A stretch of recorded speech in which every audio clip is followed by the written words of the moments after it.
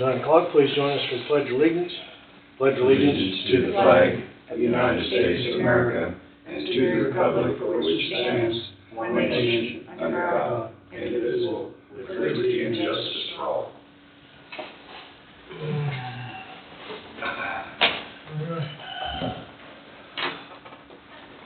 Happy Monday morning, March 25th. Month's almost gone. First on the agenda is to approve the minutes. Where'd they go? Oh, approve the minutes of March 18th, 2024 is written. I'll make that motion. I'll second that. Moved by McCreary, seconded by Thompson. Any discussion? All in favor say aye. Aye. Aye, motion passes. That pretty much does our, don't have any miscellaneous motions for this morning. Just waiting for your update from River City. Wait for River City. Guess we can sign some, Office staff. oh yeah. Okay, so they want you to sign on this. This is for,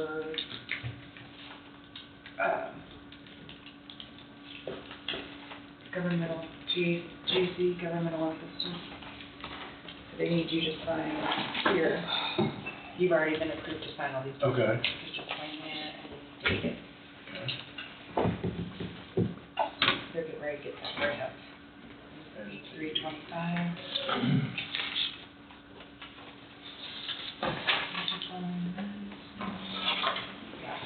Good. Okay. She said there'll be more stuff coming, but More signatures? yeah, yeah. Angie, I'm just gonna pass on this one, these, 'cause I can't get my, That's okay. can't get. That's all right. As long as you've seen them. I can't get it up.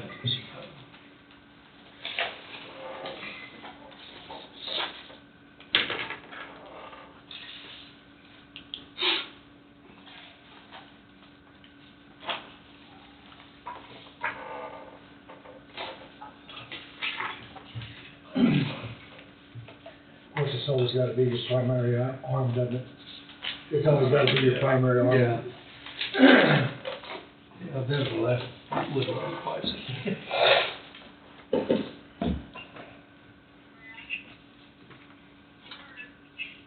Any copies of those, please? Make copies of those for Tom. Okay. I knew you was gonna want them, and when I seen that and signed those, I know Tom's gonna want copies of those.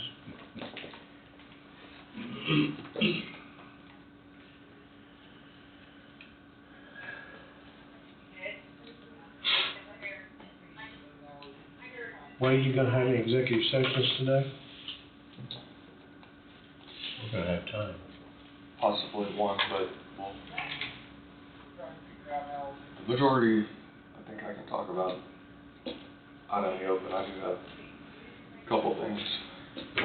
River City called me and said they won't be here until 9:30. They have a brief update. One thing that ties into River City is you have an application for payment, and it should be in the special issue. So I was gonna go over it real quick just so you could kind of have an understanding of what you're looking at. And I have it actually on the screen I can put up. Okay, well, we wanna discuss it. I mean, if River City's not gonna be here until 9:30, We must go try to do something. might as well do something. Sheriff Tom Johnson will be here at 9:30. Yep.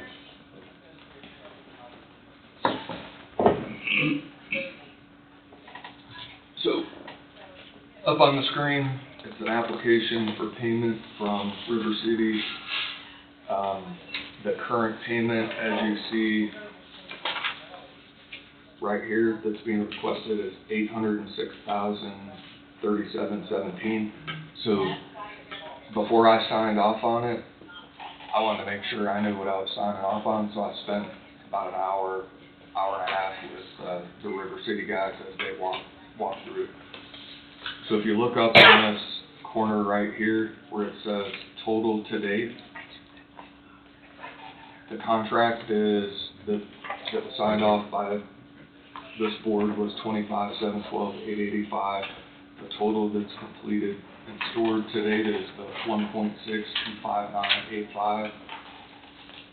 The current request for payment is the 80637, which would be what the check would be. So here's the sheet that talks about, actually next several sheets that talk about what's being requested based on work that's been done already.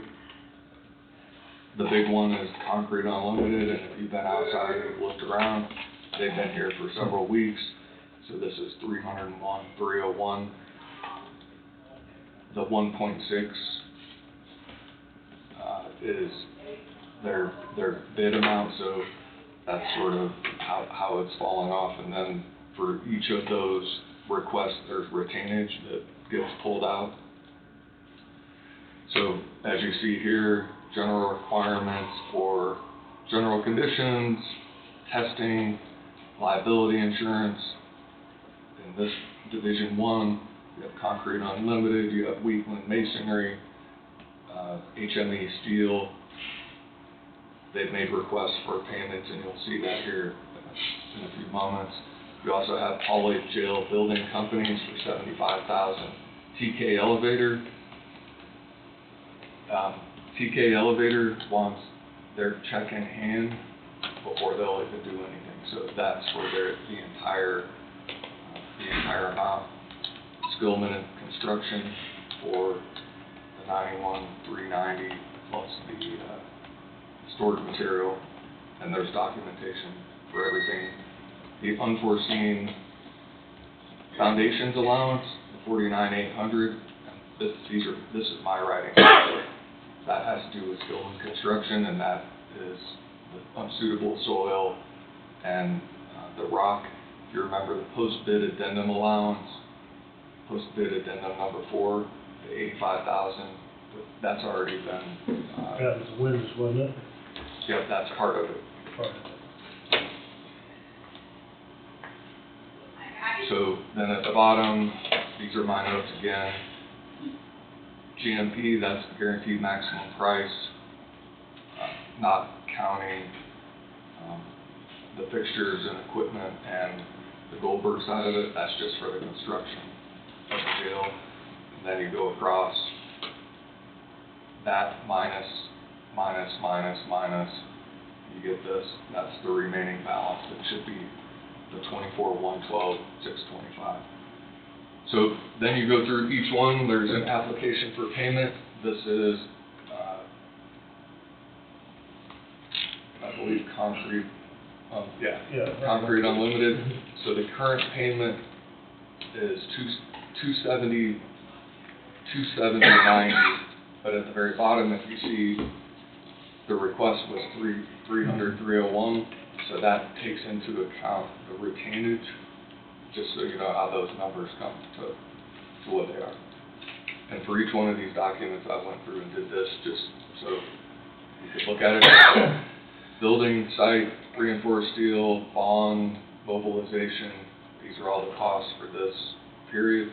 That's where the 300,301 comes from. So there's 10% retained on every single Yep. invoice. Yep.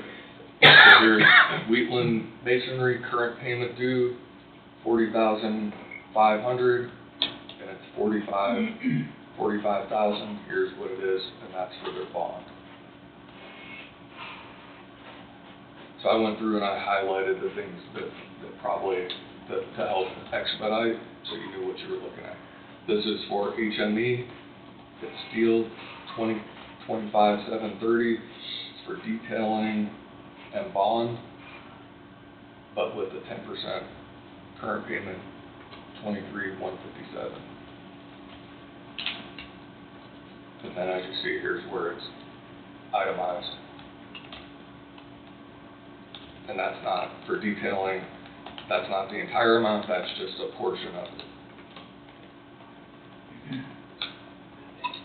This one is Poly Jail, 338.80, but the total is 75,932. And this is the Poly Jail itemized sheet. However, right here is where submittal development engineering project management. And I think it carries on to the next page. Yeah, engineering, which then 75,932. This is PKD is the elevator, so 96,120. However, it's 106,800. So the way they do their applications and billing is each elevator is a different number. So this is unit number, elevator designation 1 for the 52,200, and this is engineering pre-production. And then here's elevator number 2, 54,600, which totals the 106,800. If I'm going too fast, let me know. Just trying to give you the quick rundown so you know what you're looking at. And it'll help for future applications as well. Skillman Construction, 84,340. Here's sort of the breakdown there. Mobilization, performance bond, demolition, storm sewer, and then you'll see there's a storage. Earthwork, 59,156. And this is for the storage for industrial sales. And it's sideways, so it's not very helpful. And then here's the additional invoice for the 49,800 that has to do with Here we are. unsuitable soil.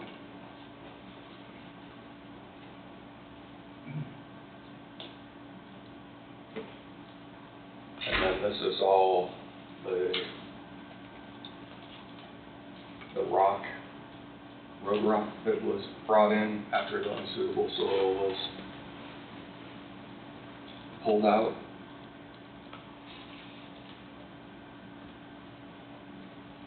And then emails back and forth with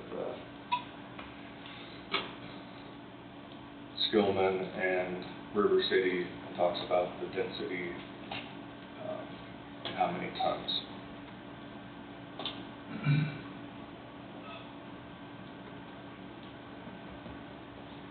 So you have that document in your this entire packet within your special issue, but I wanted you to be able to look at it from this perspective so you knew what you were looking at, and then I went over the whole thing with River City so I could be able to show you this, because $806,000 is a significant amount, and you want to make sure you know what you're signing off on. And I thought, because we're dealing with all these numbers, and if you didn't know what we were looking at, and Don, I think of you being the one that has the most questions, because you're the numbers guy. So I don't know, based on what you've seen, you have any questions, or you want to look at it when it comes around, and if you do, I can do my best to try to answer. I'm sure you did a good job of that, analyzing it. So before I put my initial on anything like that, I want to make sure I know what I'm looking at. So any questions, anything that didn't make sense? I think that particular layout and going through it that way kind of gives you a better idea how those numbers play out and why.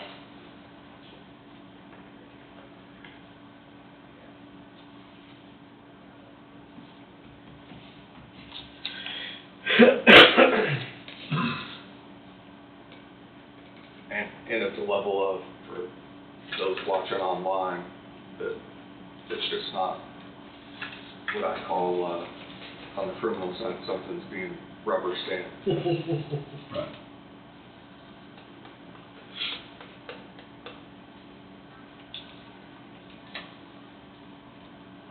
So, Those are fun to fill out. I do those once a month. these applications for payment. The engineers like all sorts of documentation. So this list right here will come with every request for payment, so you kind of have an idea of where you are and what the balances are. Yeah, let me, The concrete, we're up to She does each of 307,000, the signature pages. there's $1,006,000 total. Yep. Does that include the parking lot? I mean, that's a pile of concrete that's yet to be done. Of course, you got the floor. This contract, Concrete Unlimited's contract had the floor, the footings, walls, and all the exterior concrete as well. So there was a fair amount of that, so. So you still got $1.2 million, Yeah, he just got footings up. You just get it started. didn't you? Yeah. They'll probably tell you they're pretty close to packing up and leaving for a period of time while they get, I think, plumbing and electric put in, and then they'll come back at some point in the next several months and put down the slab. I think that's what Cole said last week. Might be 2 months before they get poured on the floor.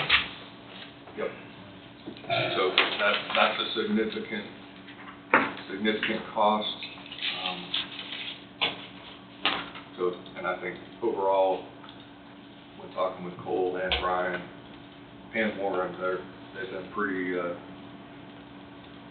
pleased with Concrete Unlimited, and they've had a decent crew here the entire time and have been making good progress, trying to stay ahead, or at least on time. So.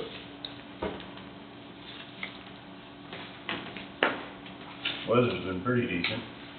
Yeah, they've had a great run of weather for about 3 weeks.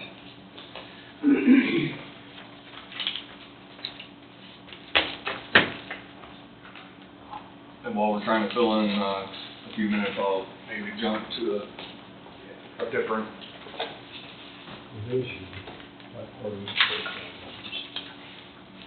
topic. This was for roundtable, but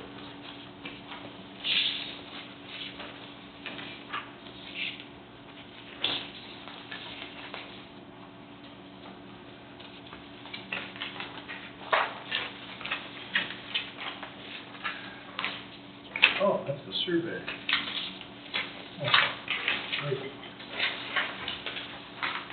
so what I just handed out for those of you watching from your living rooms is a survey and then 2 GIS maps that basically encompass the survey. What survey I'm talking about is the Meadows property.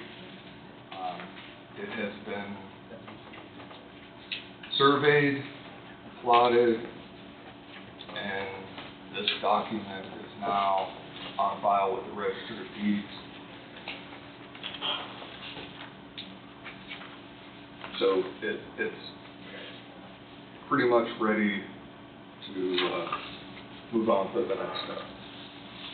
I reached out to Cameron Roth and let him know, because I know he probably wants to see this, and then he's the one who's going to have the timeline that we'll need to be put together in the resolution.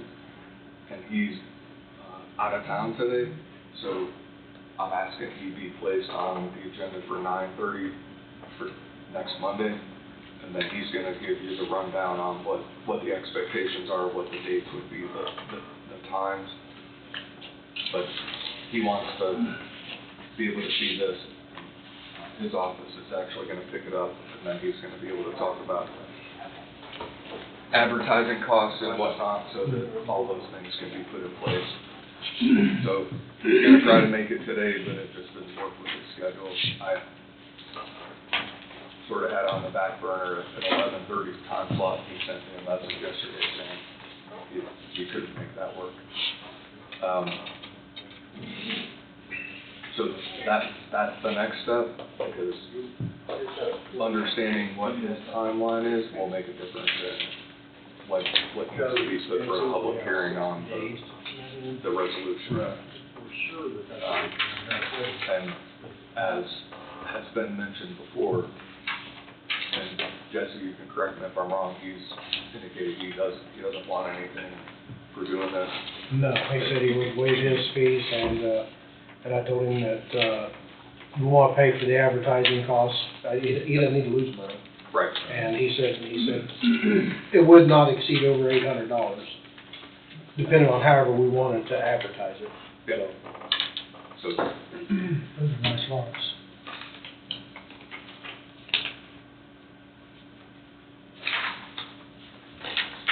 and I have the GIS maps put together just so you could see. It was mentioned to me on the east side of the boundary of the property. There were some trees that looked like right in the middle, or maybe came over onto what is the county property, so that I think people just need to be aware and figure out what's going on there.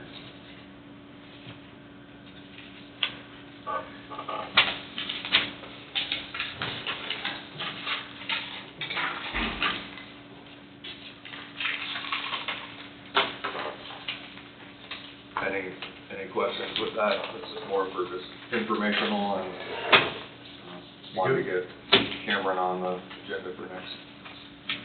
Goes further east than what I thought it would go. Goes further east than what I thought. I didn't pay much attention till you mentioned that.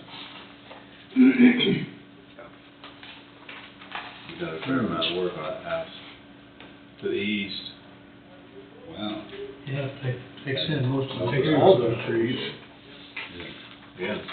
That property owner probably not gonna be very happy. Yeah.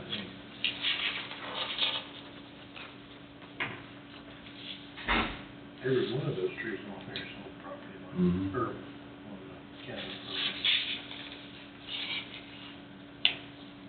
I was kinda hoping that south 1.9 acres wouldn't get into that, would be a little bit further north than what it shows. Yeah. Still make a nice lot. program. I think they still have a nice one. Still make a nice lot. Yeah, I think that, in my eyes, I mean, granted, your south one has got more in the floodplain than any, of course, all of them, but I think that's. But there's still a lot of room there for us. You betcha. You know, almost half of that 1.9 acres in the floodplain. That might even be over half. I'd like to be in the back lot. And I think between now and whenever the public hearing is and the auction is underway, someone may want to come in and get copies of this so they can kind of not only see the survey, but the GIS map showing where the layout is. Mhm. So,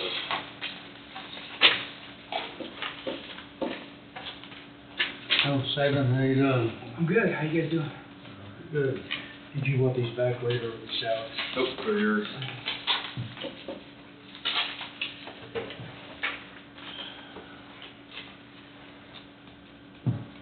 Morning.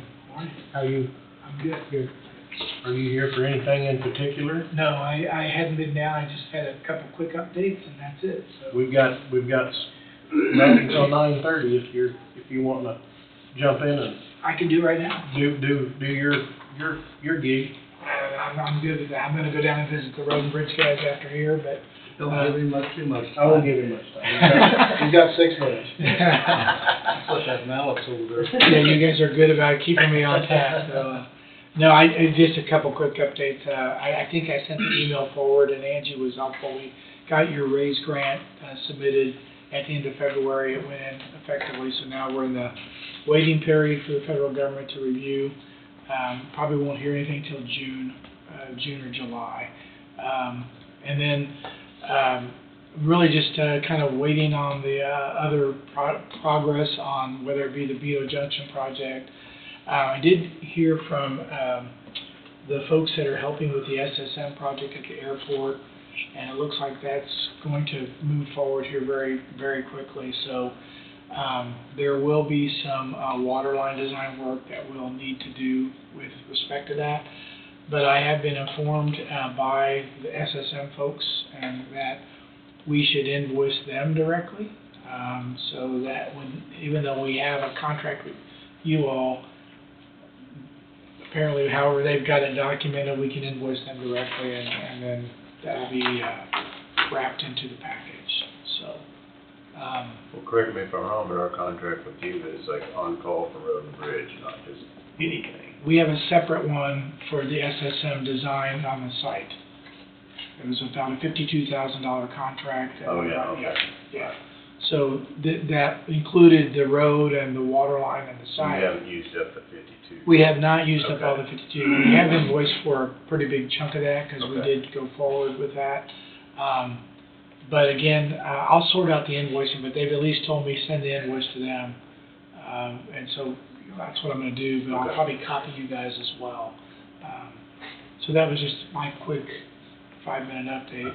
But, Music to our ears, invoice somebody else. Yeah. So, still trying to get with Waverly too. They're very interested in, seeking some grant money for improvements on some of their stormwater issues. I've been going back and forth with the mayor trying to find the right date to meet, but there are some programs that would be very beneficial for them to focus on, and also for your communities down here as well. So, I'll be back to talk about those another time, maybe when I can finally get the waiver and we'll go from there. Anyway, that's all I have. Good, thank you. You bet. Have a good week. Thank you. All right, you guys do the same.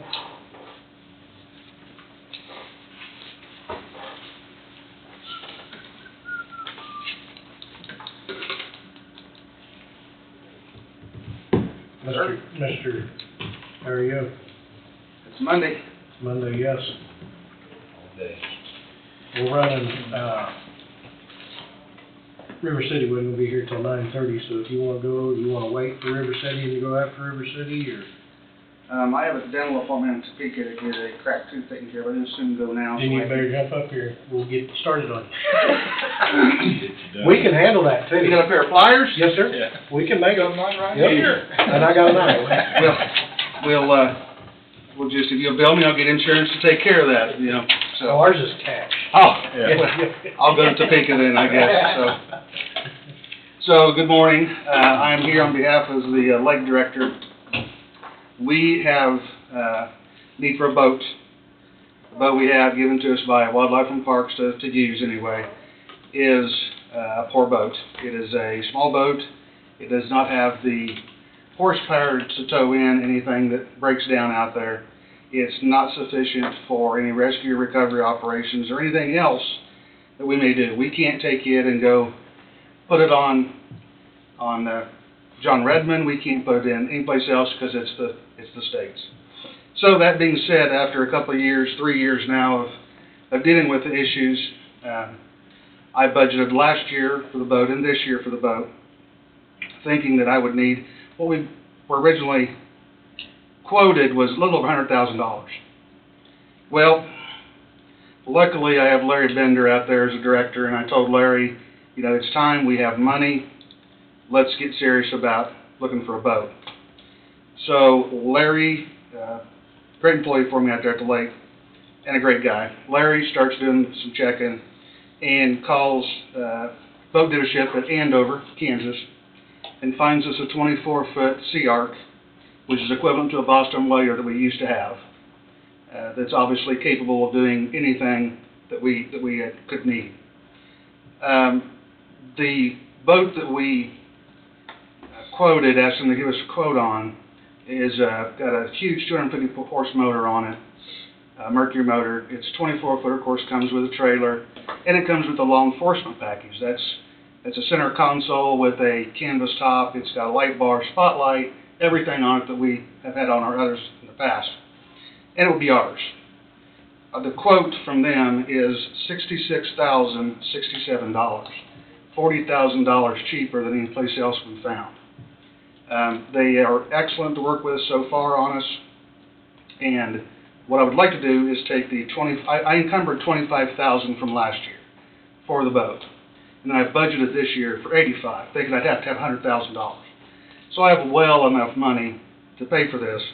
I would like to spend that $25,000 I encumbered in 2023, and then $41,000, whatever it is, of this year's budget to get that boat purchased. It is in Kansas. It's a Kansas company. It's in stock. They have one there. They just got to put the motor on it, put our light bar on it, and we can go get it. And this is a new boat, John? brand new boat. Yeah, when we found out that price, when we called and told them we were a law enforcement agency, they said, we'll work with you, and that's the price they gave us. I got another quote from Boston Whaler in Kansas, up in Kansas City, and it was $101,000. So we're saving $40,000 to do that. If that is what you agree, I've already written up a motion to get that done.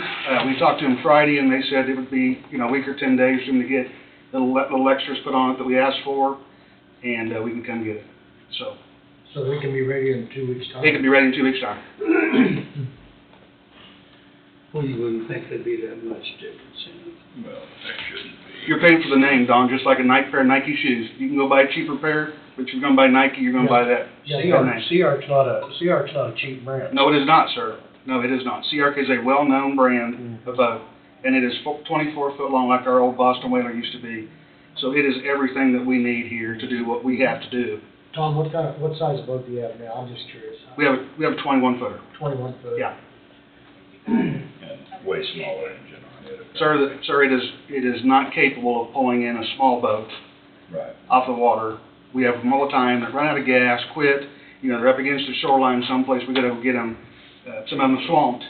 The boat we have, given to us by Wildlife and Parks, Yeah. is just not capable. It's not capable of putting the number of people in it in a rescue operation, in a recovery operation that we need. And there's other things that we do with that boat. So this boat would work in conjunction, if need be, with water rescue? Everything, sir. It's built to be able to pull a side off and pull people in, get people in and out of the boat. Yeah. I just want to make sure, this is for the boat and the motor. It is, sir. And the trailer? Everything. Okay. Wow. Yeah, we could not believe it. And you said 250 four-stroke? 250, yep, yep, Four-stroke Mercury? yep. Side depths are 26 inches on the boat. It is Mercury, pre-ring, CC, 250 horse. And that's a four-stroke, is that right? Four-stroke, yes, sir. Will haul 8 people, approximate weight 1,650 pounds. Has a welded V-hull, the big templates, anchor lockers, storage, bilge pumps, 12-volt accessory outlets. Everything on it that we asked for is the base of this because it's the law enforcement model. Larry found this for you? Larry's the one that found it, yeah. I gave Larry that's what you want, then you go find it, come back, and he did, so. Well, just throwing it out there, I just quick search 250 horse Mercury, 22.5. yeah, 24, 18, 27, Yep. 26. The motor alone was $22,500. That's a big cost for the boat. Oh, unbelievable. In most boats, Yes. that's a major cost of the boat. Yes. Should this be something to waive purchasing policy for said cause? Well, It says, policy says we have to have 3 quotes. I can only get 2. Okay. So what I put in there is I guess we need to probably waive that. But it's also a specialty item for law enforcement. Based on recommendation of the late Director Sheriff Thomas L. Johnson to waive the purchasing policy for one 24-foot Sea Arc law enforcement boat for good cause due to availability, Kansas-owned business, and best quote. Purchase will be made from Mid-America Marine in Andover, Kansas, with a purchase price of $66,067, 0 pennies. This includes a law enforcement package of light White bars. okay, it says light bat, so PA system, trailer, and Mercury motor. Funds to be paid from 2023 encumbered funds of $25,000 and the remaining balance of $41,067 to come from the 2024 Lake Capital Outlay Fund. I'll make that motion. I'll second. Moved by McCreary, seconded by Knight. Any discussion? All in favor say aye. Aye. Aye. All opposed? Thank you, gentlemen. Well, I know we talked about this a year or two ago. Yep. I couldn't remember whether we bought that one or not. No, sir. This was, not only now. It's a good time to wait.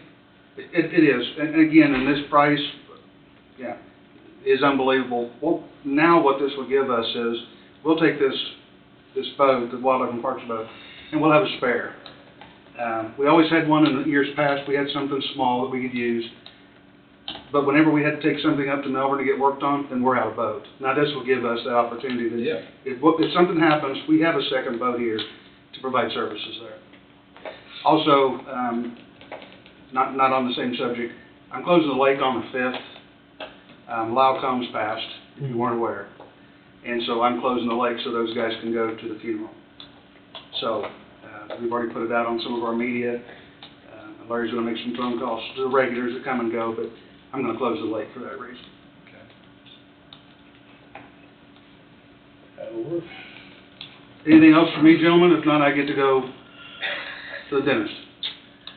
Smile pretty. Thanks a lot. You're a big help. Thank you all again. Thank you. Do I need to stay up, do you have anything? Sure. I gotta go, so, see you, you're on your own. Hopefully they don't pick on me too much. Can't eat you. Thanks, guys. Take care. Oh, yeah, I'll have some good. All right, River City Construction weekly jail update. Short and sweet this week. And I'm sorry I didn't print off any of those 5-week look-aheads Cole brought you last week. We might have to request Cole every week, so you know. Hey, sometimes that happens. That'd be good with you. As you can see out there, we've got plumbing underground going in. Electrical underground will start Wednesday. Footings are about to finish up. They should. Depends on the weather. Hopefully by the end of this week, we'll finish up footings, and then you'll start seeing that the safe room walls, they'll start going up April 3rd is what we have them scheduled. Need to hit on, I know last time I was in here, I talked about a little bit of the unforeseen. You know, we hit that concrete and stuff like that. We talked about what we put in there. We covered that last. Right. Well, when we dug the north elevator pit, when we hit that concrete, we shot elevation. We knew we were about 6 foot down from subgrade.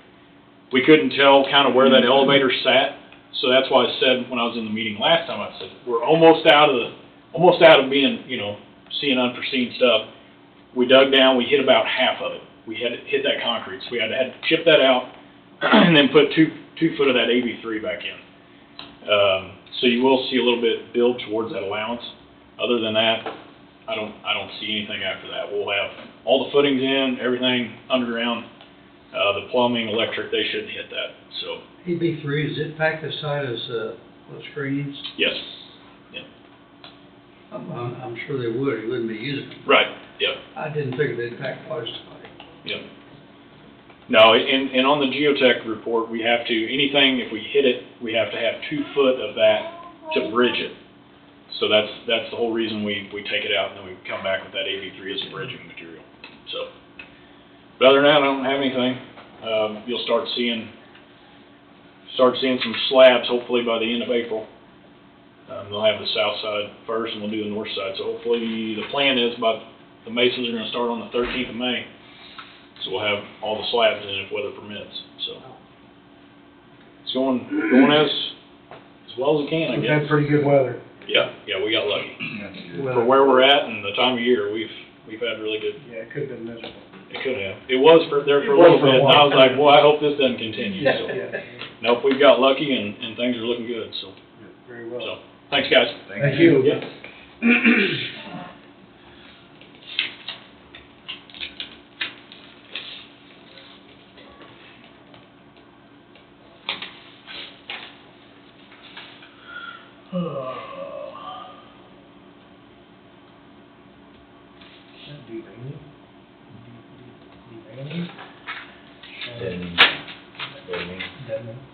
How are you, Steve? You're good, thank you. I had to look at the time. So, yeah, I'm assuming you're gonna be here with Joe. I was early, so I came on in. Jesse, we do have a motion that came in for a request for a proclamation for housing, Fair Housing Month for April. The same one you did last year, it's just proclaiming April Fair Housing Month. Oh, okay. If you want to look at it, or, and then I put the motion out there on Canva. Oh.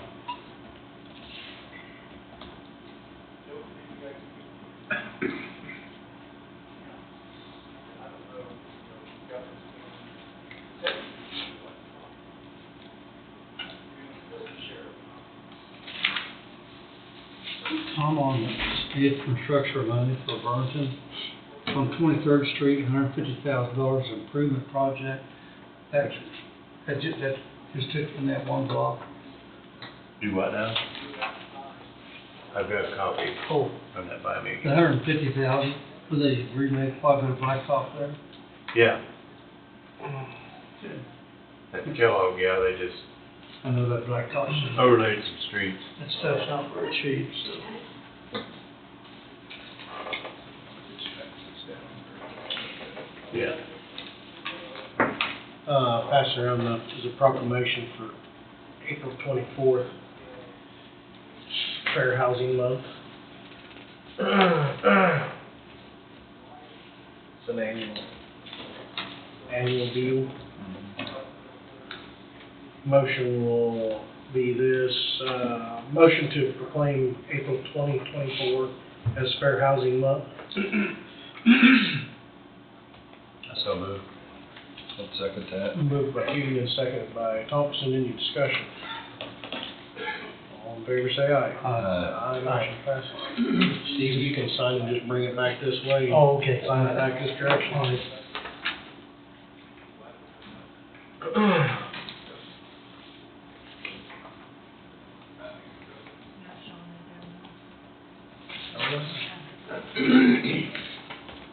Running a little ahead. Shauna, you're up for after prom. Okay. Good morning. Morning. So, most of you know me from the treasurer's office. I also happen to be a senior parent for the class of 2024. And also on the committee for like sponsorships and prizes and stuff for after prom. And so we are just trying to collect some funds to work on paying for our after prom. We have plans to bring in some inflatables from Wichita. It's a lot more affordable with a class our size instead of smaller schools in the area to do something like that than it is to try to take them somewhere.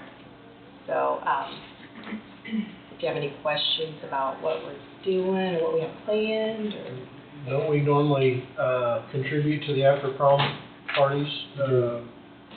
Yes, Do you know what? I'm looking that up It's- right now. It's different for schools. I'm not sure what. I know I recall seeing like a $500 one. We've had one 500. So what you're doing is keeping the kids in. yes, closer the to plan, home. yes, the plan is to keep them in one place instead of out having parties, yes. Yeah. Mhm. Nobody does that anymore, do they? They've had, after prom, the last several years that I know of has had really good attendance. Good. And the whole time. I know they do it like that. But you have to have things to want to keep them there too, though. And I think a lot of the schools are doing that, aren't they? Yeah. Some of the smaller ones, I know they take them up to like main event or something, but when you're talking 150 kids, That's a lot of. that's way too much. It's like herding cats. Yes, Bowling alley, in the Braintree, she was there quite a bit. Yep, that was where my senior after prom was at the bowling alley when Poppy Well, Bill was there. he's good. Would My we, computer's slow. oh, okay. It's Monday, so we, I know, it's I slow. don't know, I don't know what we did last year for them, Okay, Burlington, or if we did anything this year. I think this one's Burlington, let's see. It was 1,000. 500 from diversion, 500 from special law enforcement. But I'm thinking you guys did something out of courthouse general. Let me check this other date. See, I think legal's already been. I think legal's already been. Okay, Southern Coffee County was 500 and 500 out of special law enforcement and diversion.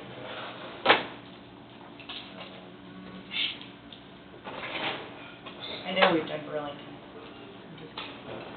Waverly, And you might not have last year, because I think they had,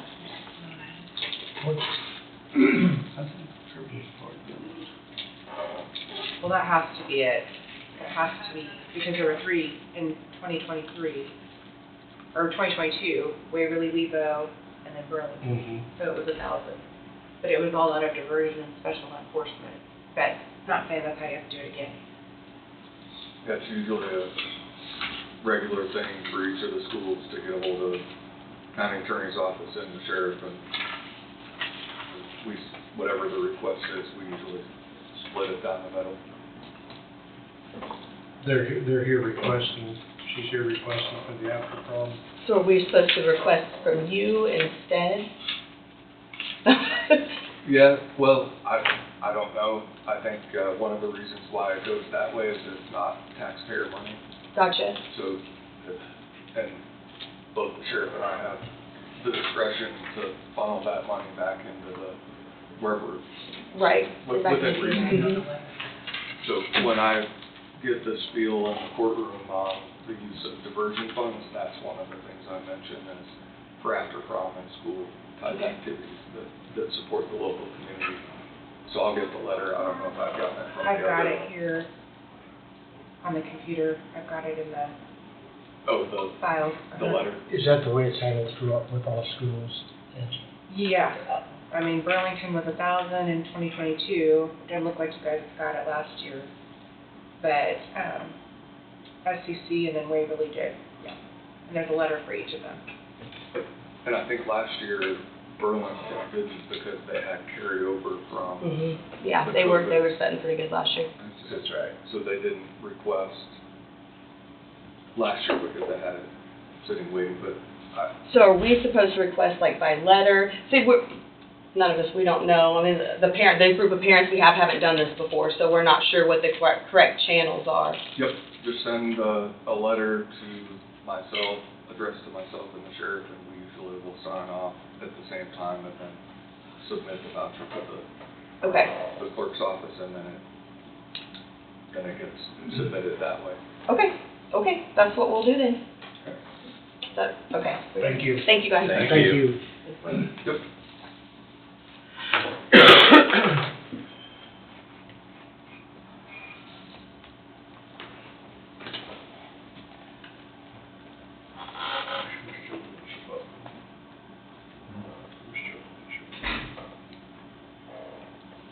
We have time for This is break. right Yeah. here. I got canvas at 10, so. Canvas is 10, so you can't do anything until 10 o'clock. That's how we did it previously. Mr. Jobin's headed this way. He's headed this way. I give Yeah, him we'll- a- I give him a heads up. We'll have to do the canvass of the election at 10 o'clock sharp, so we'll just have to, maybe the canvass will go faster than expected, be able to hit him on where it is. That's good. Short, yeah. Short, not short, so great. Everybody take a break till 10? Yep. Yeah, Sounds good. very good. Take a break till 10? Oh, okay. Thank you. Stay safe.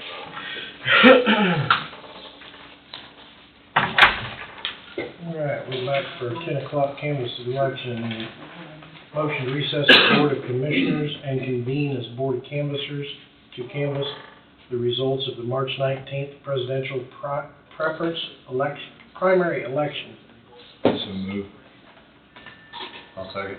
Moved by Thompson, seconded by Hugdon. All in favor say aye. Aye. Aye, motion passes. I'll be right there. Gotta make one more copy.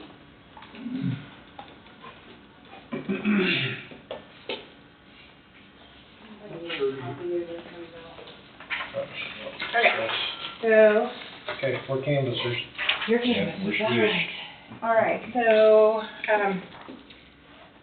as you can see on the unofficial results report I gave you, we had a voter turnout of 15%.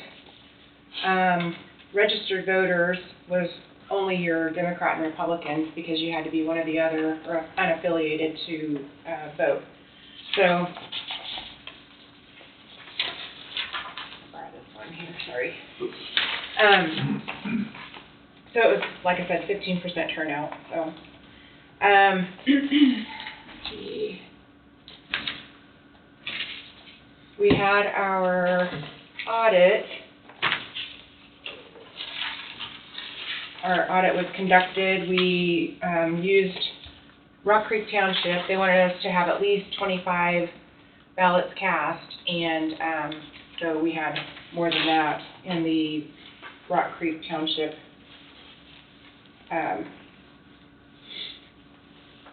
election there. So, and everything came out perfect, so you can take a look at that if you'd like. Initial bottom of it. Yeah, an initial to the bottom of, that you have reviewed that. I'm missing the provisional. Do you have the provisional thing? I don't have that. Should be in there. No, sorry.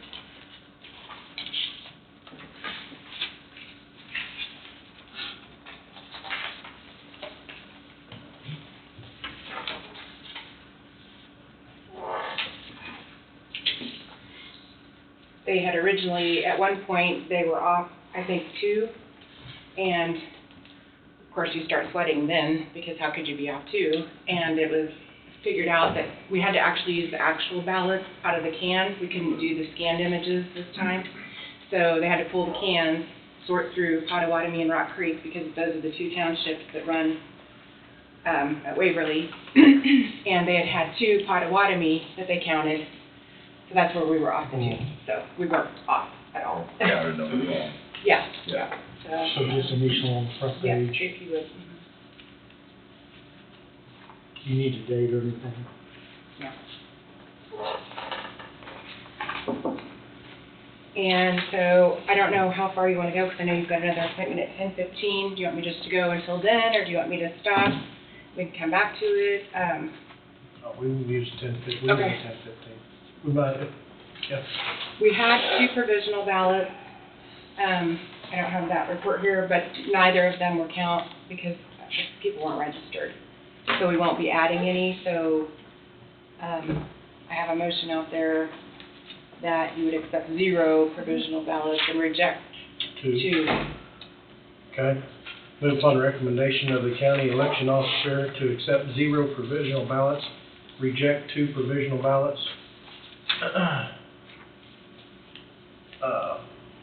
Contest with state statute. So moved. Consistent, okay, consistent. I'll second. Moved by Meeks, seconded by McCurry. Any discussions? All in favor say aye. Aye. Motion passes. What did we just motion? Hmm? What did we just motion? Provisionals? Yes. Okay, yeah, we just had 2 people that had moved to the county that were registered in Lyon County and hadn't registered yet here. Now they have.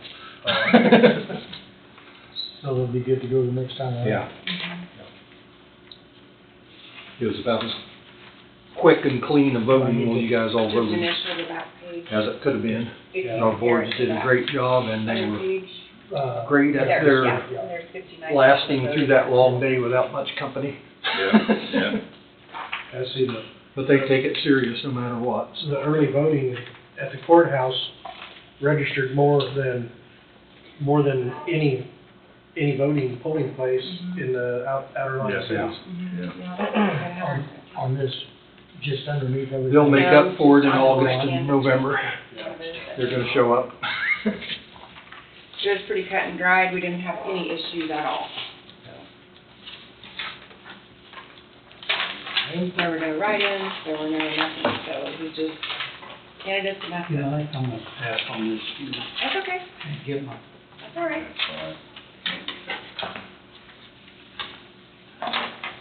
Scribble with your left hand, Don. you wouldn't believe it when you see that. I work with my left hand, yes, and I can't read it.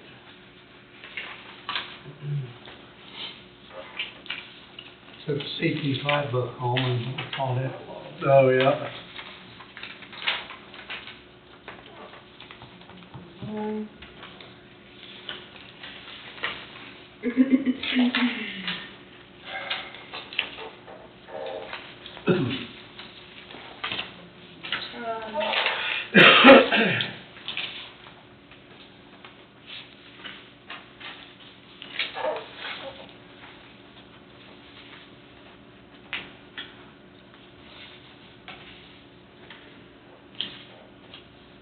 Did I need to sign or just initial? Or does it make any difference? It's okay, you can just initial, but yeah.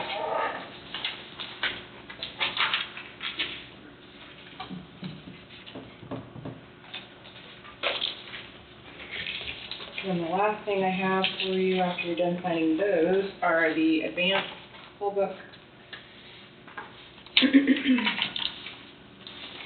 Go ahead and pass them on down, Don, once you've looked at them. Are all of these ready to go? Yeah. Okay, No, I'm not. that's fine, I just,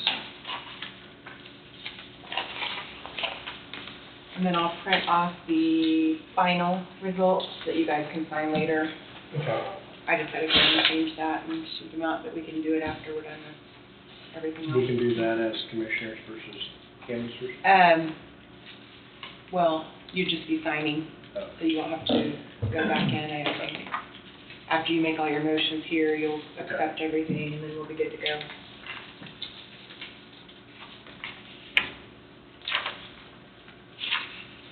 We had one hand count that would not go through the machine at all, so we did have to hand count that one, but otherwise, everything else read through fine, and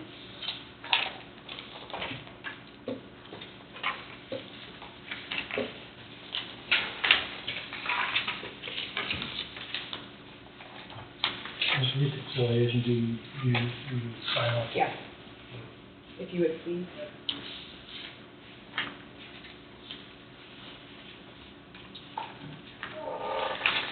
Yeah, that system doesn't really have a place to enter in where a ballot never comes back.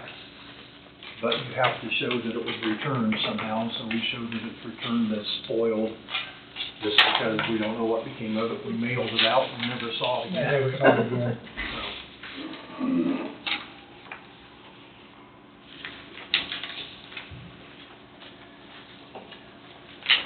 And you never know, I had one mailed to Waverly, and the guy mailed it from there, and 10 days later, it was postmarked in Knoxville, Tennessee. But then it got back on time. It was well traveled.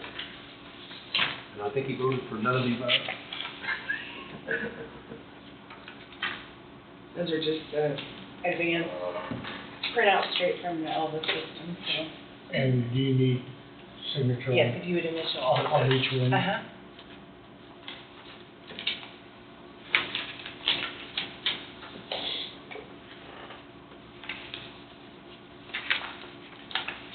And these are what was done in your office? Yeah. Those are the papers that were mailed out. Right. That's a copy of Of everything that was everything. Members used to have to write down every name, which was one of the things on election night that took so long, and came up with a way to produce this poll book based on mail ballots, so we've actually gotten it back. And put them in alphabetically there so they can go down the list, check off that the name matches and that the ballot style matches. And then they remove the ballot and counted without looking at it. Yes, just initial. It's okay, yeah. That's all right. Now this is, yeah, this is a double up here. Yeah. Oh, Yeah, they we vote. run checks Yeah. that way, so everybody. You have the judge reading them off and two people marking it off to make sure that it matches. Same thing with the count there. There's just the one vote in Avon Township that was hand counted the ballot. She did not want to read it for whatever reason. It wasn't anything the voter did wrong. It just didn't know. It could have been the ink Oh, on the tiny marks on the side of the ballot that tells it where the ovals fall. It could have been something like that. so the machine didn't accept it, but it was still viable. Right. Yeah.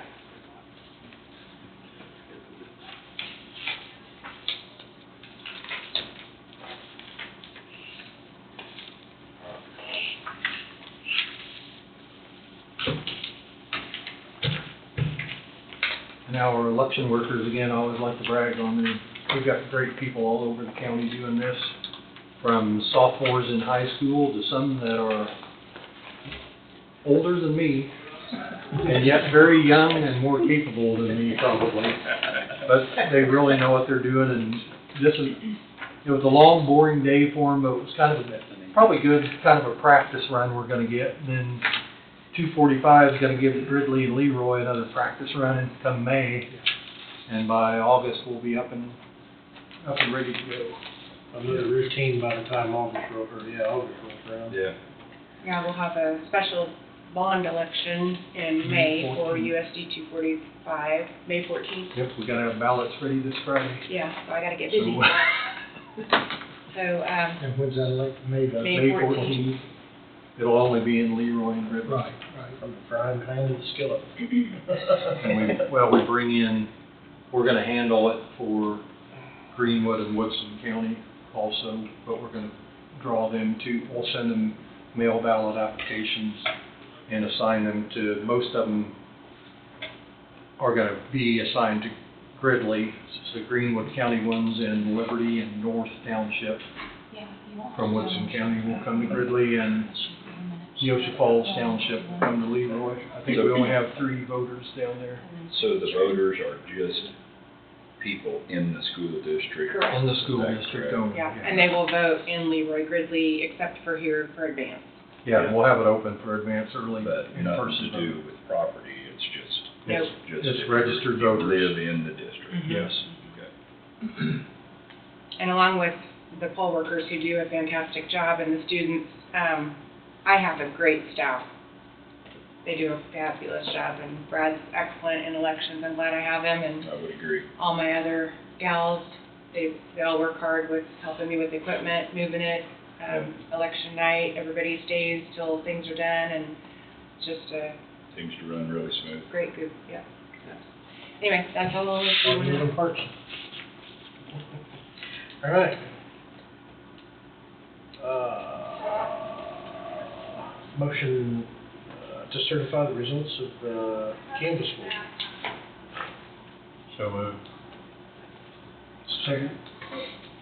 Moved by Hugo, seconded by Meats. All in favor, say aye. Aye. Aye, motion passes.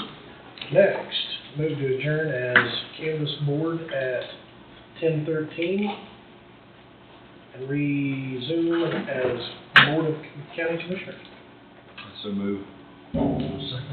Moved by Thompson and seconded by McCreary. All in favor, say aye. Aye, motion passes. See you in May. Thank you. All right. Jobin, Coffee County Hospital, quarterly update, sir. Perfect. As you know, I like to bring a tree with me. There's your thing. And take one packet. Pass around the room. And I have my notes on front, so you guys can just follow along and definitely ask questions at any time. But when I say things like EMR, things like that, I type those out so you know what that stands for, in case you didn't know. Today, it shows that I have 2 people with me, but today I only have Steve with me. He's our board chair, as you all know that by now. Our CFO, Mr. Little, is working on some reports that I asked him to stay back behind on, so he is going to work on those today. So we'll first go over 2023 and some numbers there. Some of this I alluded to last time we were here, just as we were wrapping up 2023.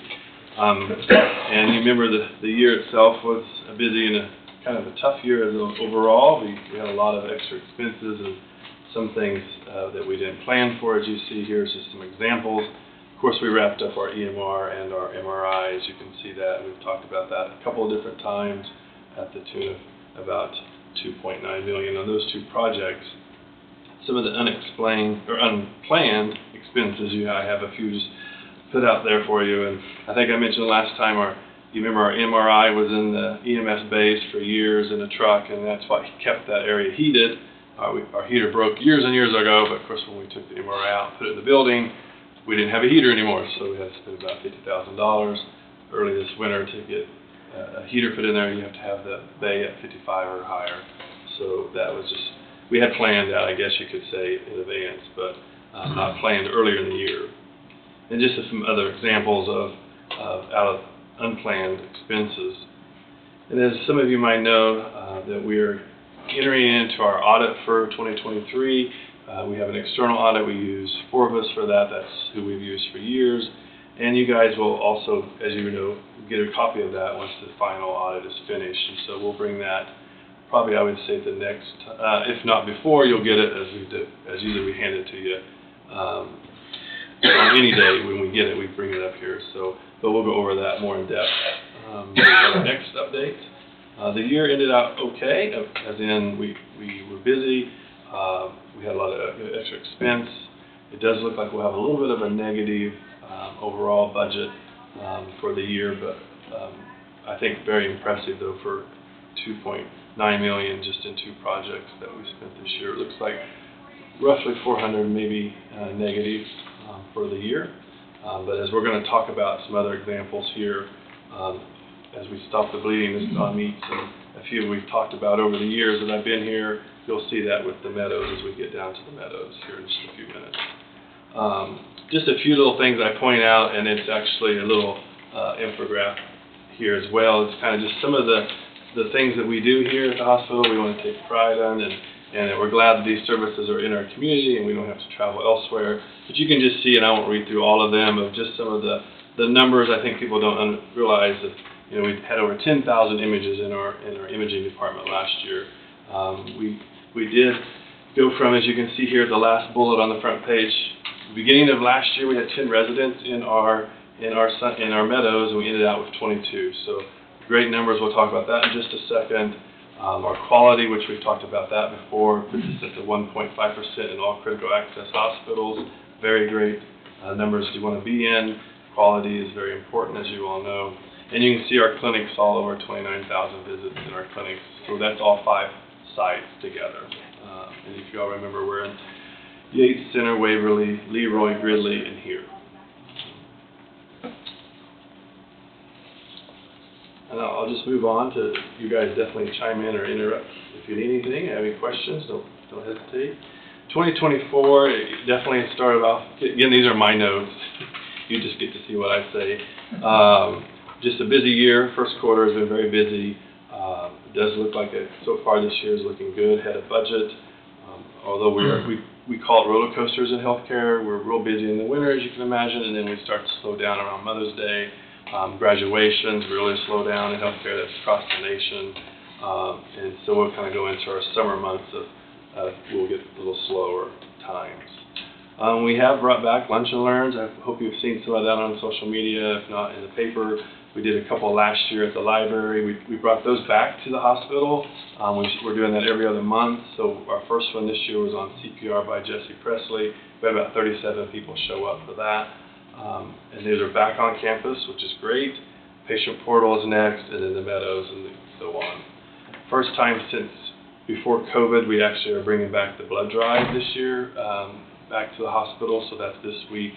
On Thursday from 2 to 6. So we're excited to have that back on our campus as well. So trying to get back to the pre-COVID world of things and getting things back there. The one with the meadows will be at the meadows. Will be a tour, open house with a lunch and learn at the same time. So a lot coming there. Grants, we've talked about that when I first got here. We didn't have a grant writer, at least we weren't really writing grants anymore. And so, it's very important we find those grants. So this year, we had to put a bit of a pause on it with the implementation of our new EMR we've kind of started at the end of the year, started back on getting grants or looking for grants. We did receive a couple of little grants here, one for art. You might have saw that in the paper. We did use that for some artwork in the hospital. But here's some examples. We did reach out to a company to help us. Now, this is a company that we pay them by the hour. And so if we use them 100% for this grant, then we pay them whatever it took them to do that. But we also have a grant writer, Sam Coleman, who we've sent off to go to grant writing classes and courses, but she also has multiple other hats.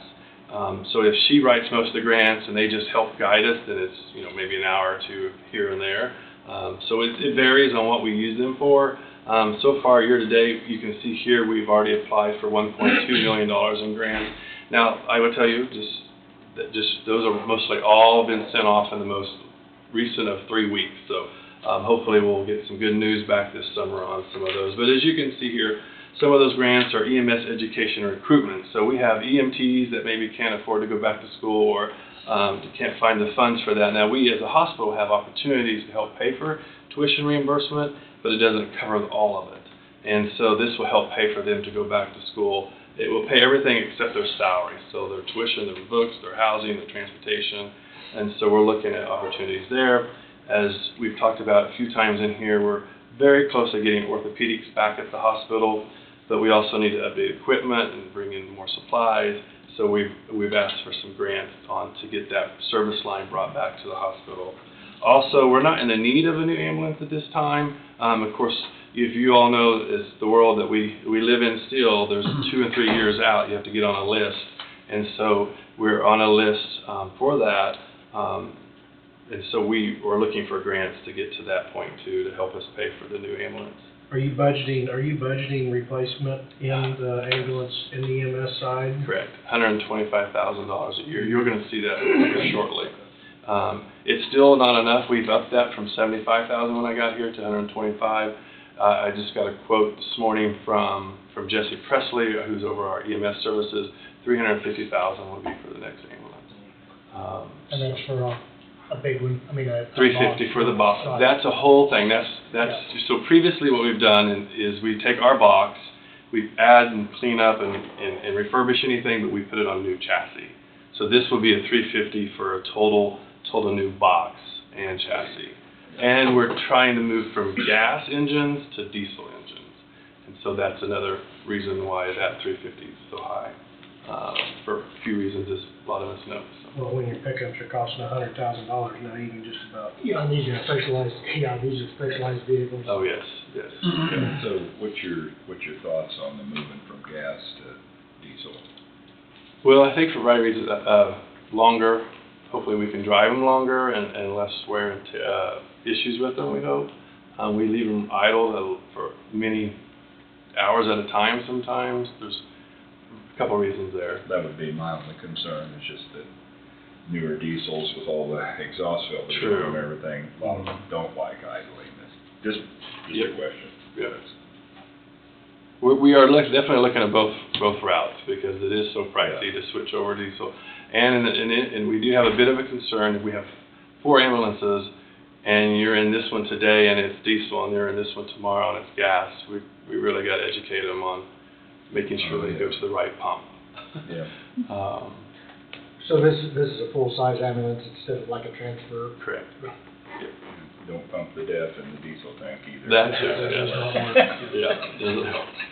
So EMS quarters, in another, we're looking for a grant there. Our EMS quarters, you've heard me talk about before. In my time, we've put in new carpet, new appliances. We're trying to get away from the Murphy bed approach, all lined up. So we're working on that. That we're doing now, no matter what. But we're looking if we can get a grant to maybe build a new quarters for them. It was built in the 90s. It's really tight. Is the space there for it? On our campus, we can find some space. And we have the clinic across the street, which was a possibility as well, that we just use for storage. That's what I was going to ask. I didn't think of it when you're here, what that building's used for. Across the street, full of junk. Yeah. We just need manpower to clean it out. Right. Yes. That's where the CEO comes in. Yes, and a match. No, just kidding. We did have Purple Wave come down. You've heard me use them before, out of Kansas Kansas State University, that we didn't, they wouldn't go in there. It's just too piled up, and it's no such junk. So you're thinking about cleaning it out and to make that facility a new one or to build a building? Possibly build if we get the grant. But we also know that's some prime real estate. I've had numerous people call me over the last 6 months asking if they could rent that building, if they could buy that land. So I think it would come to the board decision and maybe this group to decide what's best for that piece of property for the community. I know that the building off to the east was a clinic there for a while. I mean,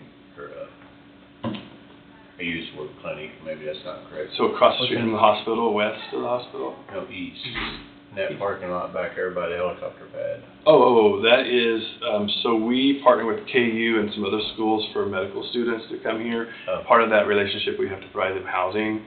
So there's marketing in there, which takes the smallest part of it, and the rest of our sleep rooms, a kitchenette, and a living room. Okay. Those are just small rooms that we've turned in a while back to.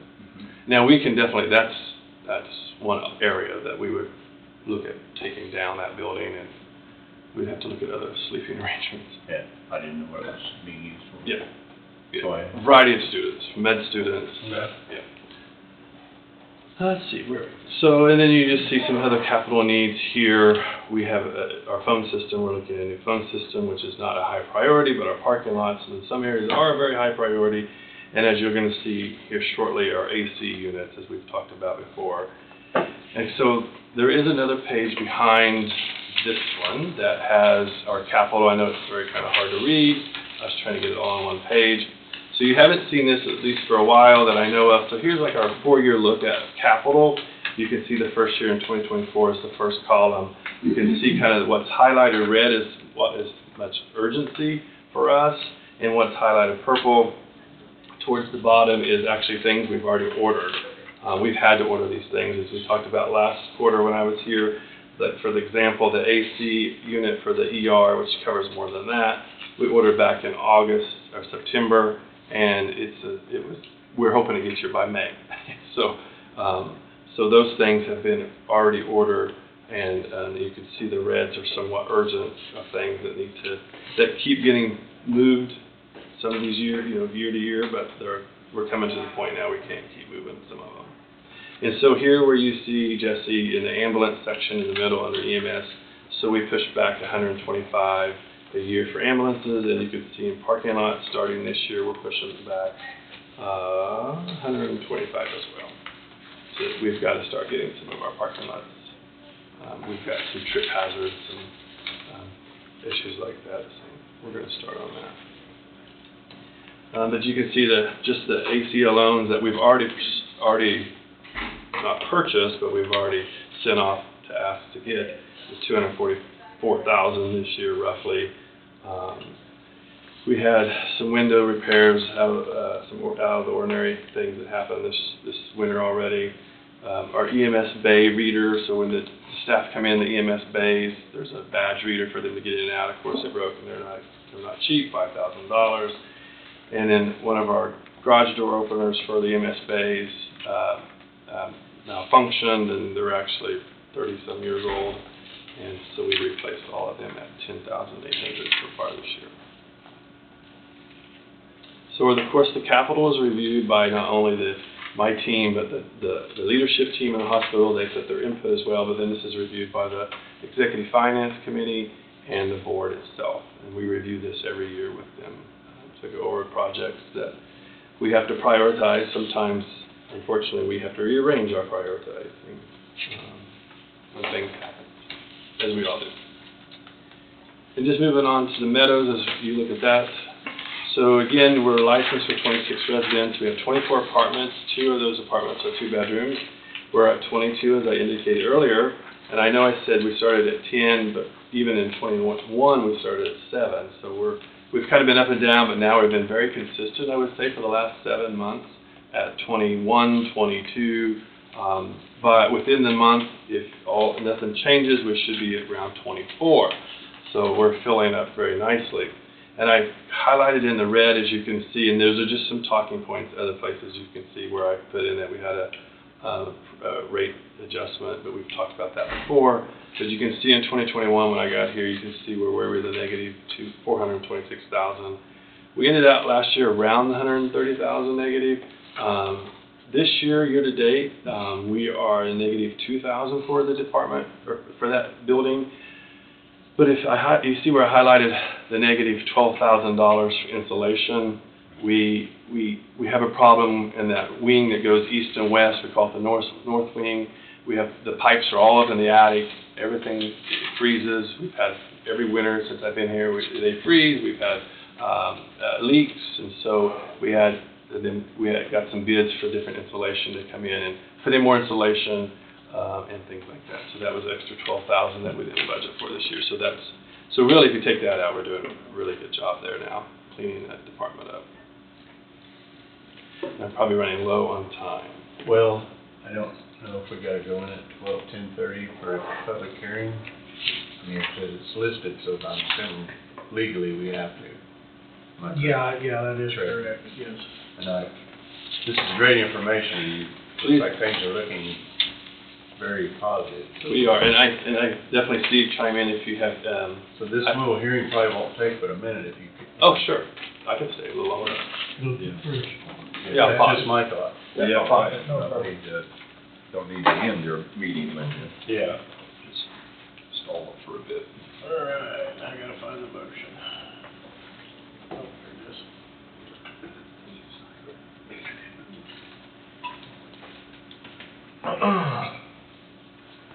10:30, entering public hearing for minimum maintenance roads.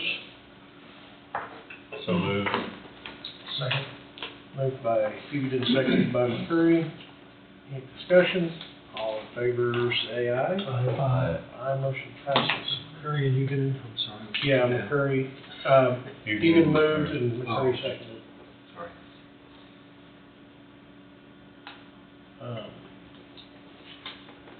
Yeah, 10:30. Are there any comments from the public about the minimum maintenance roads? Crickets. Go ahead, Steve. Note there was no public comments.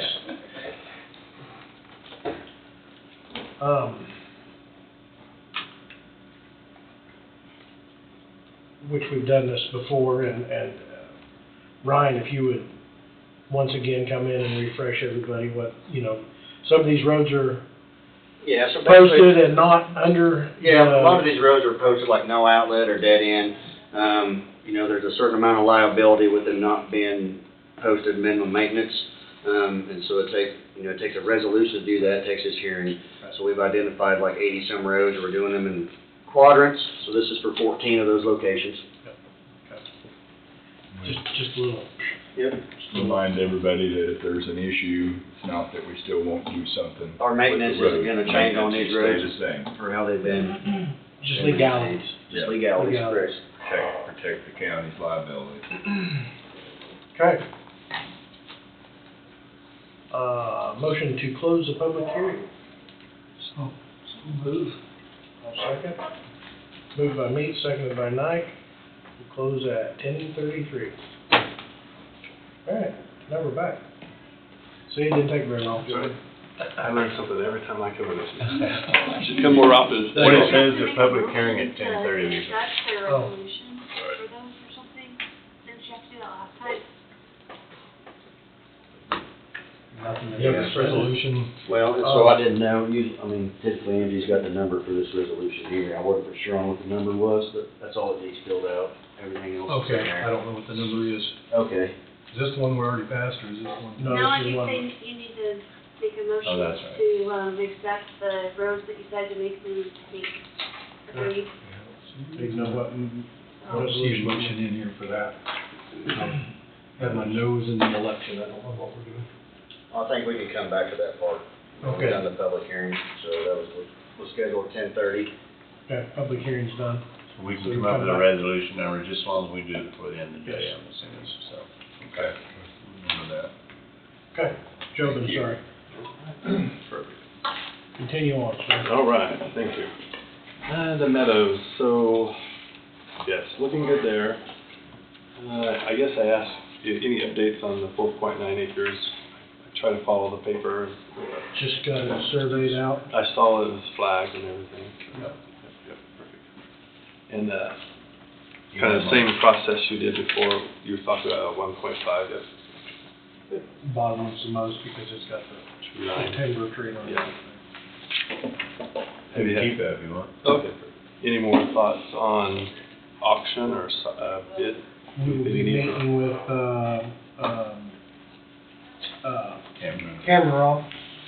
He has agreed to take care of, take it and auction it or online or both at the same time and, for no fees. Other than, we would be paying, for the expenses, so. For the advertising. For the advertising. So, we'll be meeting with him next Monday, I think it was. We have a board meeting tonight, so they'll be asking for an update, I'm sure. Yeah.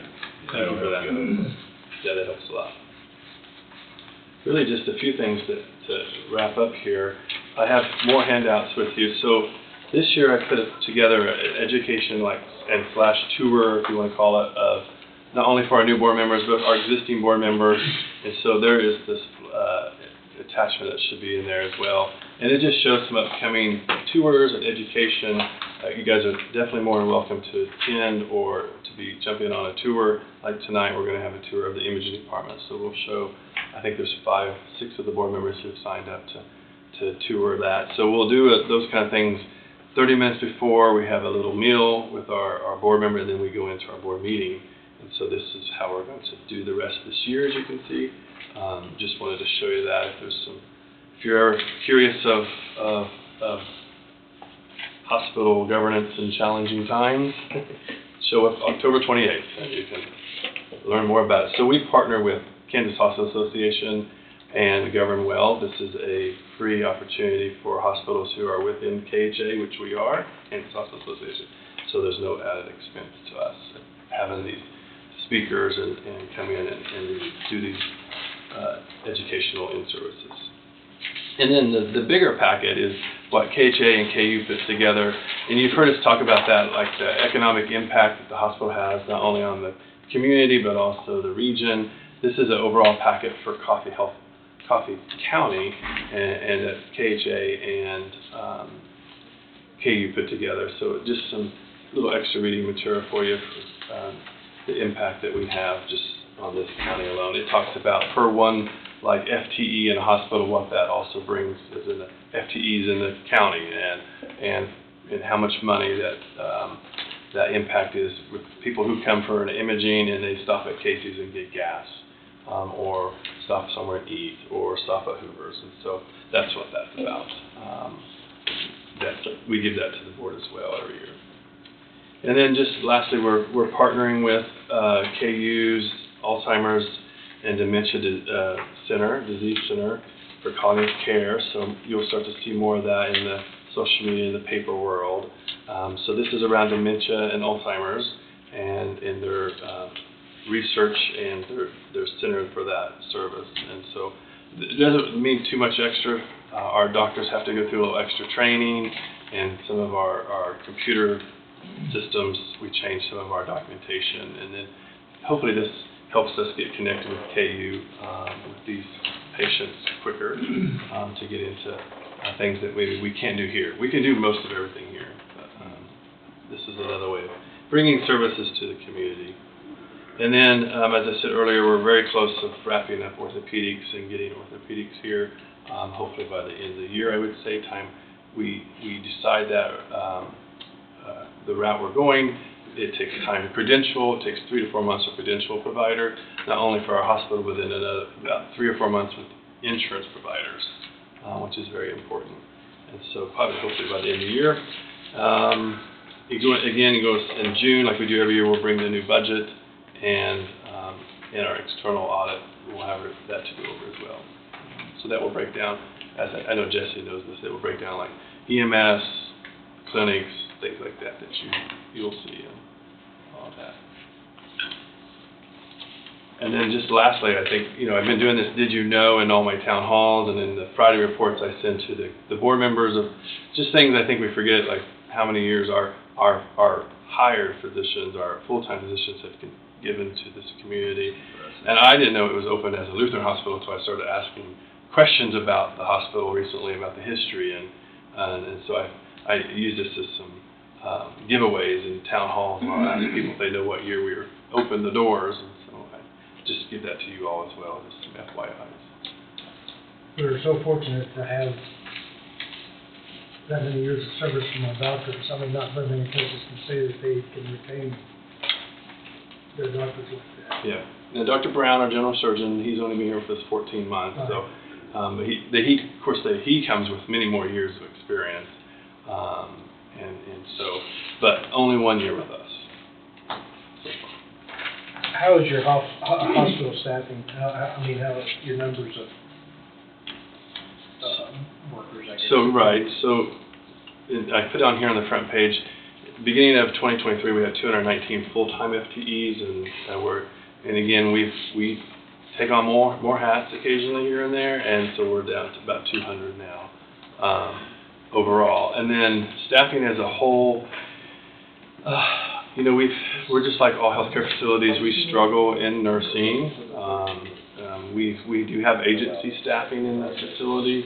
Those rates have gone down quite a bit since COVID. They used to be about here, and then COVID happened, and everybody wanted to be a traveler, and then they went up to here, and now they're in the middle back. And so we try all avenues to try to recruit associates, but also retain them. We have a variety of, like I said earlier, tuition reimbursement, student loan forgiveness. We have the daycare stipend. Craig Marshall and I partnered when I first got here on providing daycare stipends. But of course, as you probably have heard, the daycare at 244 got a waiting list of 55? Yeah, 55 people. Yes, and so we've also partnered 2 years ago with 243, so Waverly Waverly and Lebo. If you want to take your child to that, we pay $50 a week per child. So we're trying different ways to keep people here and get them here. Oh my gosh, our hospital, you're 100% vested day one in your retirement, not 3 years later. There's all kinds of little perks that we have. How's the EMS keeping staff? So we did have a couple of changes recently, and so we're down to. You're down to? Yes. We haven't had any bids or applications on that for a couple of weeks. We talked about that this morning and getting the word out again in different ways. We did hire 2 PRN, occasional associates, 1 paramedic and 1 EMT recently. Are you guys trying to do some schools or something to bring people in to be interested in Coffee County ambulance? Oh, yes. Well, we do that in a variety. So we go out to the different schools, if that's nursing or EMS, and try to get in with their students, visit with those students. We've tried to have them have their clinics rotations through our schools. So we have right now, Neosho County, both our campuses, I can't remember what, Ottawa and the one south, they both have nursing students at our school 2 different days. They could not provide a clinical instructor for their nursing students, so I said, I have a nurse. She does this, this, and this, but on this day she's going to be yours, and they pay us an hourly rate for that nurse to be their clinical instructor. That helps them, it helps us. We've hired 2 nurses out of that program now, so that's great. But we have imaging students, we have EMS students, we have medical students. We want them all, and so yes. What are their shifts on the ambulance? Well, it can be as some of local people, some of them that want to maybe do 12-hour shifts, they'll do 12-hour shifts, pick up here and there. A lot of 24 to 72. Now, is there job title ambulance only, or what? I mean, if there's no calls, or what are they doing in the meantime? They can help in the ER. And they can help, or they have to. That's both. Both. So I say that lightly because it was like that quite a while back during Higgins' time, and then it slowly went away where they wouldn't help in the ER, and so we've changed that back. So there's times when the ER is needed. Correct. Extra hands on deck, and if they're not busy, in the ambulance world. We don't want them to, we want them to do tasks for us, so if they do get called out, they can leave pretty quickly and not have to do some, spend too much time wrapping up whatever they're doing. Yes. And that's not going over and above their normal hours No, that they're required on. it's during their shifts, yeah, yeah. So instead of sitting there doing nothing, they're doing Correct. something. Yeah. And that's very common. I did that in Dallas, did that in Oklahoma City. It's very common. Well, I mean, that is a burnout. Yeah. That is a burnout, easy occupation. Is that probably fair to say? Yes. And if we're short-staffed and if there's a lot of need for them to be in the hospital, I look at the burnout rate on overusing the employee. Mm-hmm. When they can maybe go home resting versus working in the ER from 8 o'clock till noon on Wednesday. Yeah, and it's not quite like, I mean, we don't say these 4 hours. It's just, It's like there's a gentleman named Tony. He'll just come out. And so the EMS quarters currently are in the ER, so they just walk out the door and they're right there. And so I've seen him numerous times. I hear quite a few of them. There's a gentleman out of Kansas City named Mike. They'll just walk out. Do you need anything? And then they'll call them too and ask for, can you start this IV? Can you do this EKG? Right. Things like that. So we vary in staffing our ER as the volumes pick up. So does the staffing in the ER. So usually it's one person 24/7, no matter what, a nurse. And then around 10 o'clock, we have another nurse that usually comes in at that time too.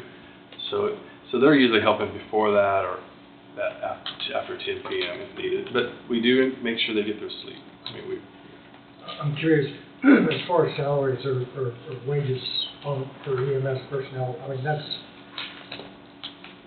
that's not a real attractive. Correct. I mean, they depend on overtime, I think, to They do, supplement. greatly. Yeah. To supplement that, and that seems to be, and I'm not sure, is that the way it is all over the place? So we get all kinds of information regarding wages. We get KHA data, we get Gallagher's, and we also get, for example, EMS. We get the EMS data that the state puts together, the state EMS. And so we review that, and we look at like Allen County. We can look at everybody, fire, non-fire, hospital, non-hospital, and we try to compare apples to apples, and we are behind at our wages. And we know that, and so we're in the middle of that adjustments right now. And I know that's hard to compensate quickly, but I can see that as an issue. It is. But you also mentioned with your staff is down to 200, and where most of the time it's been 220, 230 on up. Yes. So you got less employees. Are you going to have to refill those positions? Not all. Or No. can you add that into the salaries to help Correct. compensate? So we most recently did that with someone who left and went on somewhere else. And so we had another person who took that department on, and we just gave them a little bump in pay to help accommodate that extra work. And they were happy, we're happy, and everything's working fine. So we'll study all those and we look at all that. We don't so automatically replace the position. It has to be reviewed by the team and decided if it's needed replaced or can someone else wear that hat. Very common in small organizations. I know it's under your blood drives. There's a 14 to 1800. What's those numbers stand for? Time, 2 p.m. to 6 p.m. Sorry, I do military time. The time deal. Yes. I confuse everybody with that all the time. I couldn't get anything to match. I always tell people, just take 12 minus 12. Yeah. Sorry about that. Well, anything, sir? No, I'm good. All right, more to come. thanks for the update. We'll review your packet. Yeah, always reach out if you have questions. I got your number on the speed dial. Perfect, yes. Thank you very much. Yeah, thank you all. Thank you for what you do. Thank you. Thanks, everyone. You have any questions, Tyler? All right, thank you. Have a great day.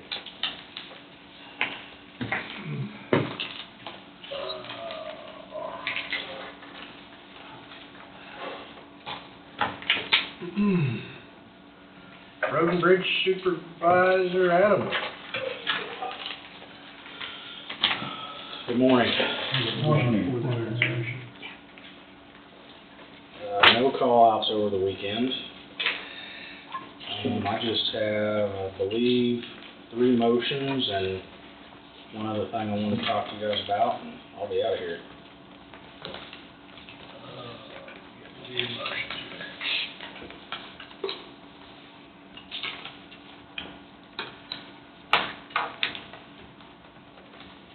Is this for the tires? First one's the tires, yes. Which you do this yearly? Yeah, Yearly thing. and I've got a list here if you guys want to look over what we're looking at getting. Big trucks, small tractors, blade tires.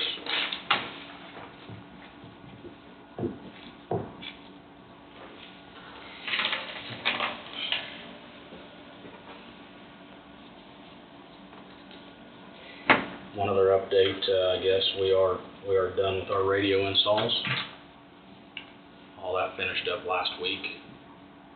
They working good? Yeah, we've got a few little things to get figured out, but seem to be going okay. Good. Alright. The tire list is being passed around. Looks like truck tires, pickup, or big truck tires and some grader tires and Mower tractors. mower tractors.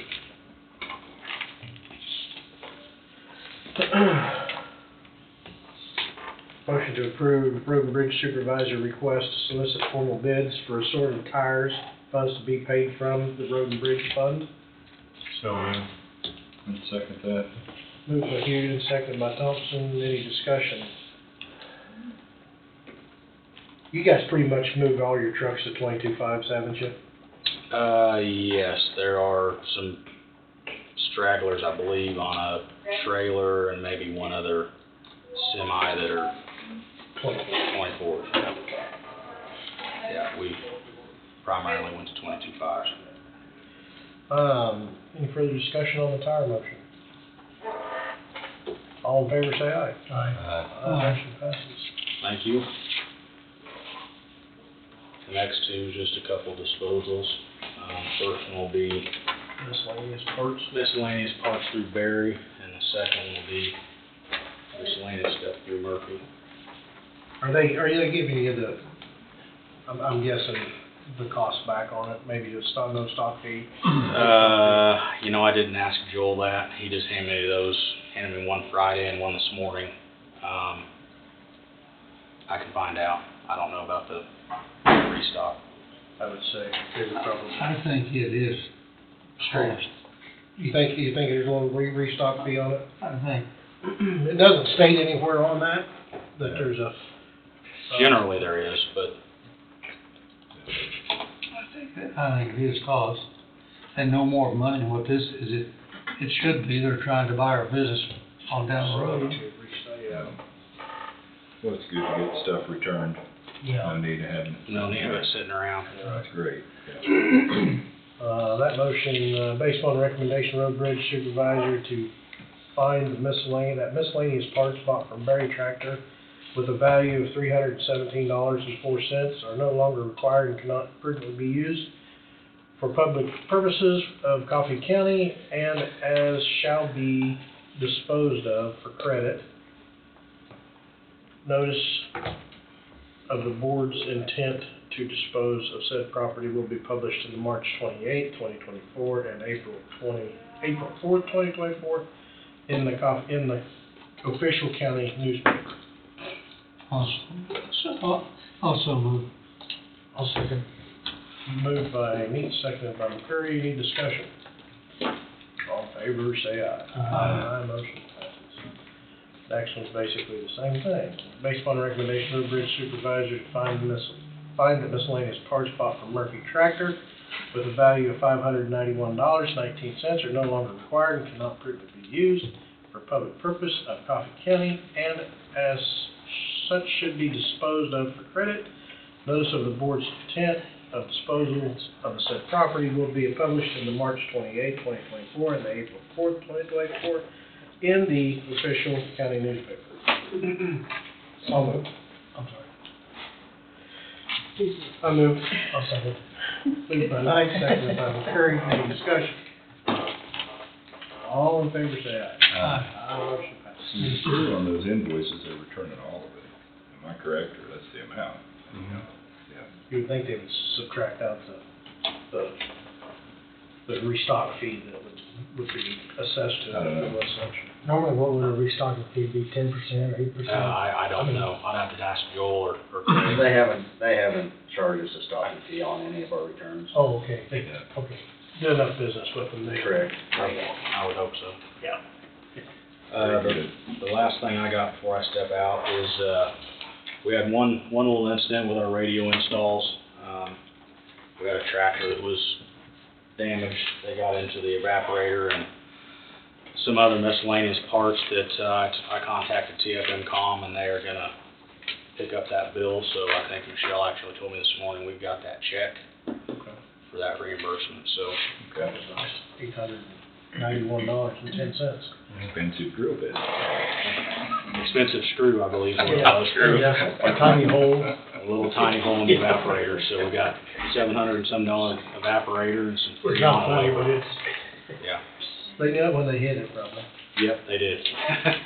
What's that noise? But out of all the hundreds of radios that they installed, that was the only issue we had, so that's. Oh, that's We'll good. take it. Other than that, unless you guys got something for me. I do. I was supposed to bring that down last week. Okay.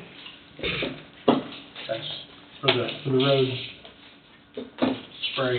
Okay. All right. Thank you, guys. Thank you. Thank you. Okay, yeah, we got the motion for,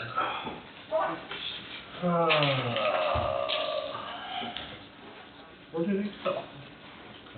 Yeah, I had it there, and then I moved things. Motion to approve resolution number 2024-931, a resolution declaring certain portions of roadways in the northwest quarter of Coffee County, Kansas, as minimum maintenance roads. I will second. Moved by Knight, seconded by Hugoden. Any discussion?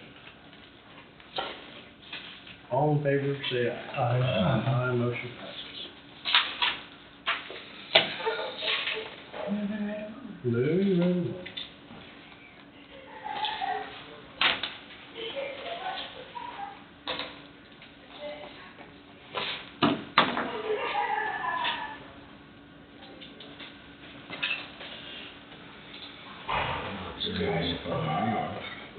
All right, Amber.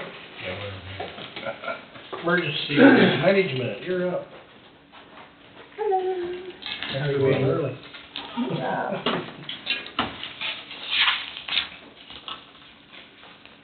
One update I have is we had our storm spotter training last Wednesday. We had 52 Coffee County storm spotters attend the storm spotter dinner, and then we added 11 members of the public that attended the storm spotter presentation by the National Weather Service. So it was pretty good attendance.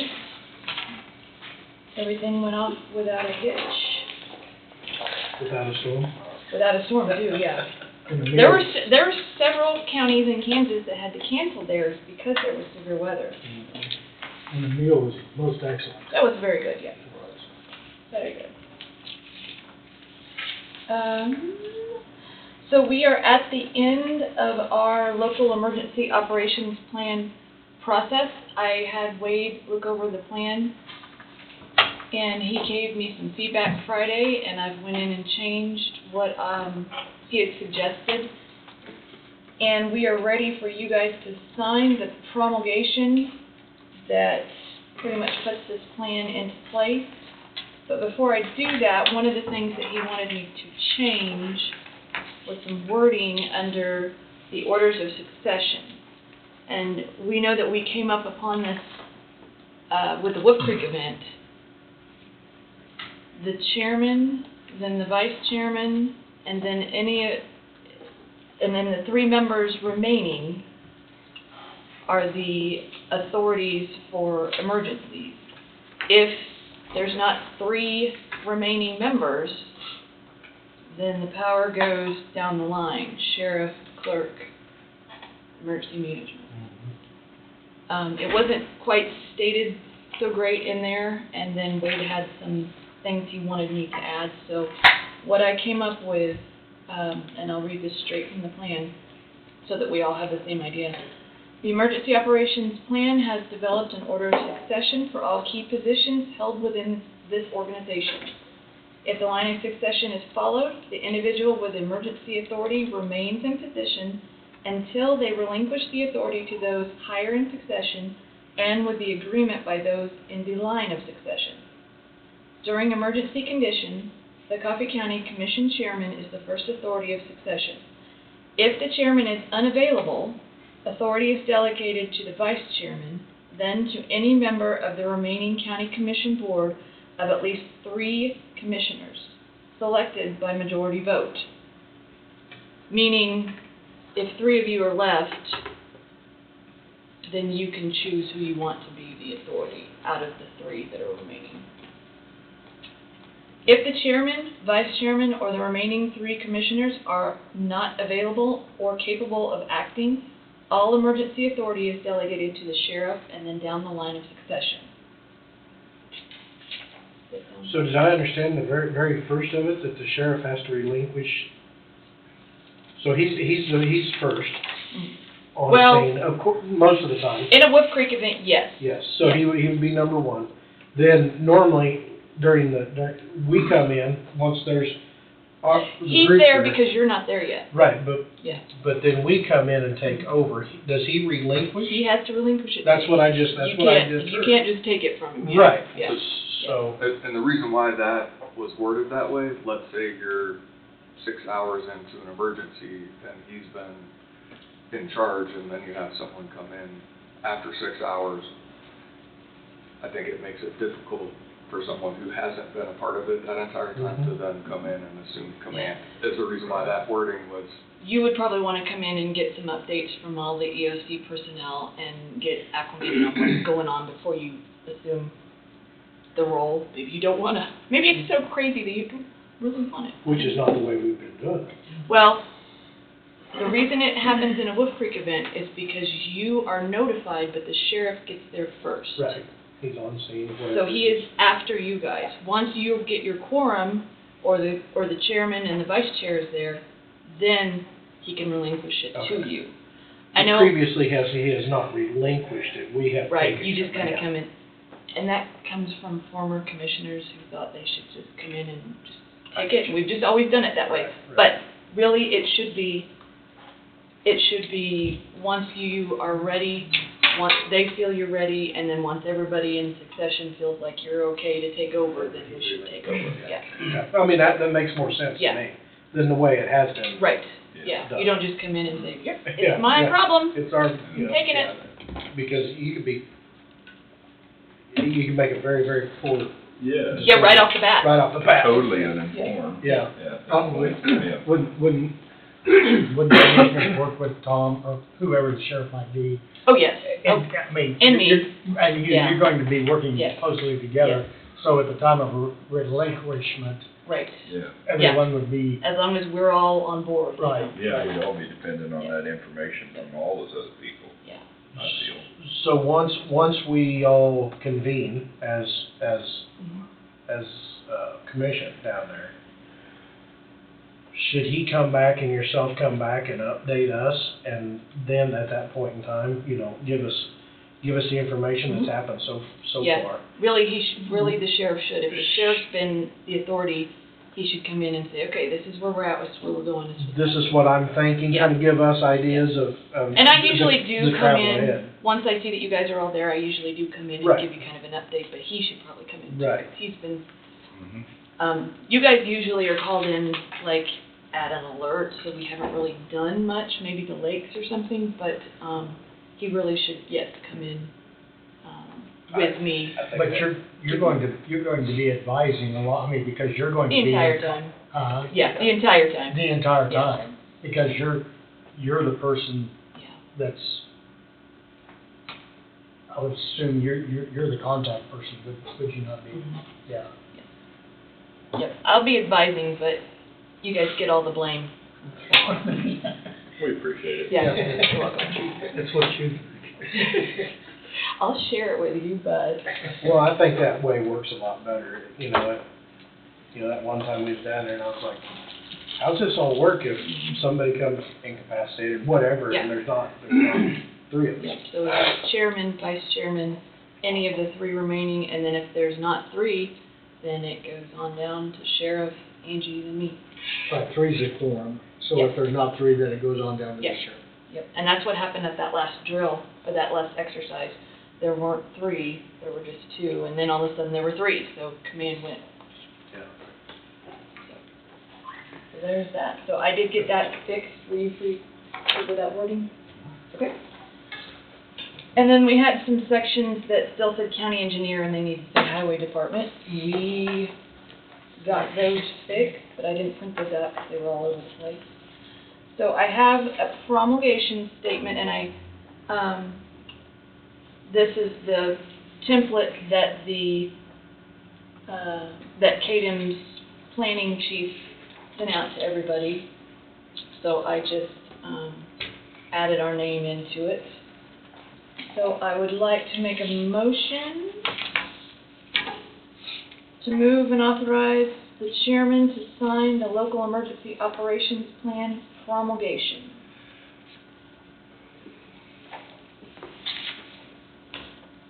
I'll move. Making sure he was good with the verbiage. Oh, did I not say that right? No, you said. Oh, okay. It's around, what, 400 pages? 390. That's pretty close. Promulgation plan. Well, the promulgation is the letter that says that they approve it. Okay, so. It just says promulgation at the top. I would put promulgation of. Okay, so just move to authorize the chairman just to sign the LEOP promulgation. Yeah. LEOP promulgation plan, or letter. Yeah. Letter. We'll put letter. Sounds good. So the. And I'm sorry, who seconded, who moved and seconded? I don't think anybody seconded yet. Did you second? Yeah. Okay. Thompson seconded. Sorry. And the plan will then be gone over once again with individual players. Yes, each emergency service function, there's a function for law, there's a function for communications, there's a function for highway department, there's a function for firefighting. Each one of those sections will get reviewed by the organization that is fulfilling that role, and if they don't like something, we will get it changed, and then we'll have come to you with another plan update. Any further discussion? All in favor, say aye. Aye. Aye, motion passes. There's the original design.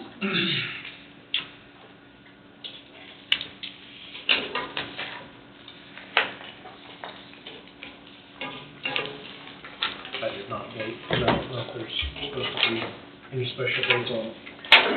No, just today. I came and talked to you guys about a performance review, and I'm ready to do it. If you guys are ready, I would like to move the board go into executive session to discuss non-elected personnel for a performance review to include the county attorney. How long? How long have you normally been doing those? We haven't done one yet this year. Pioneer. 15 minutes. I don't know how much you got to talk about. Let's do 20 just to be safe.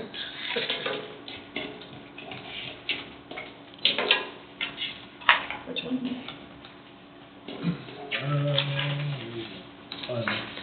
Okay, motion to move into executive session, board, Amber and Wade, for 20 minutes.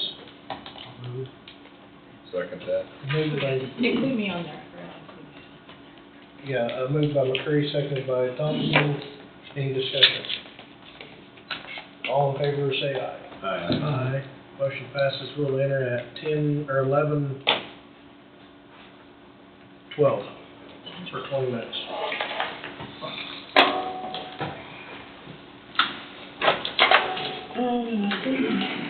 Are we gonna have reading paper?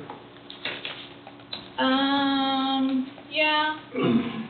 Yes, I take need your my glasses, glasses. take your glasses. I can loan you mine, but. Howdy.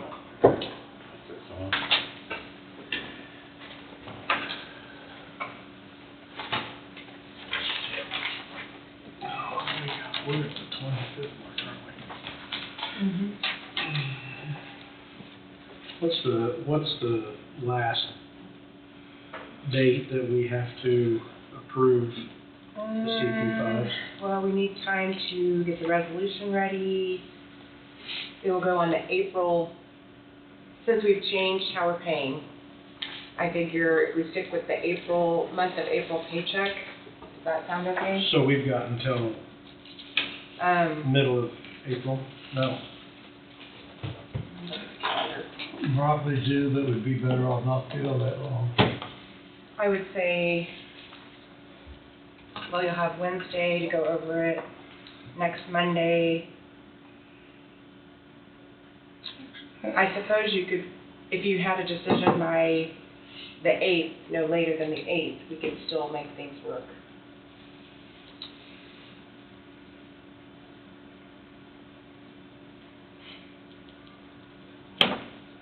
Well, I know in the past that we've brought the department heads in and reviewed each category, their department and everything, and discussed issues or approval, whichever, at that time.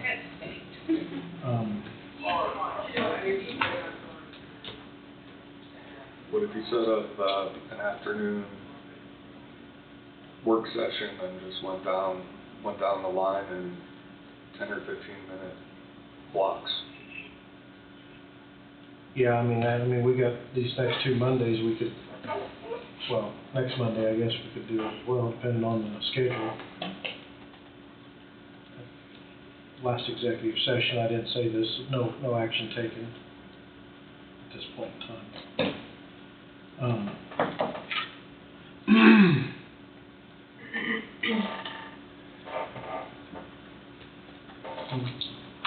What does everybody want to do as far as bringing the department heads in and going through the booklet?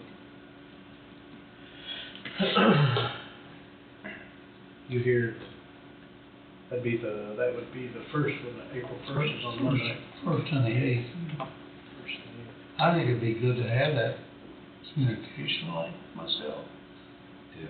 And we only got 13, I shouldn't say only, but we got some extra department heads. Spend 10, 12 minutes with each one. 15 Yeah, days. even if it's 15, I mean. Need to treat them all as fair and equal as we can on the time and what we do. If you recall, when this was done last, it was downstairs during COVID time. Some came in, they got called in, and they said, I don't have anything to say, and they walked out, and that was it. So I would anticipate you would have some that may have some clarification or want to point out some things that within their CP5s and whatnot that need some additional comments, and others that say they stand on their CP5. And if there's no questions, then they walk out. So that 15-minute time period, maybe you have 10 minutes, I don't know. Mm-hmm.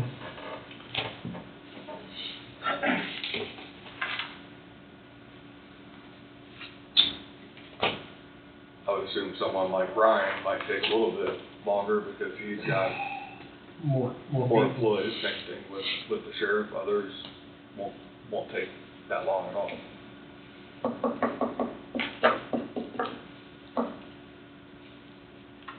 You think you could get 3 years in 15 minutes, Ryan, if you had to? That's that'd be about right. 15 minutes for yours, 15 minutes for the sheriffs, and probably 10 for everybody else. Yep. So when could we'd start that on the first, probably, I mean, good. And if there was some wrap up, I mean, you could have some on the 8th if you needed to, but at least you'd have the majority of it taken care of on the 1st.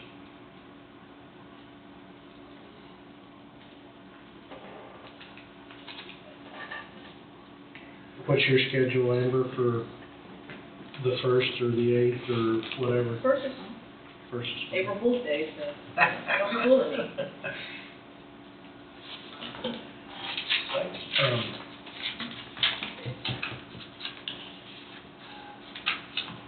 I think we'll start scheduling department head meeting for the CP5s, starting Monday the 1st. We would start at 1 o'clock. Starting at 1 and just for the, like the bigger ones, 15 minutes. And the smaller ones, 10 minutes. And review there. I think we've had everything, you know. And that motion can be that You're still waiting on some? Yeah. Mine's not in, but I have comments later that will probably give you a reason why. No budget, no raises. Can we, make a motion whether we just stay down there every 10 minutes, department head shows up, or we have to make a motion each time? No, so for elected officials, that has to occur in an open session unless they're coming in to talk about an individual employee. And then for each individual employee, there has to be a separate executive session request. For appointed department heads, they can request an executive session, similar to what Amber just did, for evaluation, performance, review. So, I don't know if you'd want to do it that, what you just said, Don. I think you need to be fluid depending on what comes up, because you may have somebody come in and they want to talk about overall what their requests are and why, but there may be something more specific depending on the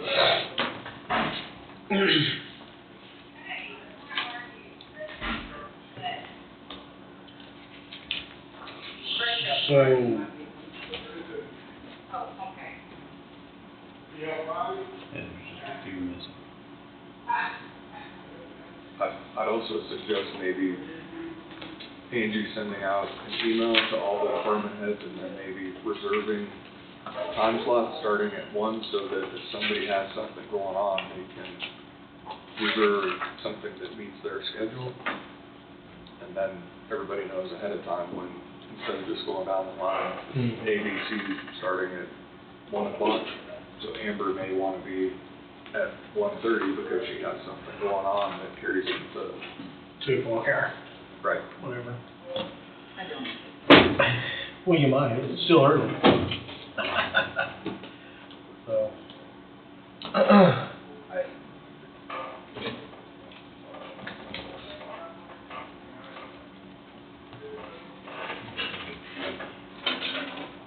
I'm trying to think of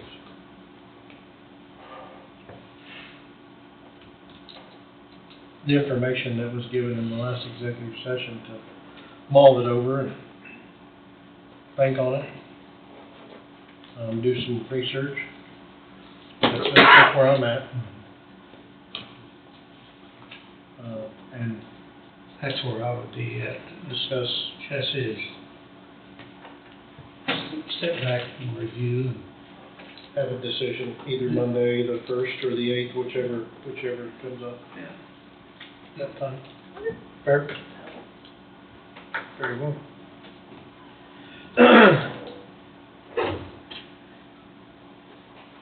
The bigger departments for this meeting, do you wanna count your time now, Ryan? I mean, because you're only gonna have 2 of them that's gonna be 15 minutes. Yep. So if Ryan wants to be Monday the 8th at 1 o'clock, there's 15 minutes for him. Right off the bat, if you're available. I mean, I'm just trying to get Yeah, the no, bigger that's fine. departments locked down, Yeah, because yeah. then Angie can make 10-minute increments after that. That's fine, I'm open to whenever, so. And we don't think the sheriff is gonna be, he's not here, so he can't vouch for his department yet. Maybe schedule Ryan at 1 and Sheriff at 2, and then fill in the gaps from there. Yeah, I don't know if the sheriff's gonna be available or not, I don't know. I don't wanna schedule him if he's not. I mean, you've always got the following Monday, you could do Ryan the 8th and do the sheriff, or do Ryan the 1st and do the sheriff the 8th at 1 o'clock. But if he's not available on the 8th, that's I just can that. find out. He's at a dentist appointment. Yeah, but I mean, I can find out. You may not be able to talk. Might not be able to understand him.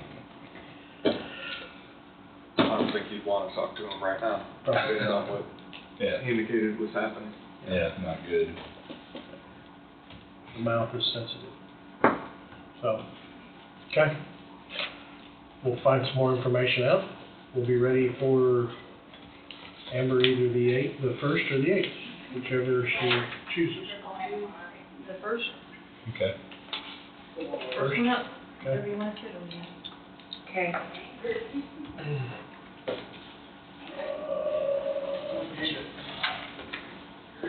Number 10.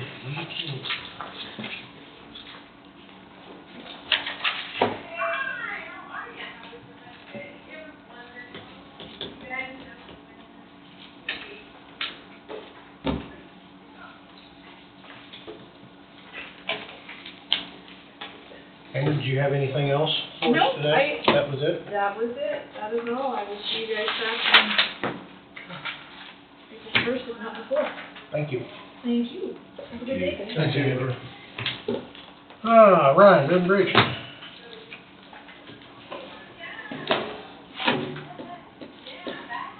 I want to talk a little bit about our mowing. If you guys remember end of September, 1st of October, we had some discussion on what our mowing policy was. And kind of how we mowed. You know, we have a written policy, and then there's kind of this unwritten policy we've been following. And so there's been, had a meeting last week, kind of had a group discussion that Steve was a part of, Todd Bemis from Noxious Weed, Janet Weiser, the mowing foreman, and David Kraft, and myself, and just looking at changing kind of what our mowing policy is. Currently, this is the one that we have on the books or in paper. It says during a normal year, mowing starts approximately May 1st, and blacktop roads receiving 1 mowing pass. Same on the gravel roads. This will continue until dry weather allows us to mow back to the right-of-way lines. So according to this policy, we make 1 pass till it's dry enough to mow everything.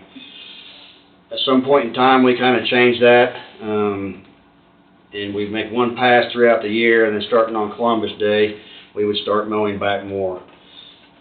You know, I'm not going to go back into all the discussion we had, but you know, it needs changed just to help us get things done quicker, the safety side of it.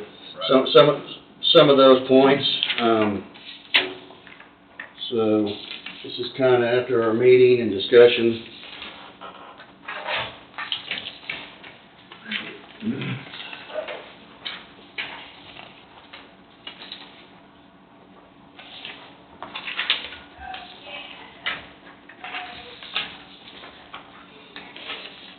So basically on this, you know, our mowing policy comes up, we've got a policy book for the highway department, so that's where this is coming out of. You know, this is what we're looking to put in to our book that we're in the process of redoing. Our general policy, during a normal year, mowing will start approximately May 1st and receive 1 pass up to 15 foot wide through June 31st as needed. Starting July 1st and then through September, a second 15-foot pass may be made as needed. And starting on Columbus Day, mowing beyond the second pass may start. Mowing not completed at the end of the season may be mowed prior to the May 1st starting date. That's something we didn't get mowed up last fall, got wet, so there's a lot of mowing we had left. You know, we've been mowing right now, the last month or so, once it got dried out enough, catching up on some of that. So really the big change there is just that second pass, which is a huge benefit for safety and timing for us. Get on beyond this, we have special circumstances, considerations for mowing outside the general policy or mowing around towns prior to town celebrations, such as holidays, fair, Ohio days, etc., which we've kind of done that in the past. We'd like to mow up around towns prior to that.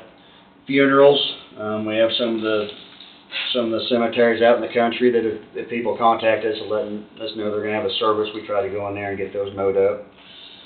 Wet or dry times dictate, you know, when we may be mowing more in the summer or less in the summer. Excessive brush, so those are all kind of special circumstances for outside of normal mowing. Something I would like to look at is unmowed areas. The county may leave unmowed areas where the right-of-way will accommodate to be rotationally mowed. I think there's, you know, up on Old 50, maybe some of the Autobahn that you get where it's 4 and 5 passes wide. I think some of that's wide enough that we may not necessarily have to mow everything, 100% of it every year. I think it's far enough back that, you know, the safety, you're still getting it with 2 or 3 passes. The stuff beyond that, I think we could put off every other year in some areas, and not be an issue for us. Some of the considerations we looked at while putting these estimated times down was just for mowing practice or safety, brush and weed control, habitat, just, I mean, the aesthetics of it. You know, people like things to look nice. But I think this is a good, you know, dealing with what we need to do and kind of the not mowing everything back prior to the Columbus Day, just for some of the habitat reasons and stuff like that. You know, I think this is a good medium ground that definitely serves our purpose well. You think it's workable for you? Yes, yeah. It's just that second pass is the one that will, I mean, for the safety wise and getting those miles mowed up prior to that Columbus Day, yeah, extremely beneficial.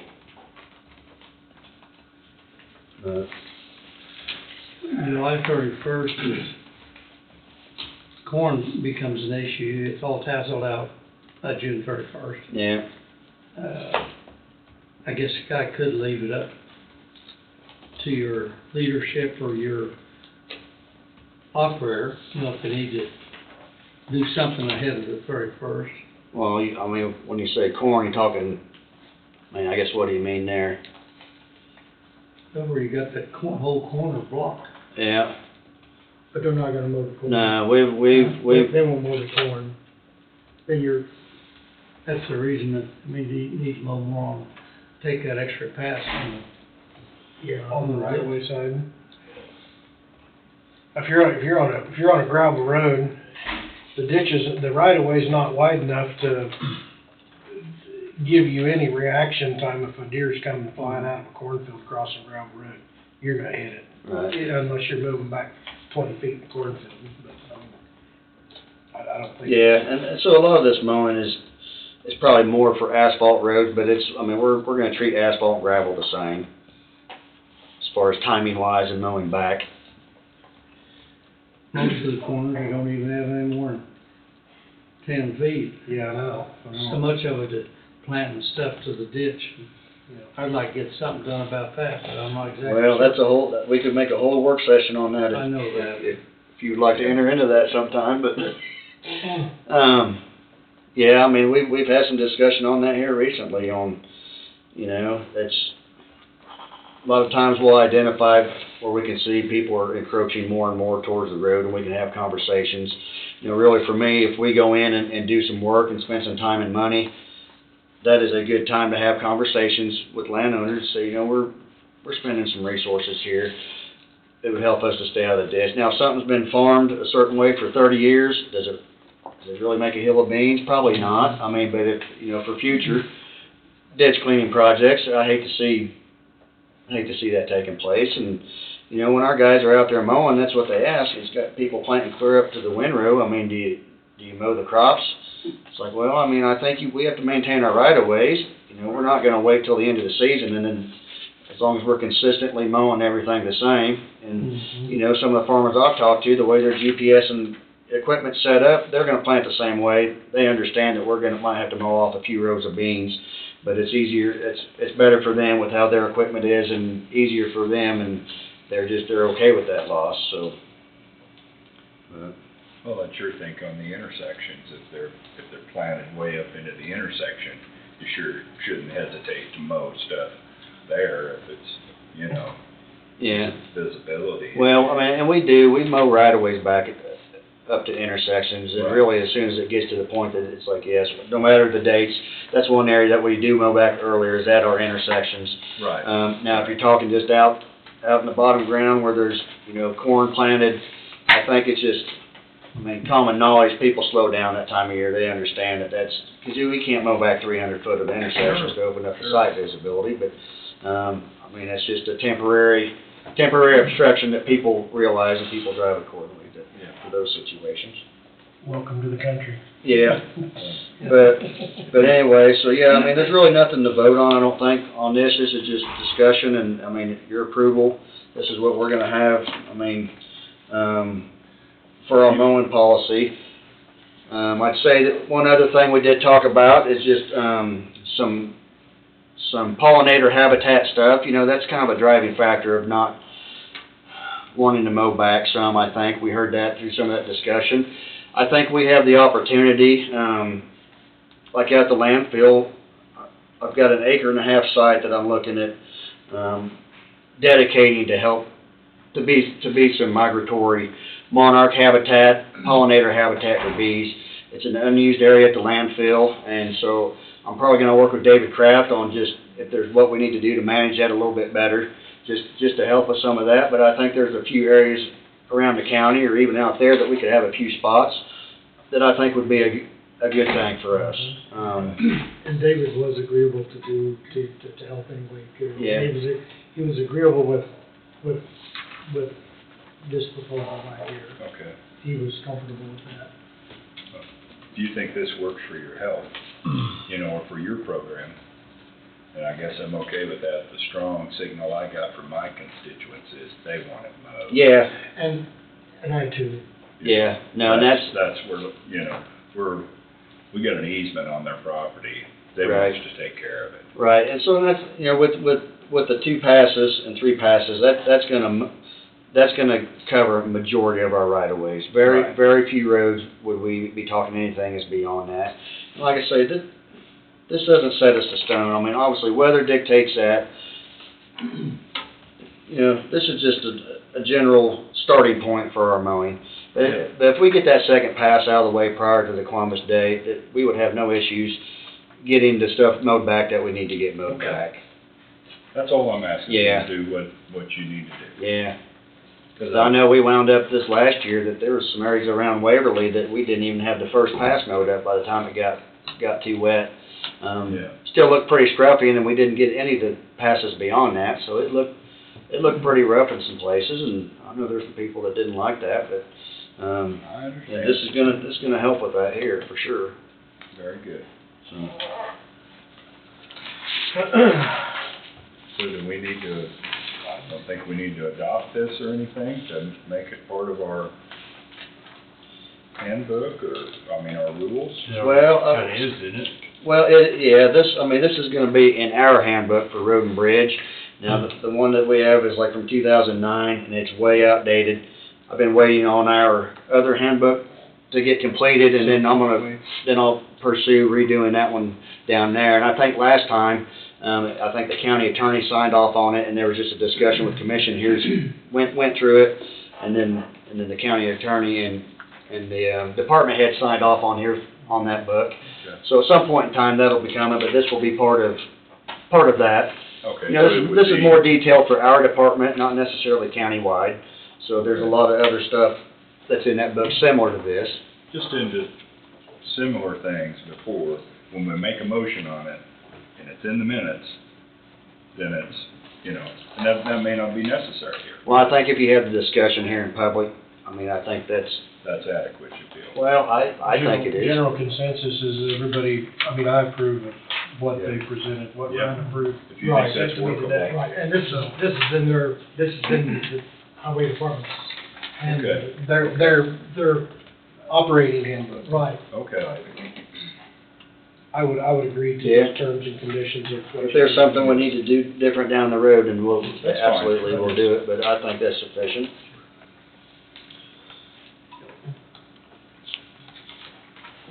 Just so it constitutes a change in our policy, that's all I'm, you know. Correct. Let's see. All right, next I would like to request an executive session for non-elected personnel,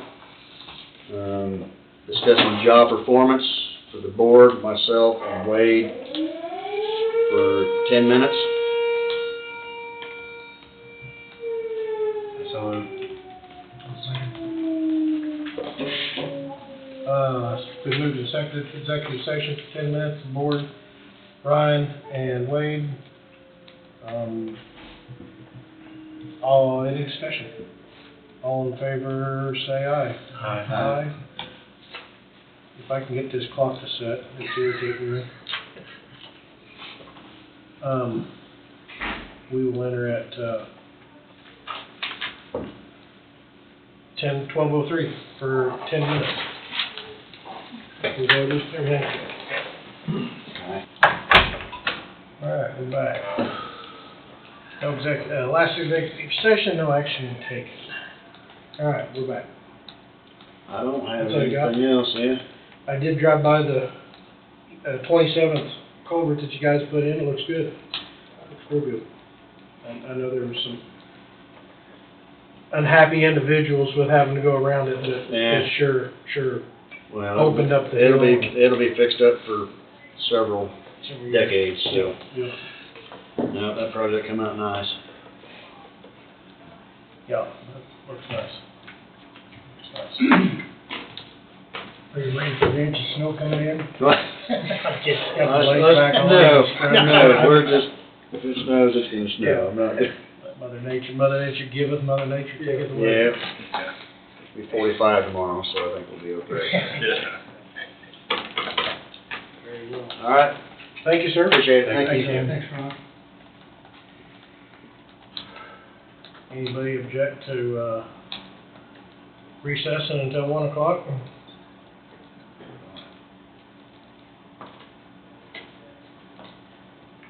All in favor? Yay? Yay? All right. Okay. We'll recess till 1 o'clock At 12:16. at 12:16.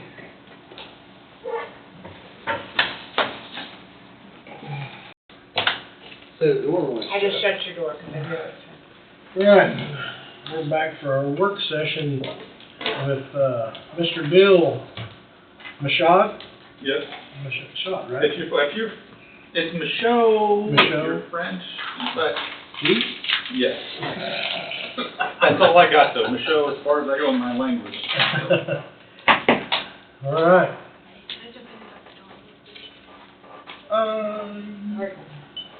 Yeah.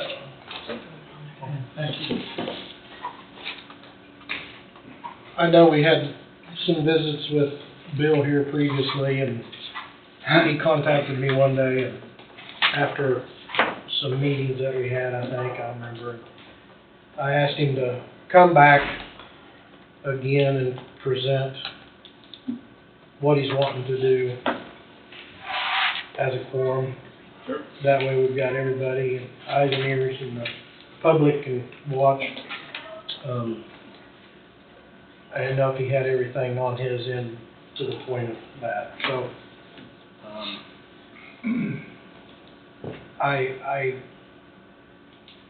I visited with Bobby one day, I think it was. I don't know how I can twist back and forth from, information from the previous meeting and not divulge the executive session. I would just proceed with just open it up, let him Okay. repitch the project. Okay. Yeah, I think you're right. Yep. come on up. Ready for me? Yes, sir. You betcha. So anyway, that's why he's back here today.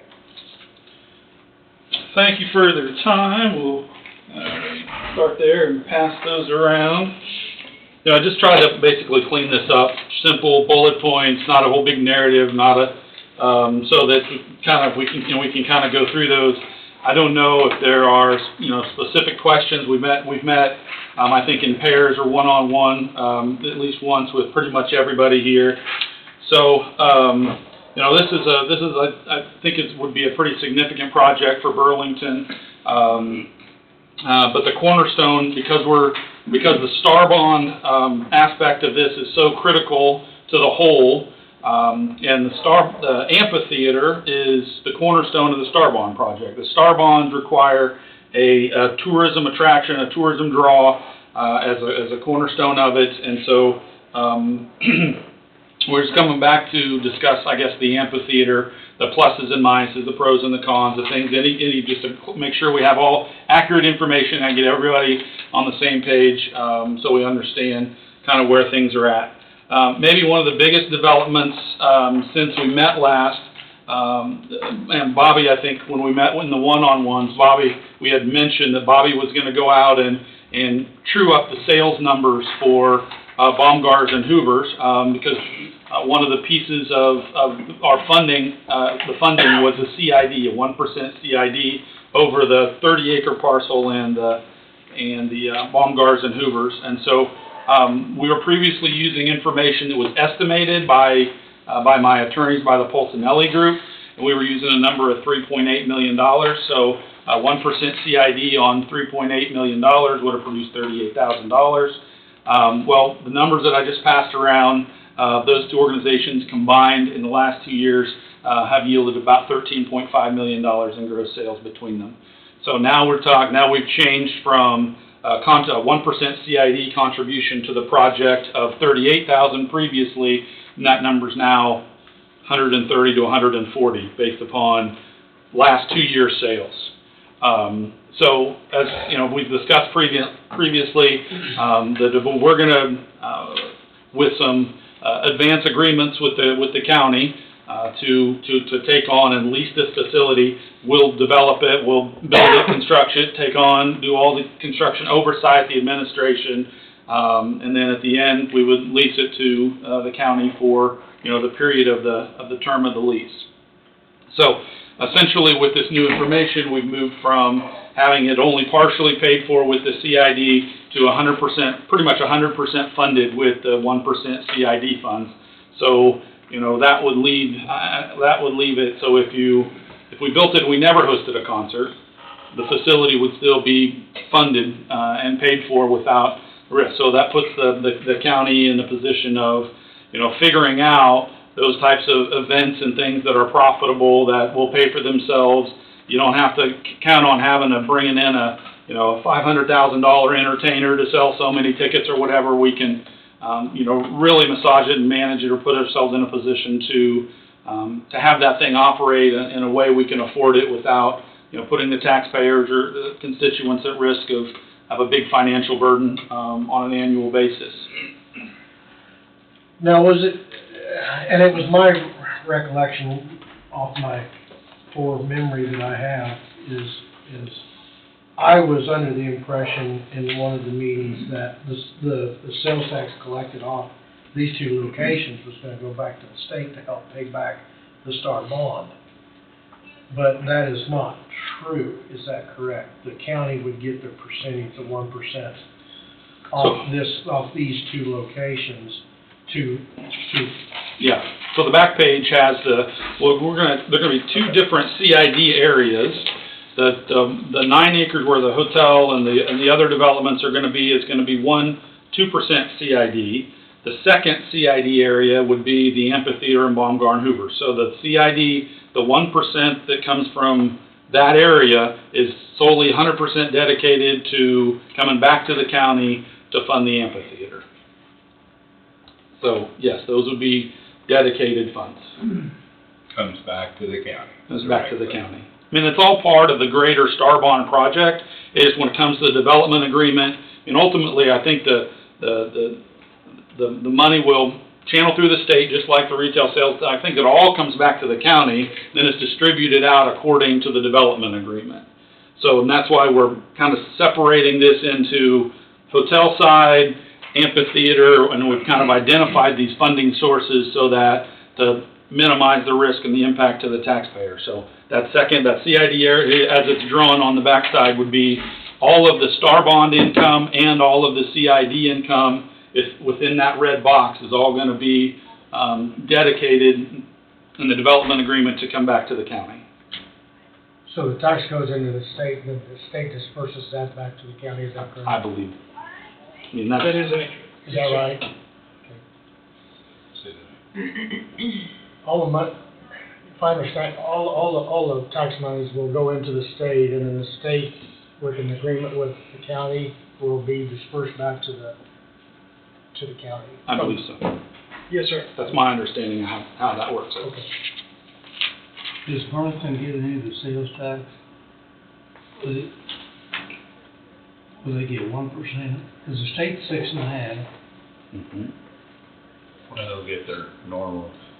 Yeah, so when they approve the Star Bond, that the historical 12-month collections in the Star District, which I don't have drawn here, but we've looked at before, that's established, our baseline is established. So the city of Burlington would get 100% of that baseline, the development wouldn't get anything until that baseline every year is achieved. And then the excess above the baseline is what would support the Star Bonds. So the city of Burlington is insulated. What they would get would be based on the baseline, what the sales tax is now, and the idea is the improved business, improved revenue, then would be above and beyond. Yes, and there's no, you can pay off Star early, and that's really what the hope is that there's lots of, we generate enough economic activity here with this development and probably other developments that this thing pays off early, and the sooner it pays off, the sooner the whole nut starts going back to the county and the city. Everything goes back once the Star Bond is paid in full.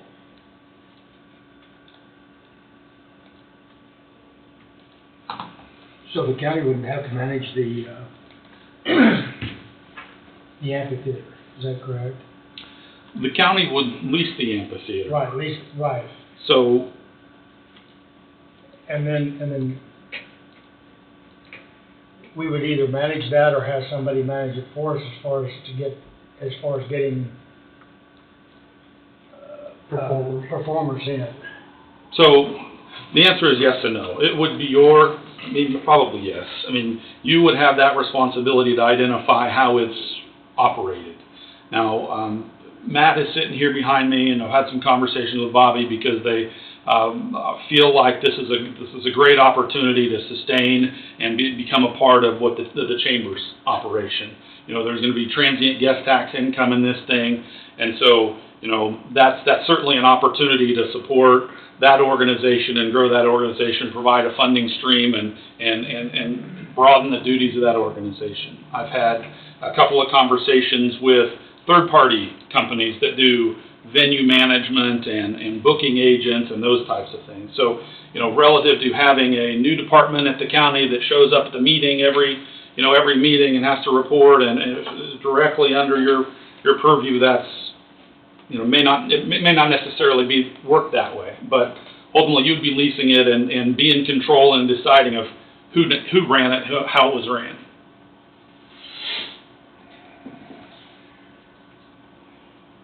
So I think I asked this question before. Does it have to be a county entity or a city entity to lease this? Can it be Joe Schmo? Can it be?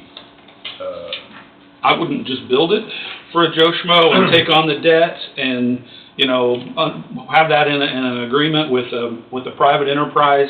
If a private enterprise we could find somebody that would come in and say that they would build it and they would oversee it and they would own it, then they would be entitled. Certainly it doesn't matter to me if they finance it and their name's not on the loan, then it could work that way. But they would have the same star bond income, same CID, you know, same opportunities for funding streams that the county has here. So like Council of the Arts could do this. Here in Coffee County, Council of Arts. Why not? They just have to be a guarantor. So at that point, that whichever entity would have to be able to underwrite $1.7 million, $2 million worth of credit. The only player in this county who can do something like that would be a city or a county government. Because my bank is not going to write that loan based upon a lease to a nonprofit organization or you know, somebody who doesn't have the financial wherewithal to back that $1.7 million or $1.5 million, $1.7 million. But you say the county would be leasing it. Yes. You would be the owner? That is how it's proposed today. That's how it's proposed. If there's a better structure, a different structure that would be more favorable, you think, then, you know, this piece to me to me, the whole project is a public-private partnership, and I've put together the funding and trying to figure out a way to make it where we didn't have impact to the taxpayer and where this thing was feasible and palatable, but allowed me to do all the rest of it. I'm not finding fault, I'm just trying to make sure I understand. Yeah. That's all. And I think in one of our conversations I had with you, one of the meetings, I think one of the only meetings, but, the star bond thing is nothing new, we're not reinventing the wheel, but I think I asked at that time for an example of where something like this has been done in a community. It don't have to be a community this size. Yeah. I mean, I think they came up with the Legends was one of them, that was a star bond, which put in motels and. Yes. You correct me if I'm wrong. Yes, no, there have been dozen, 15 significant size star bond projects done around the state. In 2023, early or late 2022, Kansas legislature changed the star bond rules so that in communities under 50,000, star bond proceeds could be used for development cost. So previously, the Legends and a lot of the ones in Kansas City, star bonds were only for infrastructure, only. But Commerce and the legislature thought we need to see if we can make this program work in rural areas. So they did change the rules, and this would be among the first similar project in a rural community. And I think there's others like being considered at the state level, but there haven't been, that I know of, haven't been any approved in rural markets yet. Most majority of the star bonds, I mean, you're saying there's just a handful of them have been written anyway, have been in the larger. Yeah, I mean, the biggest one's Legends would be the biggest one to look at, those types of projects. Is there another one? Yeah, there's Firekeeper. Is there something that Well, actually, the Holiday Inn Express that I own in Atchison, we had signed a development agreement and we're in pre-construction design work, and they recognized that the parking lot that we were going to build would be a zero baseline, and they had signed a deal with a Taco Bell 6 blocks up the road at a vacant parking lot, and so they drew a star bond district around my Holiday Inn Express, down the road and around the Taco Bell, so that the baseline for those two things was zero, and they used that star bond to fund the Amelia Earhart Hangar Museum, which just opened up last April, right at a year ago. So all of those pieces were in place. The hotel was signed, the Taco Bell was signed. Yes, and that's been one of the, probably, I think the Department of Commerce would use that as the most successful rural star bond project that they've had. And you say Firekeeper, is that up there at north of Topeka? No, Firekeeper is the one in like 135th Street in Kansas City with the museum and all of the pinstripes, bowling league, that stuff. 135th, kind of out east. But you're looking at a populated area. Yes. You're looking at numbers. You've got the funding for your hotel, is that correct? I mean, if this would go. My investor group and my lending is based upon the packages presented. The star bond, I mean, it all is. Without this, the hotel. Right. Right, because you're based you're basing that on numbers, on projected numbers that could come in and fill your hotel. Yes. I mean, I'm just asking, Yeah. I want to make sure I understand. Yes. I mean, the incentive, the CID and the Star Bond, the things that we put together support the hotel and the broader, the other things that we've got designed in our development kind of all work as a package. And you separate and you take out the Star Bonds, then, then the risk changes, the numbers all change, and probably my investors go away, and none of this comes together. Right. Did you, Bill, arrive at the seating at 1,500 or 2,500, or did Bobby, did you do that, or did you work on that together? Seating capacity 1,500 or 2,500? So we don't have a project yet, so we're imagining, like, this is what we think this thing would look like. As we get into the design, as we, get feedback, we had a conversation with Mark here, who's done lots of live venue, some entertaining, played in some bands. Like, we're trying to right size it for the market. We don't want to sell something that's oversized. We need something that you got to be able to sell enough tickets to pay for a band. So, whatever that is. And as we go through the Star Bond process, feasibility study is part of the deal. So as soon as I get favorable responses from the county and city, then I go to talk to the Department of Commerce, and the first thing they do is engage a third-party feasibility company to do a feasibility study. So we're 4 to 6 weeks as they go through that process. So we'll learn lots of what that's going to look like, and as we go through the construction process, I would ask to have a commissioner or the commission involved with. Here's, what all do we want here? How big does it? What is the impact on the cost? And, that's something that, because we're in this in partnership, that I'm not going to do by myself.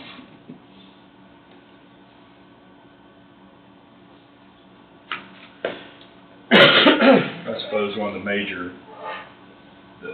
as far as the difference between 1,500 and 2,500 parking area, that probably costs almost as much as the additional berms and I think anticipated mostly be gravel.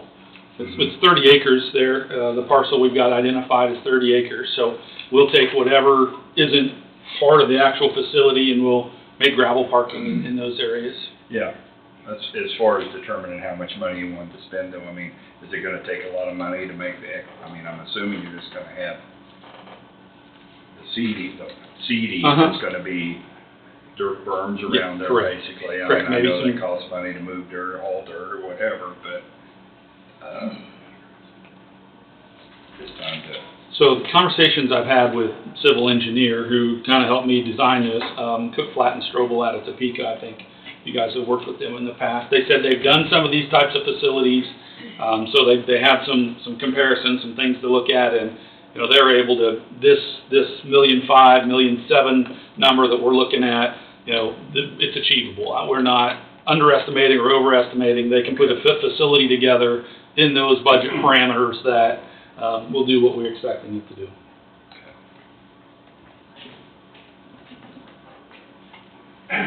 Mr. Beal? Yes. One thing, when you re-engaged me, I updated Mr. Beal after the commissioners last spoke with me regarding this project, and I told him exactly what I thought, where he was at. One of the biggest concerns I heard was what Mr. Steve brought up, was the commission may not be inclined to be an operator or a manager of this amphitheater.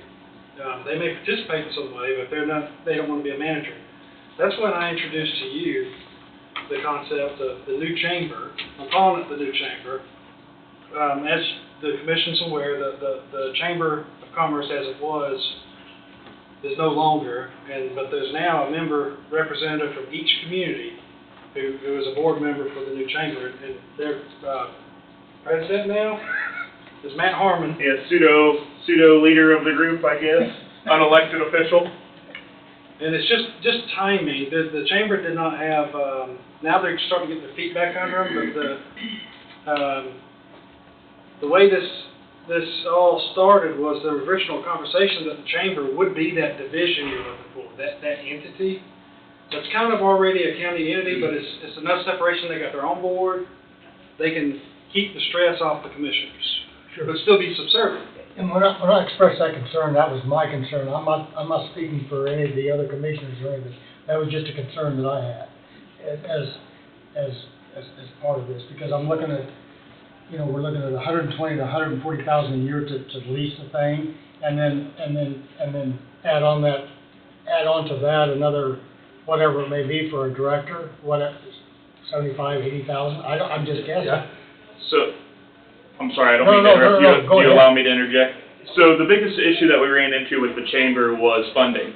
We couldn't adequately fund a director to accomplish the goals that the county wanted from a chamber commission. As you can see, with the hotel, the added funds that would be coming in from the TGT, which was previously allotted to the chamber, would allow us to hire a director that not only could direct the board for chamber business, but also could be a full-time staff member in order to manage the facility and work on bringing, entertainment to the amphitheater.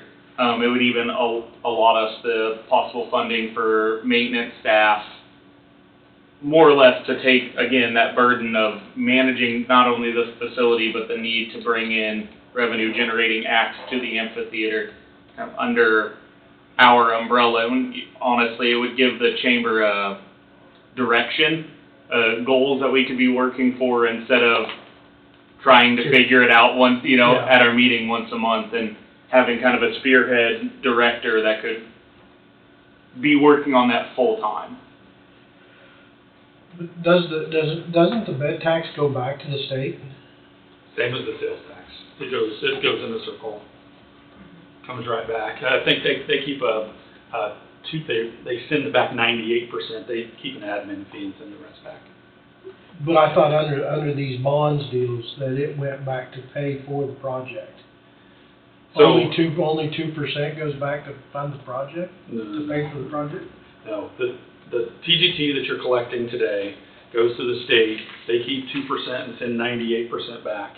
And so if the same thing would be true on the new TGT for the new hotel, go off to the state. And if it doesn't, the way we're setting this up, and we'll have lots of conversations with Commerce as we go along, but the way we're setting this up, even if the TGT has to come back to pay for the STAR bonds, if that's a requirement of the STAR legislation, well, our development agreement says that TGT goes to support the amphitheater. So, we ride it that way, so the path may a little be different, but it's still a circle.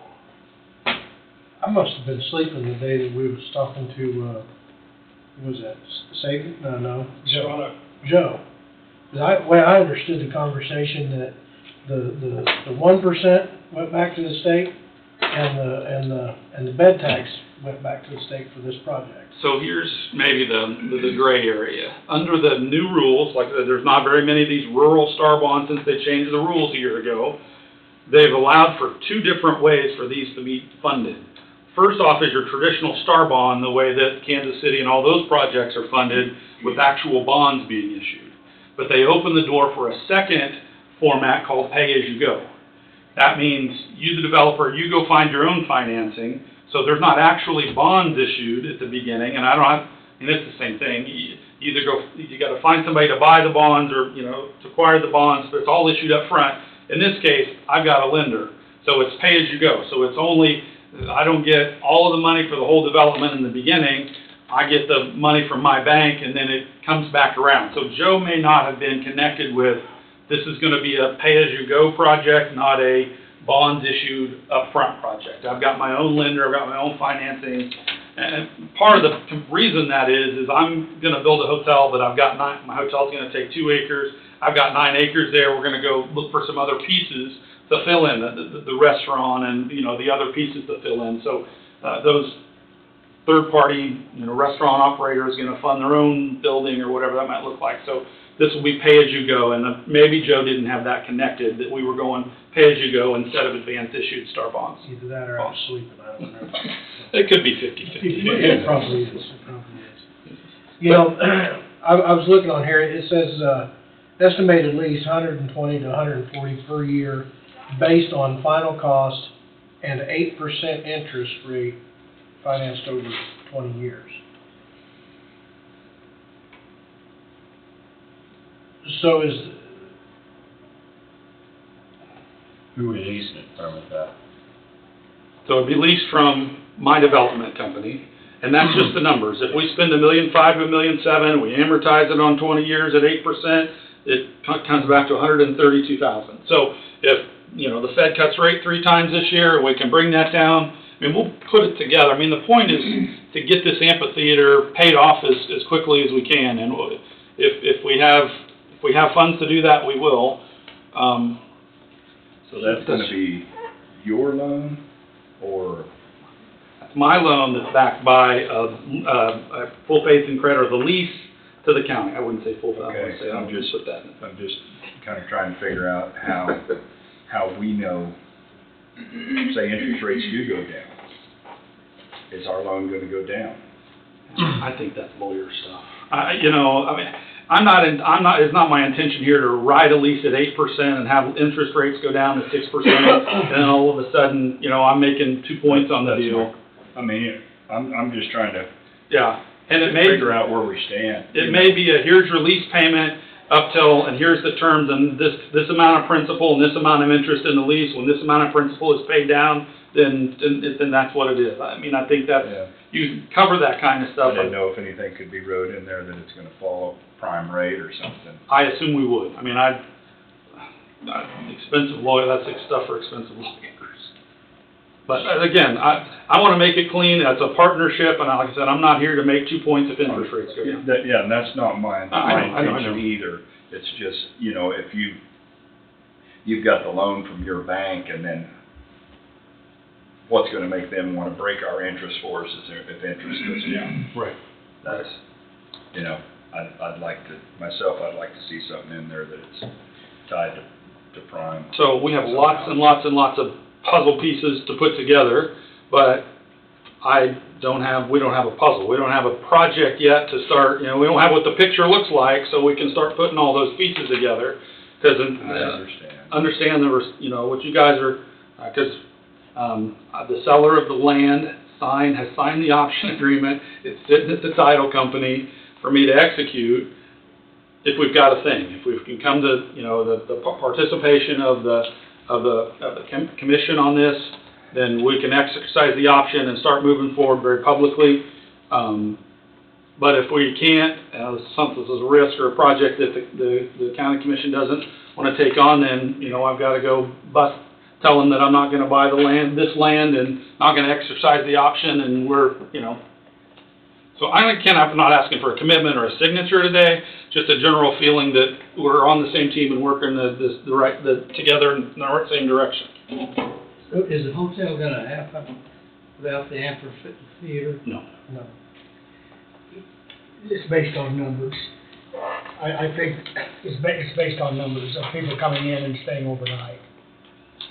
I mean, or whatever it may be. I mean, if you have 3,000 people come in, you're betting that X amount of people are going to stay at the hotel, which that's the numbers that you need. Well, and I'm not being, I mean, that's the Yeah. bottom line, is that you're dependent on the numbers that amphitheater and whatever else is developed around there to bring in. There's not a hotel in Burlington today because there is. There's not Right. a franchised $7 million hotel in Burlington today. I mean, obviously the market dynamics are changing. If I built it today, I could probably run 35% occupancy a year. So you're looking for all of the pieces to come together to make this a palatable risk investment. Right. So, you know, it's going to be a job to make sure that the people working 12, 13 miles north, like there's reasons for them to be here and ways for them to spend money in this community. And so the dynamic, the changes of the market dynamic are what brings us to the table, but the Star Bond is what takes that risk level and makes it palatable to the investors and the banks and everything else. So the room nights, the hotel rooms generated by the amphitheater are not as significant in the big picture of things as the Star incentive as a whole. Does that answer your question? Area. It's going to be awful easy to jump on the highway and go east or west from up there, you know. And so that's just gonna be part of my job to make this successful, is to make sure they come south, they come into Burlington. At least 65 a day. Well, I mean, you just look at 75 Highway from, what, Independence? Independence to Topeka. Independence to Topeka. Well, they're close to the one in Yates Center. Yeah, there's no motels. Or, I mean, there is one here in Burlington. Yeah, yeah. There is. And there probably are, I think there's one in Independence or a couple in Independence. You know, but between Independence and Topeka, there's very, very little. Right. And 75 Highway is the main artery through here. And I think if a person has adequate parking, you're not gonna have a problem having people wheel in there in the evenings. As you just start to identify demand generators, you know, things that produce room nights in the market, Coffee County in of itself today can't identify enough of those to run 50% occupancy on a 60-room hotel, like 30 people every single night of the year. It's hard to put together, okay, this organization is going to create 50 room nights a year. Well, that's, you know, you got to put enough of those pieces together, just like the amphitheater. This number of events for the year, so you can have a certain number of 100% event dates, but you got to have enough.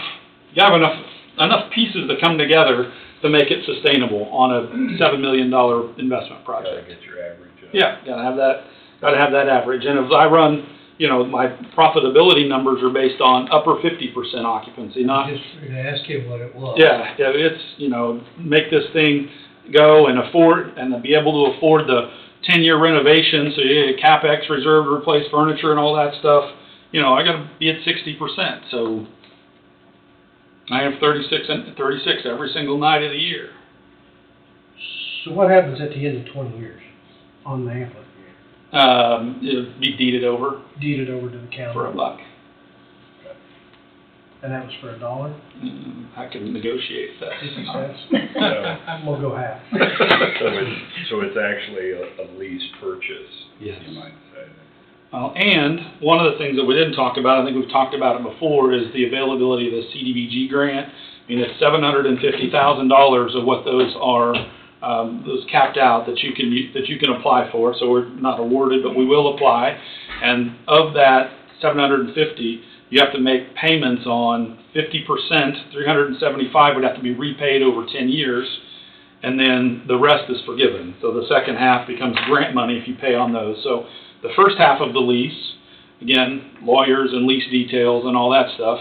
First half of the lease, the payment on the mortgage would be greater than the second half of the lease. You basically lose $30,000, I think, in the second half of the lease, but your CID would continue at that same level, and there's probably going to be inflation in those 10 years, and so your income stream is going to go up. Your obligation is going to go down over time.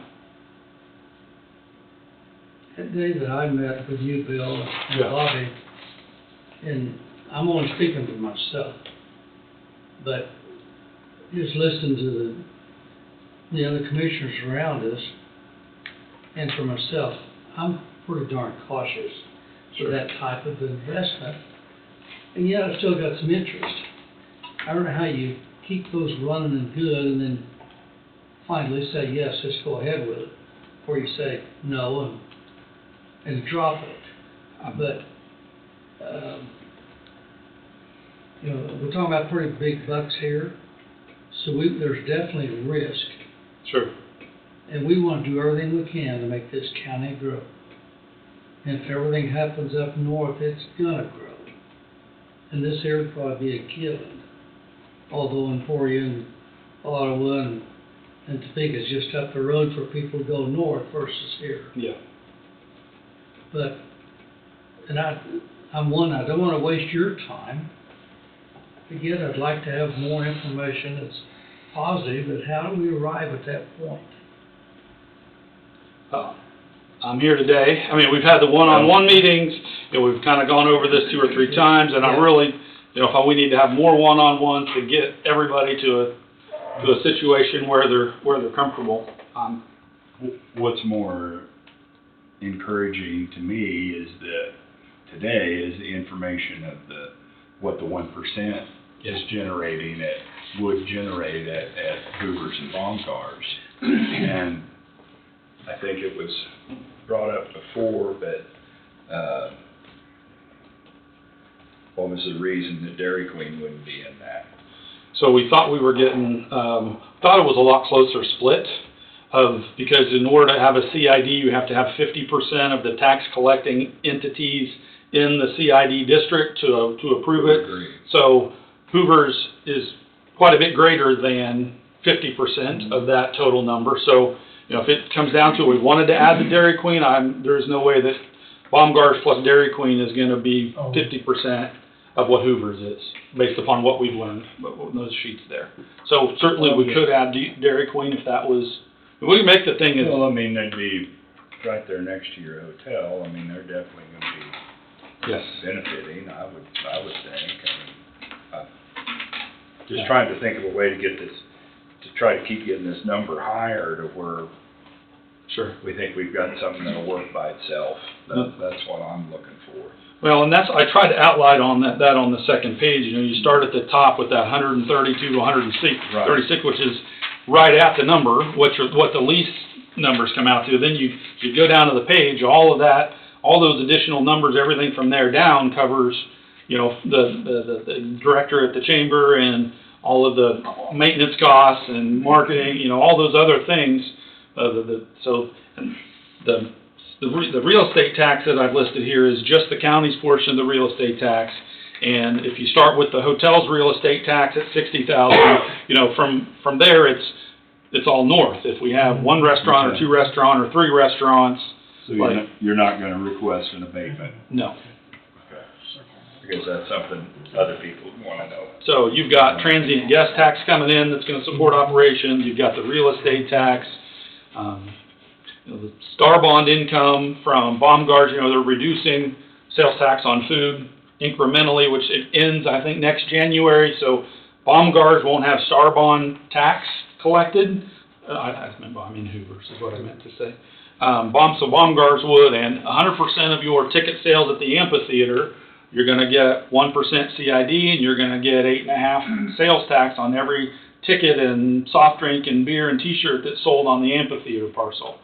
So all of this, since your baseline on the amphitheater parcel would be zero, everything would come back to fund and support the operations of the amphitheater because your debt is paid for with the CID. The entire 6.5%. The entire 8.5%. I mean, local, all of it. Yes, that's all of it.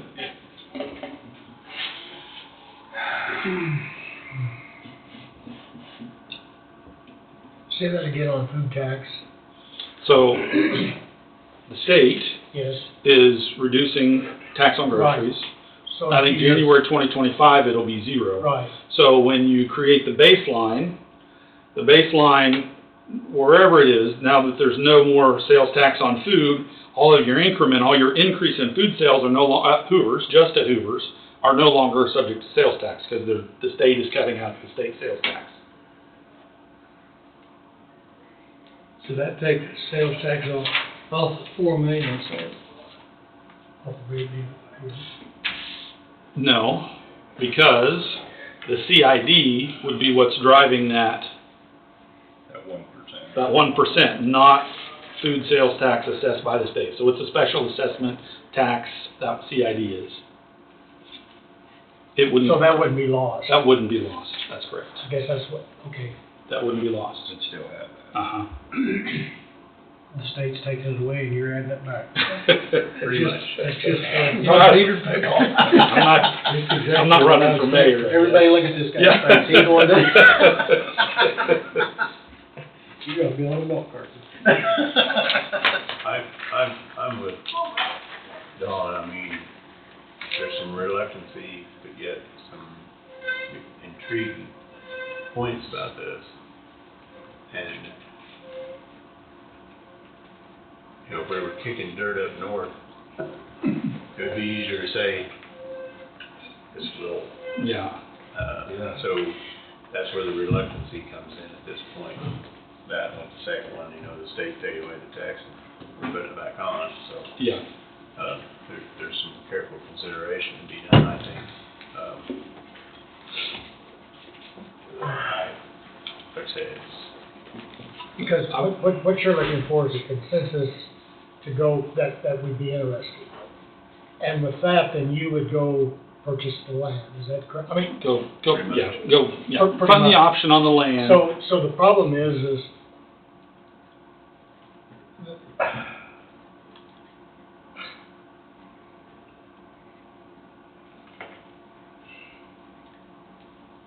last week I wasn't for this at all. Now it is interesting, Well, but, these numbers changed, it's what's changed my Yeah. mind somewhat about it. but yeah.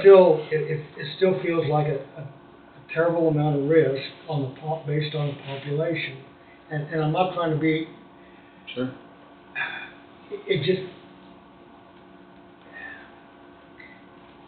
I'm like Tom, if there were dirt moving up there, that would change the perspective, but Bobby has said that to me, like, your timing, if you could just be a little bit patient. At the same time, I have 6 to 9 months worth of planning to do, and the part of the boom that is gonna help get something like this off the ground and get construction guys used to coming south instead of east and west is during that when they're Emporia and Ottawa are overloaded, and, you gotta give people options, and part of this is half of the building is extended stay with kitchenettes, and it really is gonna cater to that crowd. So if I didn't have, 6 or 9 months worth of going with commerce and planning, then I would feel a lot less time pressure, but. I was gonna say, before you move forward at all anyways, the state's gonna require Bill to do a feasibility study. If the feasibility study comes back and says there's not the sufficient number of household count, it ain't gonna work, then you're not gonna do it, right? Right. so will that be done before the Before the county signs a lease? Well, yes, he's looking for a consensus right now, so to my understanding, when he gets that, then he's going to go purchase the land. So, but will the feasibility be done before that happens? In other words, you purchase the land and then the feasibility comes back bad. Yeah. Then we're all sitting back around the table and saying, now what? But you haven't signed the lease yet. I have spent more money. I've spent more money on the land lease, and probably the feasibility study is going to cost me $20,000 or $30,000. So I can't get into even getting to those steps if I don't have the county as a partner. So at this point, would you just be paying for an option on the land? Yes. You wouldn't be purchasing? Correct. Oh, Yeah. Correct. okay, Correct. I'm Yeah. sorry. Yeah. I thought. Correct. But And that's the same thing you have with the front piece too. correct. Is But that- my option, I've been sitting on that front piece for a lot longer, so I'm in my 8th month on the option on the front piece. So, if I've got one more 3-month extension left on that deal, so Okay. I'll have to move forward with that one way or the other. But that back piece, not so much. Okay. I've got till November on that option because he wanted to harvest his soybean. I know 2 weeks ago or whenever it was when we we talked about this, and I was totally off on the information that was given about Baumgars and Hoovers and who's gonna run this place. That was, the numbers come in, I misunderstood the numbers, where the 1% or the bed tax went. Is my understanding, it all went to the state to help pay this thing back. The county was at $120,000 to $150,000 at least a year, plus having somebody operate it. Right then and there, I was like, wash my hands, I'm done, that's too much of a risk for 20 years. So, if everything is true that is here, Baumgars, Hoovers, that 1% coming back to the county, the bed tax coming back to county, we have the chamber that would operate or whatever. And that's what I wanted to touch base back on one more time. Okay. Don't really mean to interrupt you. Go ahead. I'm gonna finish with, I am in a lot better place than I was when we talked last time. Myself also. And so, right then and there, I'll shut up and let. I'm not that good a salesman to try to convince you to go where I that don't money wanna doesn't have come to back. be I can answer to my constituents about why did you go for a Yeah. 20-year lease at $120,000 a year? That was the dumbest thing you ever did. If we can show that it's not costing the county anything. If it's making its money back off of what you've given us today, Even if we have it at a minimal, if it's down to a minimal that it's costing us. Right. You know I feel that it's gonna make us more money. if they In do the their long job run. and bring things in, Whatever we you know. get is eventually gonna help all of us, you know. That's what I had to say, because I was totally washing my hands, throwing away. Yeah, I was too. Roll back from our last I really- meeting. I really felt and, uncomfortable. And I didn't feel comfortable talking to Bill one-on-one, because by gosh, this is a group decision. Yeah. And let's get it out in the open, let's kick it out of the weeds and get it out, and either the rabbit will run or it'll hunker down. One of the two. So, with that, I turn it over to Tom, if he hasn't lost his train of thought. Still on the track. I think it's good. So, what we're proposing right now is that the chamber's gonna operate this facility, so to speak. Correct. And, so my question, I'm trying to figure out the correct verbiage to use so I don't get misunderstood. It comes with a cost. I mean, we don't put much into the chamber now, it's $25,000 a year or something like that. That's about it. So, I mean, if we said, okay, here, chamber, here's $150,000 a year. You're gonna find X, you're gonna run it, whatnot. That $150,000, if you will, comes from the gas tax, the other taxes, the real estate taxes, if you will. Is that? No, that's a good assumption? So the conversation that I've had with Bobby and I've shared with Bill is the main reason that the previous chamber, as it was operating, had to dissolve was when we were interviewing for a director position, to get somebody who could honestly have an effect on the chamber was going to cost more than what the funding we had allowed. So we thought we could run as an independent board, and of course the people who are willing to volunteer are also people who are willing to volunteer for everything else. So we're a little overextended. That's normal. Yeah, that's how it happens. So we got back to the table that we really needed to find a director who was working on the chamber and on commerce growth in the county as a full-time position. We've found the talent. We know who, if we had the funding today, we know who we'd hire to run it. And this presented an opportunity where we could create value back to the county, back to the commission, in hiring that director and drawing additional revenue and commerce into the amphitheater. I'm going to use your phrase from when we get to stack wins. The chamber wins, you guys win from not having to manage it. The amphitheater wins because we have somebody who's focusing on it full time. It's hard to find the loser in that scenario, at least in my optimistic mind. Well, and that's kind of where I'm at, and that's kind of where I'm at today, you know, I know it's gonna backfire and kick me in the rear end, but, you know, because it normally does, you know. That's where I'm at today, is like, now the chamber come up, and now the difference of where that funding was gonna be coming from, that changed. I understood it previously to be this way, and then under the discussion, the last discussion we had, it wasn't presented that way, so then I was totally off. Of course, professionally, I'm in insurance, and my job is to manage risk. I felt more and more comfortable when I was able to have the conversation with everybody. Sorry, you gotta fund that in.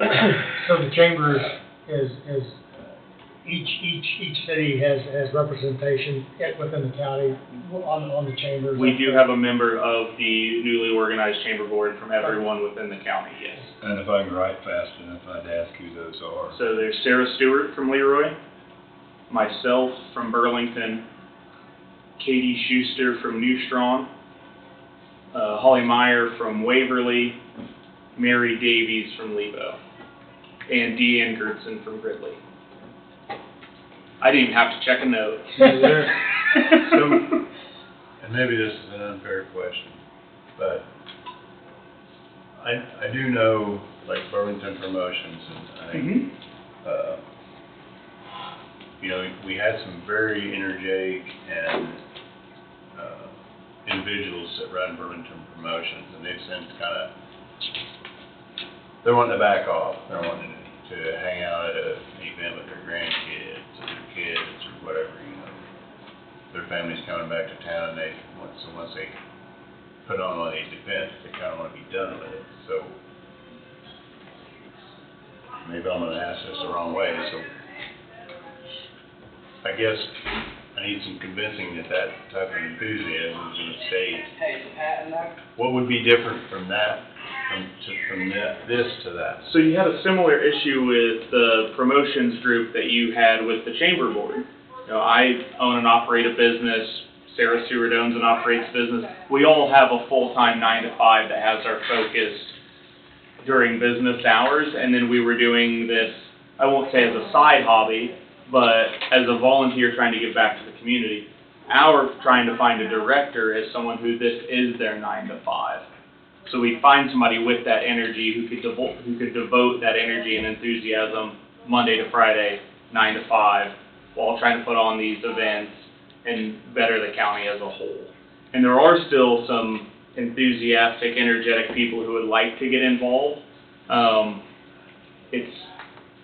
We meet once a month at 3:30 in the courthouse. It's hard to get everybody who's energetic and enthusiastic.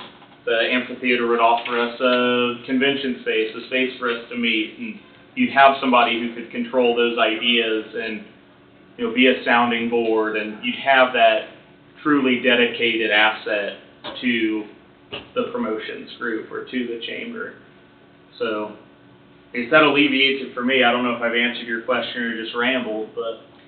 I felt like I was rambling anyway, so you fit right in. Perfect.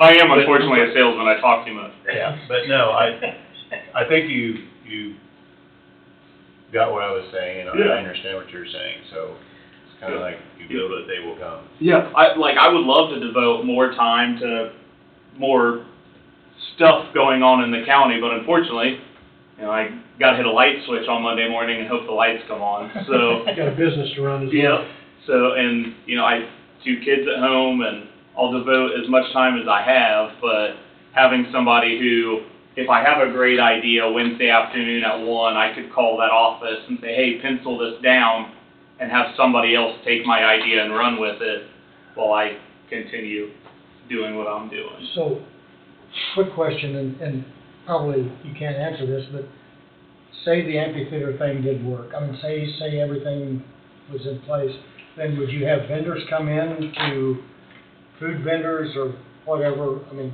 how would that be an option? I think some of that would depend on the act itself. You know, Bobby and I have talked about, you know, A tier, B tier, C tier type acts. You know, if you're going to draw a substantial crowd, you're probably going to want to bring in outside food vendors. But if it's a smaller show, you know, 200 or 300 people that are there, you could have a community organization set up a concession stand. Right, I guess I was thinking, what is it, Cornstalk at Garnett. You know, they've got, I think that's similar to what this might be, if I remember right, but they've got vendors all the way around the Outer perimeter. outer perimeter. It's just one show. But it's just one show, it's just one show a year. They have tremendous following and support from the community. They do. If they had 10 of them there, I don't know. So we have proof of concept there, right? We have a community similar in size, putting on an annual event that draws plenty of revenue to that. But this is going to depend on several events. It Right. can't depend on just Right. one event. So, But it's funded. It's funded with the 1% CID. The lease is funded. So if you don't, you're right. Yeah, I don't know how it's funded. I have no idea how that's funded. Over there, I don't either, Don. I have no idea. I do. The city backs it and says, go for it. And they do the best they can to break even or make a little bit, but the city backs it 100%. And they get sponsors, they get sponsors too. That's right. Oh, yeah, they get sponsors, they get companies in the area, the ethanol plant's a big sponsor in it, I think, and there's several others. 2 or 3 years ago, I think it wasn't very good. Yeah, you can have headliner sponsors, I mean, Yeah. the Arts, whoever, you guys could go out and ask for sponsorship, you know, to get a big name individual in here. Luke Yeah. Bryan. Yeah, yeah. I mean, and somebody would do a headliner. That'd be great, Sponsorship. Bobby. That'd be great. And the whole thing about a headliner sponsorship is they're getting free tickets. Yeah. You know, so I Right. mean, that's, you really don't make a lot other than you just got some of your money up front. Right.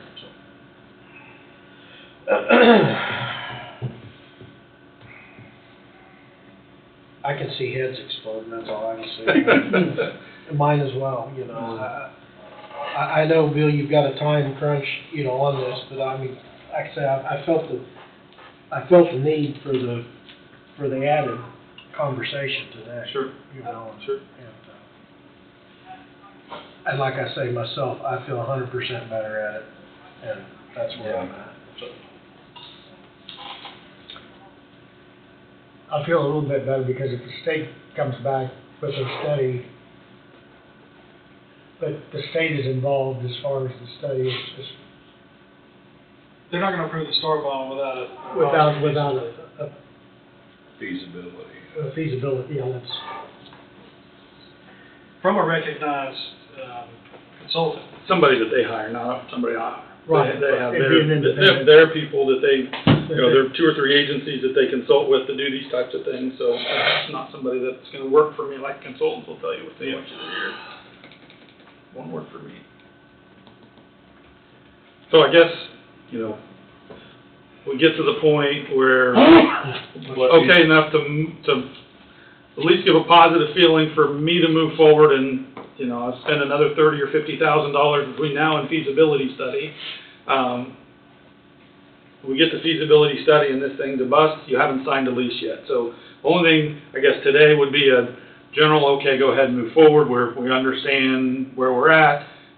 Within some relatively short time period, I think Joe has presented the term sheet. Is there anything different on the term sheet that, versus what we have talked about today? The term sheet isn't the lease. It's just on paper, putting, okay, what Bill said and what we looked at in these things it's on for the legal guys, and then feasibility study, and then sometime between now and the end of the year, based on feasibility study results, we'd be looking at a pre-construction lease before we really moved into anything further. And you were saying by the time the feasibility, I'm sorry. no, I was just gonna, I'd like to have a little more time to think. And I'm not talking weeks, I don't wanna make a decision on this. I just need some time to think. And I realize that we spoke and I've had some time to think that. Well, the numbers changed The here numbers today. changed. It's made me consider it way more. Feasibility study takes how long? I've been told 4 to 6 weeks, but one of the projects, one of the other rural STAR projects that they've been working on that's in front of Commerce is in my hometown of Fort Scott, and it took them 3 or 4 months. They were waiting to get the results of that thing back, so their 4 to 6 weeks became 12 weeks. So I'm trying to get to that. To me, that's the starting line. Once we get to Commerce, this feels is obviously a starting line, because I'm not starting unless I cross it, but. Did it show everything positive, or can you say how that report came out? I've actually been working with that developer because they want a local hotel operator. That makes a lot of sense to have somebody that can have their hands on it, be involved. And they said that he had to sign it. It's still the Department of Commerce is evaluating and looking at their deal. So they've signed an NDA. They can't publicize that visitation, that feasibility report yet. But he said it's very positive, whatever that means. I mean, We've been told that. Yeah. Trust me. That's last September. Yeah. But, and I put down on the bottom, it's really, you find a chamber director, paid staff that lives and breathes and eats, this type of thing. And you have that aggressive manager, there's corporate sponsorship, and naming rights of the facility, maybe SSM or EMP puts their name on the thing for a certain amount of money every year. There's You know, they could have corporate events, if they put a big tent up there during an event, a show, and there's all kinds of things. If you kind of mix the private with the public in partnership and give that ambitious manager, there's revenue streams, I think, that could be generated. Well, I'm not gonna say no at this point in time. No, me either. With what I found out today, what I heard today, you know, if everything is the way that it was explained, I guess I'd really like to see Dairy Queen part of that CID. That's my thoughts. Only thing. What does everybody think of that? What do you Only think? thing I'll kick back on that is taxing one fast food place differently than the next one, Sonic, just a block away. That would be the only thing that I would see kickback from Dairy Queen. What's wrong with Dollar General? Totally. They certainly could be. That was a savior for Lebo. I mean, Yeah. that and the Casey's moved Yeah. 4 blocks and changed tens of thousands of dollars. Would they have the same thing with Dollar Tree? With it? Dollar Tree's further south, but I'm just thinking in your block, within your block. I'm, just from their perspective, I see what you're if there's an saying, extra that is a cent good at Dollar idea. Tree or Dollar General that's not at Dollar Tree, True. is the only thing It's gonna hurt the other one.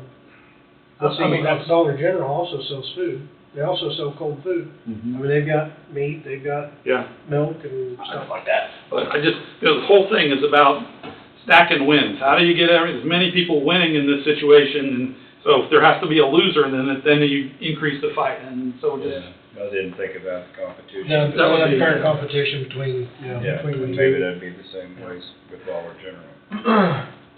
But on that side though, would people go to Dollar General because they're not added that 1% tax versus Baumgart? No, not Baumgart's. So the food tax off of the grocery store is gonna be null and void.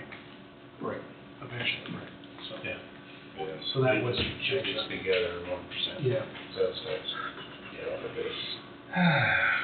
base. You guys all have my number. I mean, if you get to the point where you need to rehash and go back over something, happy to. I feel better. I feel better with you here today and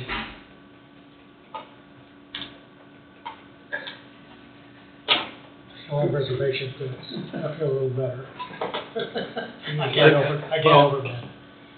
I lost a lot of sleep about, you know, I've gotten a long way into this project. I've done a lot of feasibility work. Understand, I'm from small town in Cloud County, Kansas, so I understand, you know, and recognize there's no Walmart here, you know, and so recognize the work ahead, but at the same time, there's not another hotel between Topeka and Independence on Highway 75, and there's, you know, 13,000 people in the circle that I drew where to me it would make sense for them to spend their money in Burlington instead of the Ottawas and Emporias, you know, I mean, there's a market circle there, and obviously without the CHIPS Act stuff up north, this wouldn't be a conversation, but there's a market where I can draw in some weekday stuff. I mean, it's gonna take work, you gotta, you know, and I run. My sleep-in has been a top 10 sleep-in out of 400 for 10 years straight, out of 400 sleep-ins in the system. My Holiday Inn Express is ranked 32nd out of 2,500 Holiday Inn Expresses on customer satisfaction, and my Quality Inn is 26 out of 1,600 for customer satisfaction. So if they come to my place, I'm gonna keep them. Do you have trouble staffing? Oh, yeah, always. I mean, you're no different than anything else. No, I work 3 shifts at the front desk at the Quality Inn last week, training a new person. I mean, That's just on it's hard. Yeah, it's a work. Cloud County, is that Concordia? I went to Clifton Clyde High School. Clifton Clyde. Yeah. I heard there's some bad blood on the court of the field or something. So we had them in a district game when I was in school. Did all of you meet Matt? I know he has been So I involved. think I know most of you. Yeah, I have not, I believe. Matt will come get to you. I've seen you. Yeah, we've met. I know you. We'll switch hands here. I've known Matt since We he just got met out at the Rotary event. 50 inches long. Well, Bill, I mean, I appreciate you coming back down and wasting more of your time to explain it to a bunch of hardheads like we are. But, poor listeners, So I guess. I think everybody here's, you know, lots of money Yeah. into the project up north. Well, And there's and much we've all just kind of come to the point, it's like, man, we gotta see some results, you know? There's so and- much going on. But yet we don't, you know, me personally anyhow, I don't wanna see us miss the boat on something too, you know? Somebody, I'm not sure, somebody said to me when they built Wolf Creek, Burlington didn't grow. Burlington didn't see housing, Burlington didn't see all, you know, the benefits from having that facility. And I think that's where we are. I mean, we need to, and housing is a thing, and developments like this are gonna give people to spend money and bring people to the community, so you know, you're never gonna become a 20 or 25,000, but, you know, could you probably wanna grow a little bit, grow the tax base and get to grow, and so this, I think is gonna be, you know, it's from my boat, when we built the Sleep Inn in Fort Scott, about 60% of the downtown buildings were vacant and dilapidating because they hadn't been cared for, because there wasn't foot traffic, when people coming to town. We put the hotel in the corner of downtown, and now I think there's 2 or 3, and there's been a significant amount of investment. So just, you know, it brings commerce, and I think this thing, we get into this partnership, I think we're stacking wins. I don't think it matters the size of the community so much, and go back to Wolf Creek, Coffee County didn't grow tenfold after that. They grew, but they didn't grow tenfold. Now I think the same thing's gonna happen to Chips, but with any community, you need to have something to make people want to be there. You want it to look like, oh, this is a good place to stop for the night, you know, that's what you need. Turn into, for a successful community, it don't have to be, grow your population 5 or 6 or 10,000, it just has to be a place where people wanna come and visit and hang out and be. And just one more advantage is Matt showing up. We're gonna provide a resource that's gonna benefit, you know, if we become a paid active chamber again, because we've got, you know, somebody at a higher level, paid executive director at that, and give them some purpose. And that makes sense. That right there makes a lot of sense. I agree. Well, and you know, you can base some of they can come in as a lower paid individual and base some of their commission off of what they bring into the facility. You know, it really doesn't have to be a big number. It might have to be to start up a little bit and then pull back. You know, once they start proving themselves and getting tax in there that generate bodies. So it'll be a learning curve for however it comes together. But I just, like any business, you'll figure out what works and what doesn't work pretty quick, and you know, focus your energies on the type of acts and entertainments and things that will be profitable. Anybody else got any more questions for Bill? Bill, Bobby, or? Certainly appreciate Bill and Matt coming in and giving us more facts to review. Well, thanks for not shutting down the meeting when I walked in. Well, I can have that effect on people. You know, I'm not gonna push it down Steve's throat, I'm not gonna push it down Don's throat, you know, if they're gonna, I think there's 3 of us here that's, at least 3 of us, maybe more, that is Well, very, very. Steve just takes more time to think. Steve's gonna take a little more time, that's fine. I'm a little slower. And that's what it's for, that's okay, that's what this meeting is for. Yeah. But. Well, if this project gets me to the starting line, it's the best hour I've wasted in a long time, I promise you that. I will say I do feel a little better today than I did the other day. I was dead set against it. I really felt uncomfortable with it. We didn't sit very long at Dairy Queen. No, we did not. We didn't. We didn't. But I just really felt uncomfortable with it. My comfort level has came up a little bit just based on the state being involved. I mean, the feasibility part of it. Those CID numbers are. The CID numbers, that changed a lot. Yeah. Absolutely. I'll give an answer next week. For what that's worth. It doesn't mean anything, I'll just make up my mind by next week. All right. Thank you, sir. Thank you. Appreciate your time. Yeah, you bet. Thank you, Matt. Thank you. Thanks, Matt. Take Take care. Have a good one. You too. Thank you, Bill. Thanks. Thanks, Bill. I got to tell Alicia something about Matt. Matt's one of the, people I've got to know, and, I'm trying to, I know some of you got frustrated about the chamber deal. There's a lot I just can't say about that. But without rocking the boat or changing anything up or taking radical action, my goal is to save it. And to bring people back in to keep the board members. And, he's one of them. He gave you the names of the other ones, but, he's becoming a quality person in my mind. Wouldn't you say that about him? Oh, yeah. Quality. I really think that's a good way for the chamber to go, is to have a rep from each town and That's right. and control it that way. I can't say whether it can not bash anything, but I think the chamber would be probably more successful if you had a full-time person at that to help I think, with events. yeah, I think the funding is what, I think the funding is where we're sticking with. And maybe not, but being able to hire somebody, It was only a part-time position before, where it was just yeah. and minimal pay, no benefits, so anymore, not too many people worth their grain of salt's gonna take a position like that. That's what they were faced with, was a sub-quality candidate who was just wanting the extra income. Who wasn't gonna work the hours or be a benefit to the county. And so that, instead of, them taking that path, I'm glad they waited and just had some patience and, let something happen, you know. And maybe this is it, maybe this is it for them, I don't know. Yeah, hopefully.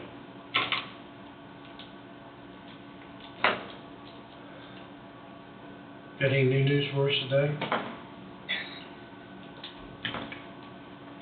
No, sir. There's a country song that says, "We sure could use a little good news today." Can't think of her name, female singer, it's an older song. I could say something bad about Michigan football, but I'll just save that. Save that for another day. I don't know what you can say bad about Michigan football. National champion. National champion, I mean. Took out Alabama. They got no coach. They got no coach. They've got a coach. He's actually from Derby. Really? Yep, Sharon Moore. He was back in Derby back in January. He graduated high school there. Then played for Oklahoma. Now he's the Michigan coach. Okay, never mind now. If you want to say something bad about that, I guess. Kansas, homegrown Kansas guy coaching. Michigan football. Hope he likes living in the big city. Ann Arbor's not the big city. I think we're at round table, are we? Done with our agenda. Yep. That was it. We're gonna start with Wade. Usually takes a long. Sound so excited. We'll go ahead and get my 15 minutes ready. No? No? So, pasture lease agreement, since we have that signed, now would be the time to move forward with that. I think everybody is aware from last year, and maybe even going back in time for those who don't remember, who are watching at home. This is tied to the Bailey property, the Vito site, and prior to the county purchasing that property, K&T Cattle had an agreement and had an agreement with the Baileys to hay and whatnot, that property. So last year when this came up, the board agreed without Jesse having anything to do with it, because he abstained, to move forward and continue on with what had occurred previously. And the idea at that time was, with the CHIPS project underway and not knowing what would happen, and language was even written into the agreement that should ground turn, then K&T Cattle, Jeff Knight had agreed he'd stop doing what he was doing. There'd be a prorated rate, and it wasn't gonna stop progress on that land. In a similar vein, that's what this year's agreement contemplates. It actually takes some of the land out, and Wade worked with Jeff Knight in coming up with the terms that and you, I don't want to speak for you, but it's fair to both sides considering what. That's my opinion, yeah. So do you want to maybe talk about what some of those specific terms are and what is fair? Well, I think that, you know, the lease was made out for 140 acres last year, and Jeff kept track of the acres on their swath. There was considerably more than that, so he paid us way above what he was required to pay us on the lease, and said, you know, here's how many extra acres that I mowed here. And so we left the acreage the same this year, and that is basically for what's in the west quarter and a triangle-shaped piece in the east quarter. But last year, he had farm ground also, so he had fertilizer expenses. He also fertilized the tame grasses, the balance of the tame grasses in that, what I'll call the east quarter. And so he's not going to fertilize anything there this year, but if it's not disturbed by construction when the time gets there, then that would add to the acres and would pay more. But so basically, we got the same agreement as far as acres on the grassland that we had last year, required payment, but we'd see how we turn out on acres. And then the cost per acre is the same as what it was? Yes, that's correct. Which is $30 per acre. Right. And if I recall, I don't remember the exact figure, what was turned into the county based on the last agreement somewhere. Well, it's considerably more than that, considerably more acres, and that was, I mean, my guess, my first thought was that maybe we'd try to get an increase on the per acre price, but he voluntarily paid us way more than what our contract required, so I didn't feel like asking for more was very good negotiations, I guess, on my part, when he already paid us way above that. And last year it brought in, if I remember right, around $8,500. The total thing did, right. I believe, yes. So this is the 2024 version of the agreement, and has the vice chairman as the signature for the county. It has basically the payment after harvest being due and owing no later than October 31st.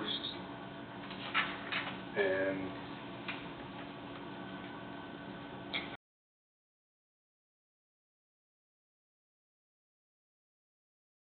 questions, anything anybody has?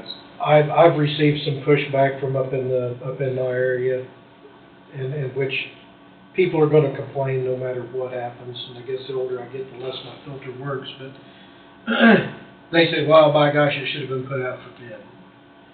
I don't think we bid anything about north side of the airport, do we? It's been an ongoing contract to the person that's been leasing it for cattle for 18 years, right? So, I mean, I think it's just who it is and what it is.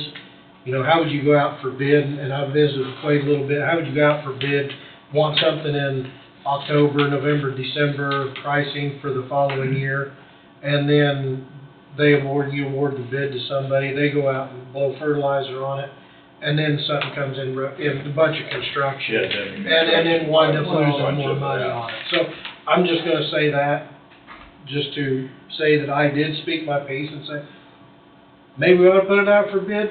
I don't know how we're gonna do it, but I'm just throwing it out there, because I got ridiculed for not putting it out for bid. If construction did start, and say that, I'll just call it the east quarter, was pretty well committed, then maybe at some time we could bid the west quarter or something. I mean, I think, and at least some of the airport ground's been bid, you know, in the past, but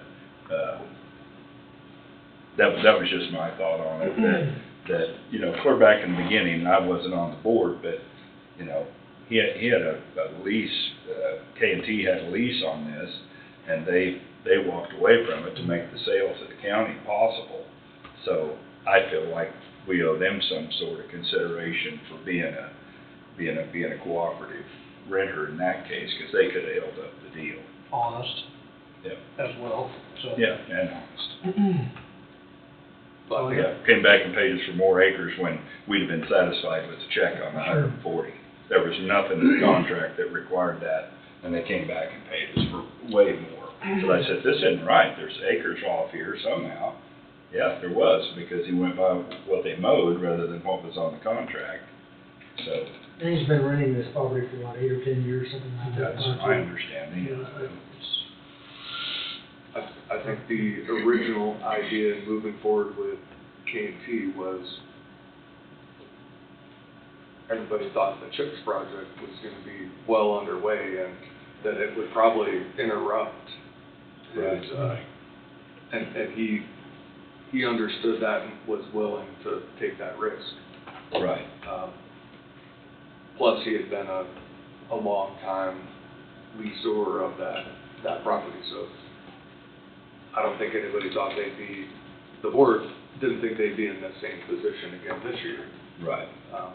That maybe what you're saying is a good point, Jesse, that if this same situation rolls around next year, that it gets bidded out. Although the hope and anticipation is there will be an award and ground will be turning in that area. Right. So.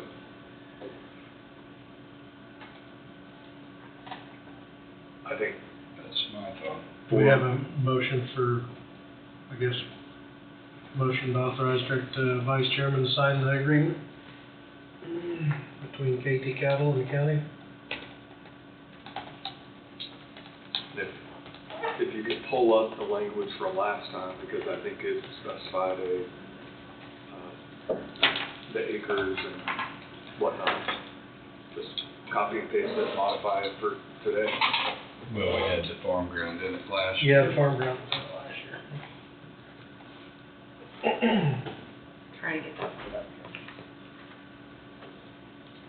I think last year's was in April, if I remember right.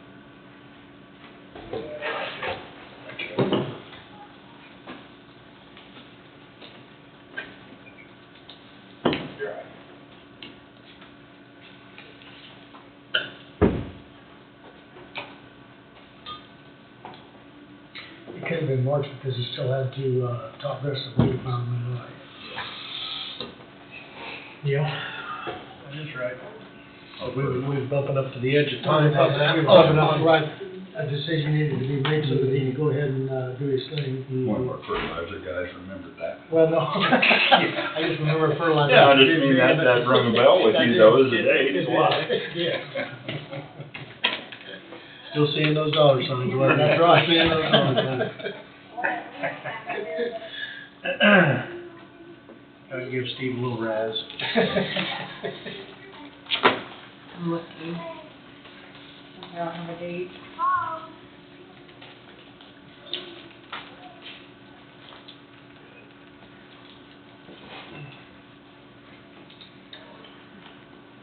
While that's being looked at, I can cover a couple other things. Okay. I attended the Burlington City Council meeting last week just as an observer. During the meeting, the City Council made a motion to allow the county to buy the mortgage that's due and owing on the Maribel's property without interest or penalties. So that is obviously one of the things that was mentioned, and that's sort of been an outstanding issue. So that agreement will be drawn up, presented, but that will also allow the county to move forward with the other side of things, and hopefully that'll be moving very very quickly now. The agreement between the county and the city won't be able to be signed and get finalized until they have their next city council meeting, but they made that. They went into executive session, came out, and made that vote. That's basically what it came down to. So, I know that's something that was mentioned last week or the week before, but just so you have an update there.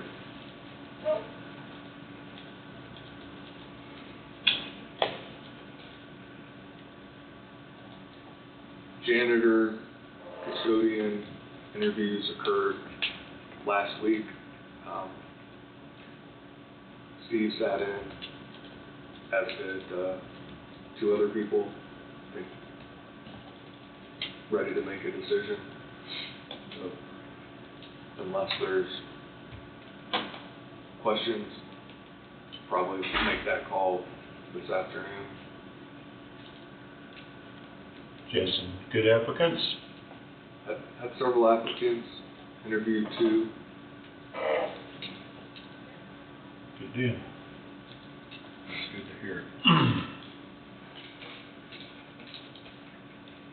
think, I don't want to speak for you, Steve, but I think the interviews went well. They did go well. We had, the interview was with two good applicants. I didn't ask any questions per se. I just sat there as an observer, and I believe that they made the right choice on who they picked. Good. I think everyone will be pleased. Good.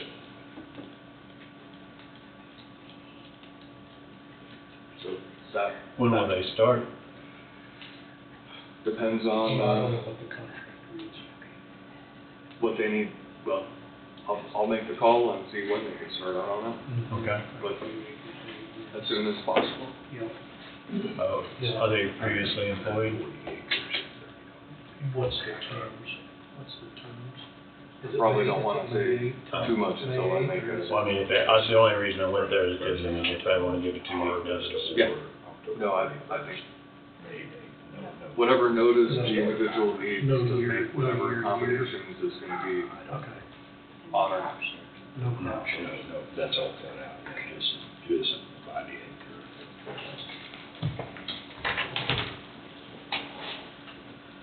Sorry. You're good. I was just asking if the applicant they picked for the job had previous employment, because start date would be 2 to 4 weeks. Oh, yeah. Whenever he gives them the notification, because I'm assuming they want to turn in their resignation or whatever, so.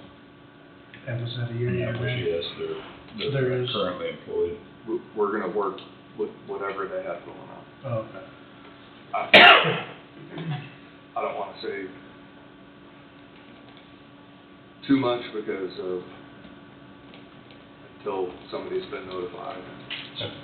No, I didn't want to name and where they worked. I just general conversation, I guess. Yep. Wade, the motion is on Just be 140 acres. just 140 acres. What do I have? Oh, total, okay, so you got that. Yeah, take that whole part out, yeah. Am I correct? I'm sure that's what it said. I'll just put Yes. 140 acres. Per acre. What's the, do you want it before October 15th And again? then it says October 31st in what we have. Is that everything? Yeah. I wanted to extend appreciation to Commissioner Thompson. Oh, that's nothing. Working those terms and conditions in an area where he's more of a subject matter expert than I am. There's lots of other people that contribute their skills in every area around here. That's one little thing that I can help too, and I'm happy. Should we read it, Mr. Tom? Move to authorize and direct the vice chairman to sign the pasture lease agreement effective March 25th, 2024 between Coffee County leaseor and Jeff Knight, DBA K&T Cattle leasee, a total of 140 acres located at 1234 Old Highway 50, Lebo, Kansas, in the amount of $30 per acre for 140 acres to be paid, payable to the leaseor on or before October 31st, 2024. So move. Second. Thompson's moved, McCreary seconded. All in favor? Aye. Aye. Abstain. Motion passes 4-0 with one abstain.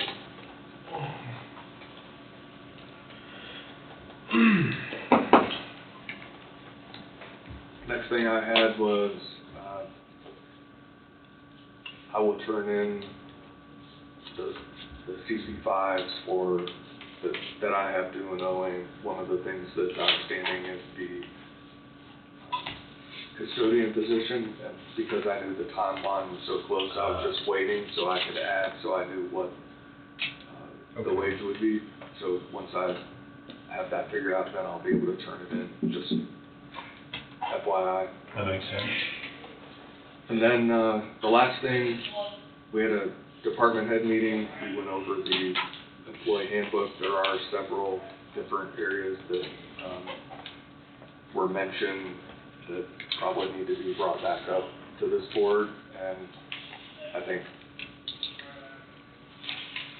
I would suggest, if at all possible, to maybe have a work session just to do it. I tried to do it last time, and if you remember, it lasted a lot longer than what it was on the agenda, so it probably needs to be its own individual work session.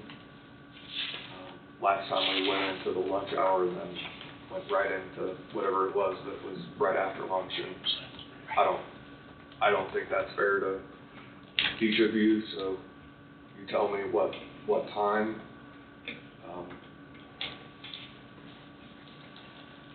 You're having work sessions for CP5s starting on the 1st, so. You talking work session with other individuals or just work session with you and the board? My anticipation would be, once it gets put on the agenda with the board, department heads will show up. I was gonna say, because we can continue on today. I mean, don't you? Is that? Yes. I think there's a lot of, they went through and all the comments that were discussed here that were added at the last meeting. Several department heads indicated that when it gets brought back up again before the board, they'd want to be here to provide input and feedback, so. It's been this long. Well, I didn't know if it had to be on the agenda to discuss it or not, so.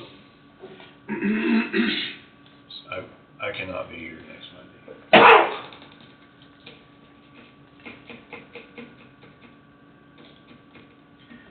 Next Monday will pretty well be taken up though in the afternoon with, Valuations, yeah.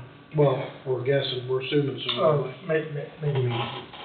I know we was gonna have Ryan and Amber, I think, wouldn't we, Monday? Yeah. For sure. And then waiting on the sheriff's office. Yeah. So, I mean, we really won't know what we'll have until the email gets sent out. The email's out, I don't know if it's been. Oh, it's out? I sent out a calendar event to get times for an appointment. Oh, okay. Instead of sending out an email. Oh, okay. Because I figured that way everybody They can can set their time. pick time they want. So I'm waiting to see if anyone picks the time yet. Okay. We've already heard from Ryan and Amber. Do we need to discuss with the other department heads? We haven't talked to them, we don't know what their thoughts are. Maybe we ought to have the thoughts of every one of them before Well, that's what we've got a calendar of events coming out on Monday, the 1st and the 8th, that they can pick a time in the afternoon to come in and go over the CP5 with their department. So your larger departments will take 15 minutes. Yeah, give us our thoughts on what they think there. Yeah. To me, we need to have possible, maybe once. Yes. Yep. So Wade was, Before I forget, this is resolution 2024-931 for the minimum maintenance roads that was voted on and passed earlier. I signed off on it, everybody signed but myself, but Angie and Dawn voted on it, so something needs to be here indicating Dawn voted on it with Dawn's permission. I could sign it, but it wouldn't look very good. Well, it doesn't, I mean, as long as it's your signature. You can put an X on it, really, Yep. couldn't you? Or you I can, mean, really. or someone can sign for you, whatever you want. Whatever. Do you want to try to sign it? Since you voted on it, a blank means that. I did. might have to hold the paper for him, Steve. I'll hold it. Stand it up and try. Try to get. You can sign left-handed too. It doesn't have to look like a signature. Yep, no, don't sign it, then let's have somebody sign for you. I just want it to be. Go ahead, Steve. I sign it Donald S. the way I sign it. Donald S. Donald S.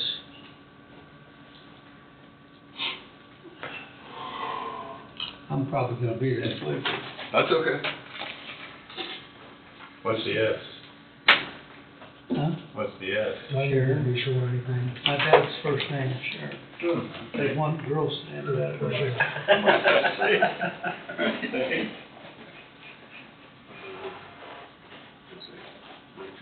I had another name. This That is- wasn't the word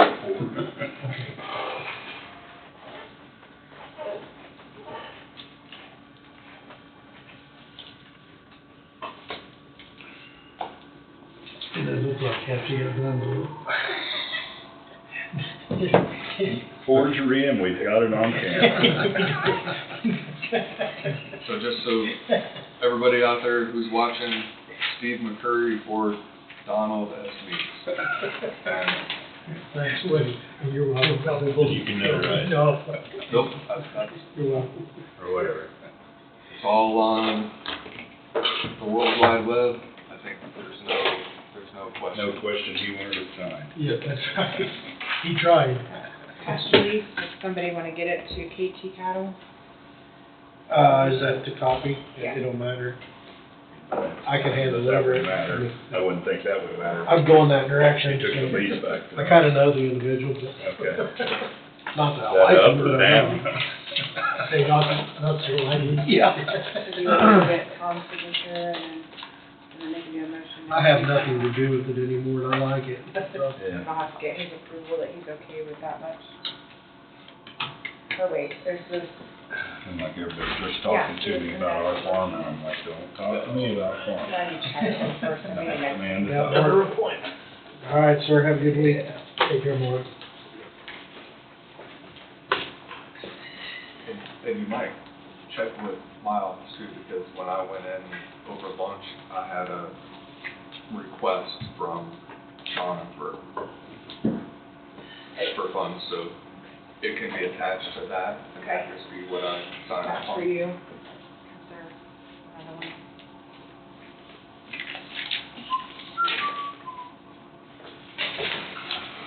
Is that the end of your round table? Yes. Steve? Nothing else. I'm all right. Dawn, need some pain pills? I've got some here, but they're not strong enough.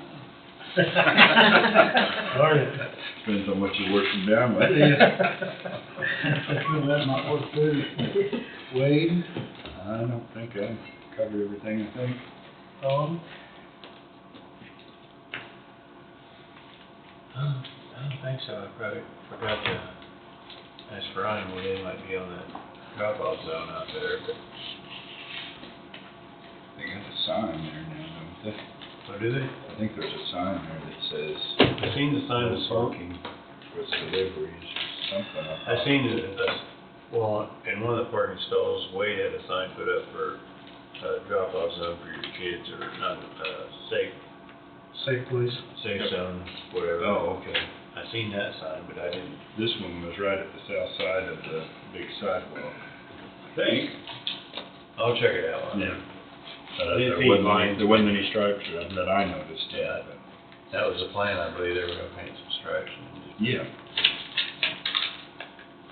drop zone or something. Yeah.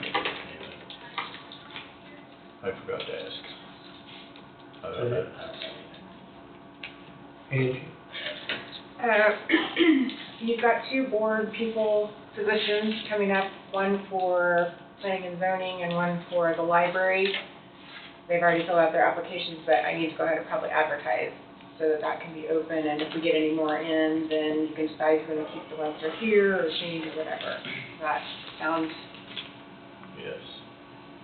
kind of good. Are they existing board members? I mean, are they all? Yeah. with you? They're both existing. Oh, okay. And they're re-upping? They're wanting to, yeah. Okay. But I'll get the ad ready and get it in the paper, because library board expires April 30th, and the zoning one, Is there ones that are open? yeah, they will be. I mean, they're, okay, when you say they're open, you mean? They're open, but they're willing to continue Yes, on. yes. Now, we didn't do anything like, Well, so we need to advertise to see if somebody else wants to be on it. Then we Reappoint choose. them or appoint someone else. Okay. Then we Am I correct? I just want to do it the same way we did the fire board. And The fire board had some, and the hospital board had Correct. quite a few open, right? Right. Yeah, this isn't open, but it's still. Well, and I think we did, but we just made one ad and told which Yeah. positions instead of making 3 different ads. And 2 or 3 names on it. Yeah. I'll give one vote. And then, Wade signed the letter for the after prom, and I gotta get Tom, and then we'll do a motion next Monday for this one, for Burlington, and I think there's another one that might be coming for SBC, so. The auditors will be here next week to begin our audit of 2023, so that'll be here looking.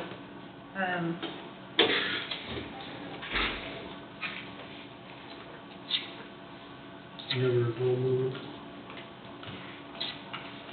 I guess I could mention a little bit about, in addition to what Wade brought up, at the department head meeting, Time Clock Plus was discussed again, and I have been working every day with different people, trying to get things working. We have a lot of the 8 to 5 people, it's working pretty well, although I'm seeing a lot of stuff this time that I don't know if people aren't using it, or I don't know what's happening now, because we're working timesheets, and you have to do both. You have to run paper with the time clock system, and there's several things that are in question now, so I don't know what's going on. I just saw that today. It's been very frustrating for me, to be honest, because, you know, we tested it for a while, and because it wasn't working like everyone wanted, then people quit using it, and you have to build it. It starts out a blank slate, and so you have to build it based on your county. I've said before, we're paid monthly. We have set ours up different than Lyon County, and a lot of people are really hung up on wanting to be like Lyon County. But because we went county-wide time clock system, we had to set it up differently to track sick, vacation, comp time, and all that. So ours is much more detailed and in-depth than Lyon County is. You know, if people are to change things up, and there was question on why I have to be the only, or my office has to be the only contact person. Well, we handle payroll for one, but for two, just like one of the other companies we looked at, they wanted a single source contact because you have 100 people calling you, and we are through CIC. We could go through Time Clock Plus, but that creates another host of issues because all of our job codes that are set up in Time Clock Plus match what's in CIC. So when we do an export from Time Clock Plus and put it into CIC, those job codes match and it dumps in properly. That's how one thing is different than Lyon County. If everybody has the access to just go add job codes, and I'm going to use an example. If somebody said, I want to add job code 48 for, trying to think of what a job code could be for. Digging a ditch. Okay, digging a certain ditch. They put 48 in, I have no idea. What they don't know is 48 in my system is for Chapter 13 bankruptcy that's going to go on someone's check. So that's not going to match up. And there's going to be issues with job codes. There's a lot more to it, and I wish people would come and sit down so I could show them what's happening with what we're doing versus what they're seeing, but it's not, I don't know. And I know it is somewhat difficult for Road and Bridge because some of the guys that are out there, you know, they're just not as technology oriented, and it's not a bad thing. It's just, you know, they're older, they're not too far away from probably retirement, and so it is a little bit difficult for them. And Ryan and Adam had expressed that it may not be right for them because instead of those guys going out and doing stuff in their time, Adam's having to do it for them. So I understand they have frustration too. Right. There's a lot of time involved, I think, for both the sheriff's department and Road and Bridge, that if you're 8 to 5, I think it's a fairly simple fix. Am I right? I mean, that's, it's for those entities that are more complicated, for better lack of words. But I feel like we're so close to getting even those two working correctly. You know, I figured about 3 months is what I had originally figured it would take. If I may, I think Lyon County, I think Law and Road and Bridge are Time Clock Plus solely. And the rest of the county is paper. Is that right? Right. So that's what makes it work. So their entities are able to have their IT person or whatever, they're able to call and make that. Whereas this county is Time Clock Plus totally. And it's, they've got a representative that the heads would like to speak to see if they could match Time Clock Plus with CIC. Correct me if I'm wrong. I mean, help me out here. They want to. They want to talk to this Tom Drew, because he's a salesman for Time Clock Plus. I've actually talked to him myself. The issue that they're going to have, even talking to him, because they're wanting to not deal with CIC. But I still have to, with the whole county being, I have to have that access. You've got to have that access to the... Because I have issues with the job codes and all that. Or we could just empty it all out and start over and try to make it just like what... But I don't see that working. But going back to that, the suggestion was made to give it another month or two, talk to this Tom guy to see if the two entities could mesh, Time Clock Plus and CIC. And I think that's where, isn't that the way you feel that we are right now? I mean, another month or two? I think in another month, if people will work with me to get where they want to be, I think we could be. Look, I'm not sitting here telling you that I understand this crap, because I don't. I just know that there's some issues. The 8 to 5 people are great, or pretty good. It's the entities with different hours within. That's where the problem is. And quite honestly, I'm not sure that it's going. I'm probably speaking out of turn. I'm not sure that it's going to work, but I think another month or two will determine if it's going to work or not. And then at that time, I think we're going to have to take a look at something else. I mean, and that's got to come from Angie, but that's the way I perceive it. It is. Well, I know with my schedule, I have 4 elections this year, and with this one we just had, I knew I needed to get started right away on this, and I have literally been working on it every single day, somehow. Yeah. And So we've got one election out of the way, now I'm turning around to do another one, and I still can do this with these two small elections. What I don't want to happen is get into August and November, when those are big elections, and have this being an issue. Yeah. So I want to get it done as quickly as I can, from my perspective. Sure.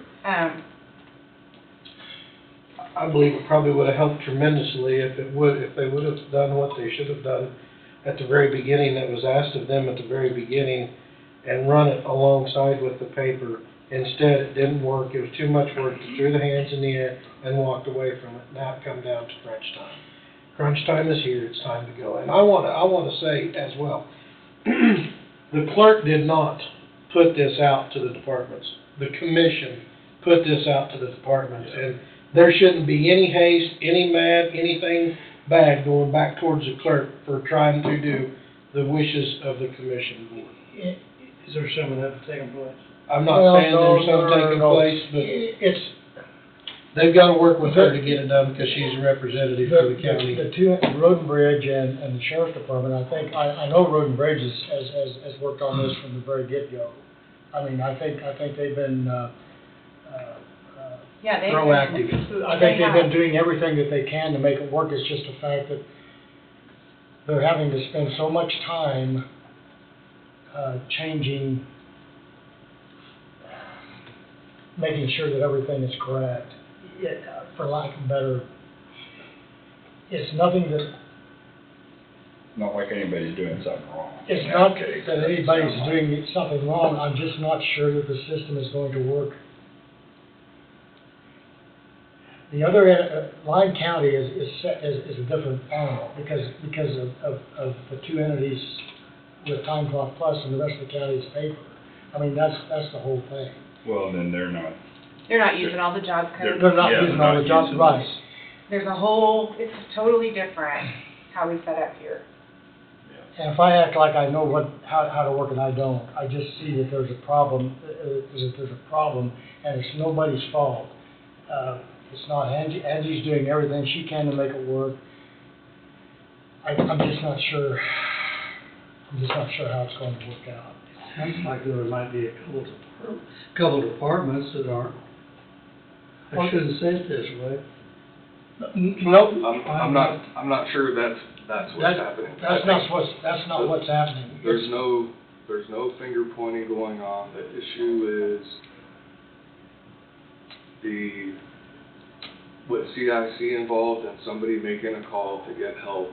Unfortunately, that puts Angie in the middle of it, and then some of the departments who need the help on the Time Clocks Plus side have to wait, and their response time is not timely. That's probably a fair way to say it. And having that direct point of contact with Time Clocks Plus creates a void in the system, and that's one of the issues. And then one of the other issues, which this Time Clocks Plus was brought on board to make things more efficient, and with Road and Bridge, for example, and Adam mentioned during the meeting, he spends 20 extra hours above and beyond what he normally is having to deal with Time Clocks Plus issues, which is a problem for, he's taking it home with him and he shouldn't have to. And that's similar to other departments. So I don't think, from what I heard, and I sat through that same meeting, that you have departments that aren't doing what they should be doing. It's the extra that they're having to deal with, and it's creating a bandwidth issue. That's right, and it's just it's frustration within the departments that they're not able to make it work like without putting a lot of extra hours in. And but in addition to that, just kind of what you're talking about, I don't know if I'm a terrible communicator or what, but I know everybody wants to call Time Clock Plus directly. I understand that. And the way ours is set up, they're going to have to include me because of those job code issues and any changes that could be made. Because if they make certain changes, like say Wade says, I don't like the way this comp time job code's working. Anita, can you go and call and have them change this comp time? Well, what he doesn't realize is he just changed it for the entire county. and then I'm unaware because a change was made. And so when we go to process payroll, everybody's comp time's messed up because we are set up differently than Lyon County. That's right. And so, I mean, I appreciate the fact that they don't feel like I should have to be the only one doing that part of it, and I appreciate that. I really do. I would really appreciate it if they would just go off on their own time clock plus so they can call and do all the things they want to. But because you guys voted to have us all, we have done it differently than what Lyon County is. And that's what I'm saying. I guess I'm just not a very good communicator because the way we're set up is not the same as Lyon County. So everybody calling out to Time Clock Plus is going to be everybody making changes to the system that we have already built. Yeah. And it's going to create issues. Well, do I hear that, I mean, what's different about it, or one of the things that's different about the Lyon counties is this is tied to your CIC, to your payroll deal. By the job code. Directly. Lyon County's, what theirs is not tied directly by the job codes. They just dump time into like regular pay. I mean, they don't keep track of their sick, they don't keep track of their vacation, they don't do any of that. Where we're like using the whole system fully, they're not using it that way. I see. Yeah. And that's why I wish somebody would come in there and sit, because if I'm a terrible communicator, maybe somebody else could communicate it better. I don't think Because so. I can show, I could show CIC system, I could pull it up there on the screen and show you. And I could show you the time clock system so you could see. And then if we could see Lyon counties, I could show you the difference there too. Right. But if we were dealing directly with Time Clock Plus, they're still going to have me involved in that conversation in order for our job codes to match and any changes that they might try to make, how that will affect everybody. But I think that's why it's so important that if they have a discussion with Tom, that you've got to be involved in that, just so that everything is everybody's on the same page. Either it will work or it won't work. I mean, that you've got to be involved in the conversation with whatever. I'm just trying to prevent all the work we've done building the foundation, because everybody has sick, everybody has vacation, everybody has comp. All the basic stuff is working. So then we could specialize it afterwards somehow to help them do what they're wanting to do. But I feel like I'm spinning wheels because it's like no matter what I do, it's kind of not going the way everybody wants it to go. And Why do they have the idea they're gonna call Lyon County? No. You gotta call the person from the Time Clock Plus, who is the salesperson for Lyon County, but we're buying it through a second hand. We bought it through our payroll. I kind of figured it might be the issue. Well, some of us went over and looked at the Lyon County, how it works, and they want it to run just like theirs. Well, you better go fill out an application for Lyon County, because Coffee County's is not gonna work like Lyon County's, because of the CIC. But the bottom line is, and I'm not sure, I'm not sure it's ever gonna be fixed. Another month should tell, should it not? I really think we could get it working more, but that's still not going to change. Probably like Adam dealing with time issues that maybe the employees aren't able to fix or not, like I said, not maybe as technological as Adam is. And so he might have to go in and change a time for somebody or change an overtime to comp time or vice versa. And doing those things that That's all on training of the employees that are underneath you, in your department. That's when the department head meetings come, you take your information you take from your department head meeting, you take it back to your department and you train the individuals that are in your department.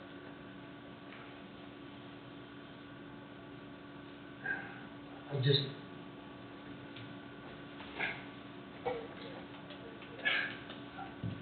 there's some issues with that. I mean, just because of the nature of the beast, I'm just not sure that this program is going to be workable for everybody. Is that any kind of a possibility that, just using as an example, if if Road and Bridge couldn't get that ironed out, could they turn in paper cards Oh, yeah, I mean, we could go back to paper, to exclude just a couple departments if we had to? yeah, and in all honesty, the main thing we had to do was go real time. That did not mean we had to Right. be on, timekeeping. Yeah, electronic System, yeah. timekeeping. And you're on real time We are now. on real time, and we will stay now, once we got Right. there. So we that's- solved the main issue. Mhm. that That we're was trying- the big issue. That was the push behind this whole deal to begin with, right? Okay. So, you know, it's not like something that can't be fixed if we have to. Right. If we have to make a change for a couple departments or something, because it's just not a good fit, that might be a possibility. That's just me thinking out loud. I'm not No, versed on it. And I would be fine with whatever you want to do. Yeah. And that's right, that's right. The mindset from the meeting the other day was give it another 30 days at least, just, if there's gonna be conversation with somebody, you've gotta give it some time, you can't just make the switch right now. So give it some time, give it another 30 days or 60 days or whatever, and if at that time it's still not working, then Figure something else. figure something else Yeah, out. then- And I think Angie's on, I think Angie's on board with that. It's just the fact that she needs another 30 days. And I think, my feeling from the department head meeting, that was going to work all right, another 30 days or 60 Yeah. days. I don't wanna give them false hope that it's gonna go away. No, Because then they're just gonna throw their hands up. and No, and I don't think that's gonna No, happen. we want to Ken. use it if we I don't think possibly that's can. gonna happen. We just needed some time, if there was going to be conversation between the two entities. Everything needed to proceed as such, but we couldn't make the switch right now without screwing the whole thing up. Right. Is it only a handful of employees? No, it's departments, departments. it's not employees, it's the departments themselves. Right, it's just Their situation. it's a complex, right, it's their situations. I'm not sure how well I conveyed everything, but that was my perception of it. I don't have anything else. My clock's still working. Hasn't knocked me out yet. As my granddaughter would tell me, zip it, granddad, so I zip it. I do have one more thing, I guess, Angie, on the planning board, there's 3 up. Okay, I haven't, And then on the library board, there's 1. okay. So, I don't know if we fix need to that. advertise that way, Yes, we will. We'll put 3 open positions for planning and 1 for library. and they're all at large positions, so. So some of those we might hear from some more members yet who plan to stay on, or are they? Well, are they'd probably be, I mean, they No. surely know their time, or their term would be up at the end of April, but maybe there's 3 coming up in April, and then 1 here, and then I highlighted the rest of them that's gonna come up this Can you year. send a notice to the paper only, I'm going to. or to the Well, usually the board or the director will call and ask what they need to do, and I tell them they need to fill out another application, but then we publish too, and then, Nice to have them re-up if they wanna re-up. I mean, Well, yeah. true, but if somebody else wants to be on it too, Right. they need to have. and be up to us to select. Yeah.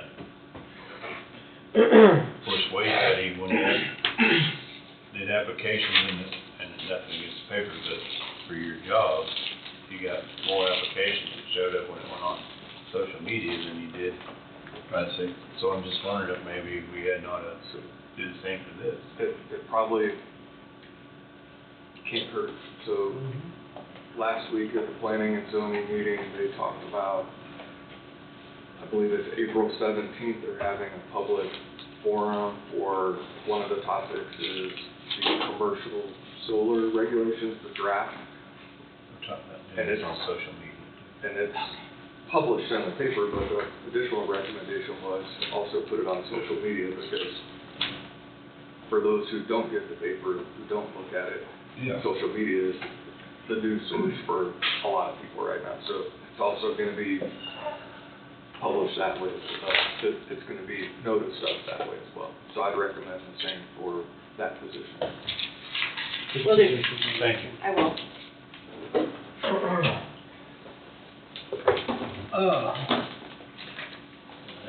That it? That all you have?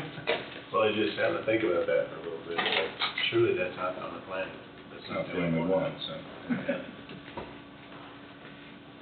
I visited with Pool Spa in Emporia about getting on the list to open it up. They'll come open it up, test the water, chemical it for now, once they get the water level back up. I asked them about a maintenance program, and they charge $75 a month plus chemical to come over and treat the pool, do what, clean the pool, check everything. I don't know if that's, would we spend $1,800 in chemical? I mean, was it, I thought it was 87, no, I think it was like $1,800 in chemical. And realistically, if you're not testing it every day, you don't know what so you're throwing money in it. I don't know if it would be best to go that route, $75 a month plus chemical, to have that come over. That's better than you doing it. Well, I'm not a chemist. And I understand you're doing it right, but. That keeps me out of the pool. That way people don't think that I'm just in there lounging in the swimming pool. Well, I thought you lived there. Well, we're living there, that's what I heard.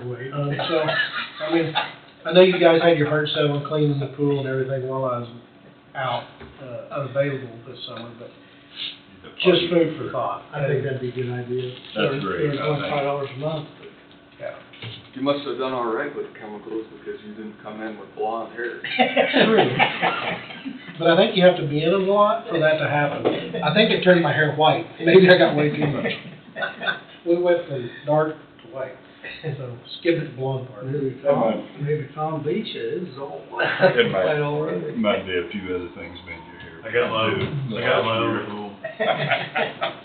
So, like I say, I mean, the chemical that we use, we order it, we send it in, Angie gets it, I come down, pick it up, drive it back up there, drop it, carry it downstairs, drop it off, and then treat it without testing it, which, like I say, I'm not a Yeah, chemist. it's probably overtreated. Probably. That's why I say that $75 plus chemicals probably. Yeah, probably pay for a piece of it. Well, I don't know, we need a motion to, No, I'm sure they'll have a contract, I'm sure they'll have a contract. So I will get started on it. Who's that with?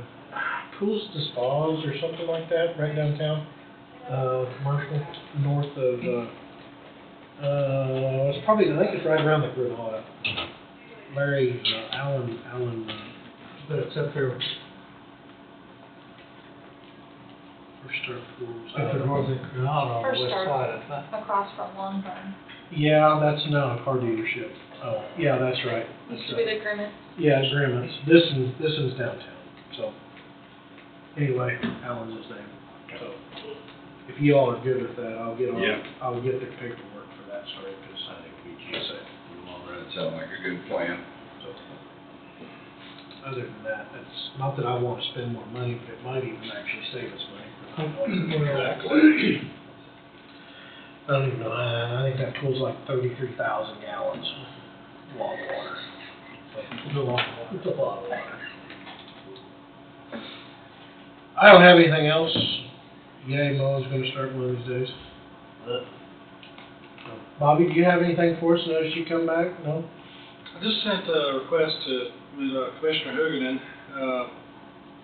Tomorrow is the day that the chip plant investors are going to meet with the governor. And I am also going to start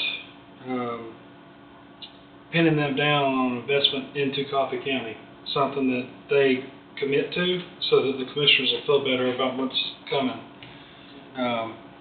Obviously, they're just like you are. They don't want to commit to anything they don't have to, but I'm going to start pushing them. So that's a priority for me tomorrow. We'll meet with not just the governor, lieutenant governor, but the staff at Commerce, a couple of the representatives and senators, the Senate leadership, and start getting familiar with that. I know short notice, but I did.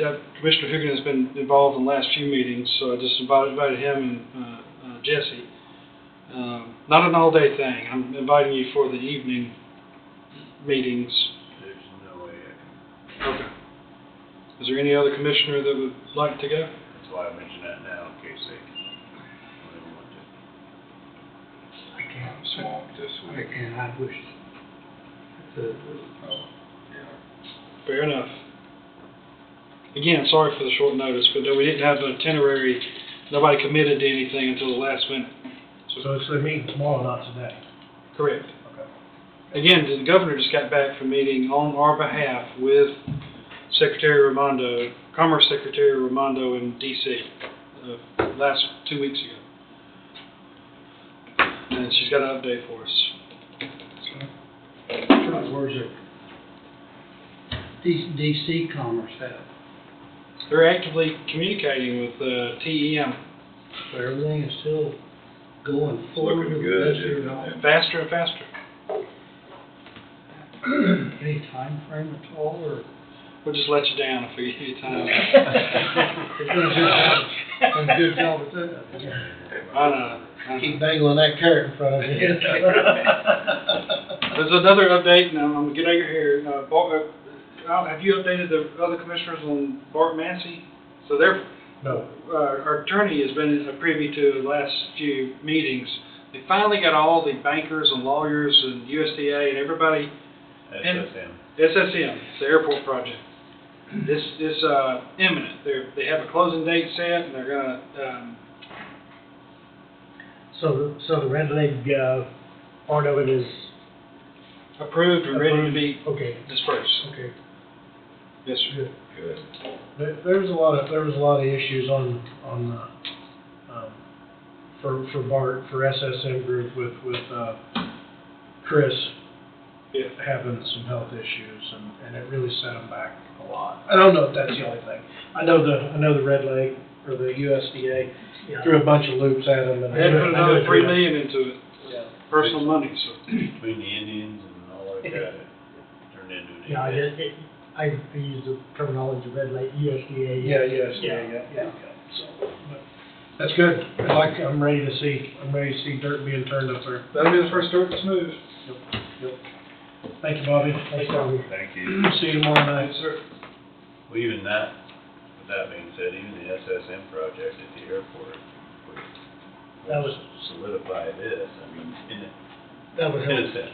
Yeah, progress. You know, Yeah. because they're talking their employee, what is it, 20 to 30 per unit, and I know there's another entity wanting to locate up there, so. Well, and then also they're gonna have their 2 lines up at Lebo as well, Exactly. along with the SSM plant at the airport. So, Plus we got airport, I mean, so yeah, there's a lot happening. Yeah. Making headway. I'm a lot more comfortable with Bill's proposal today than I was. Well, the dollars that they're gonna have off that CID is what really, I'm obviously, we're all concerned about it, but I'm a lot more favorable about it when we see that that's the majority of the funding. And I feel a little more comfortable than I did the other thing. Well, Bobby's news, like I say, the SSM's And that helps. going very. Yeah. Yeah. You got AMP going in at Vito yet, so, or Lebo, excuse me. Yeah. So, There was no question, it definitely looks a little better. Yep. Well, I don't have anything else. Anybody else have anything?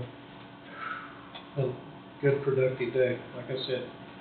We'll walk out and our heads will down low. Sorry, book. Download. All right, if nobody else has anything else, we will adjourn at 3:15. We're adjourned now. No, we are recessing. We We're recessed till recessed Thursday. till Thursday. Right. Yeah, 20th. 3:28. 9 a.m. Okay. We about messed that one up. We good? 3:15. Got 3:15. Good catch. Bye-bye, YouTube.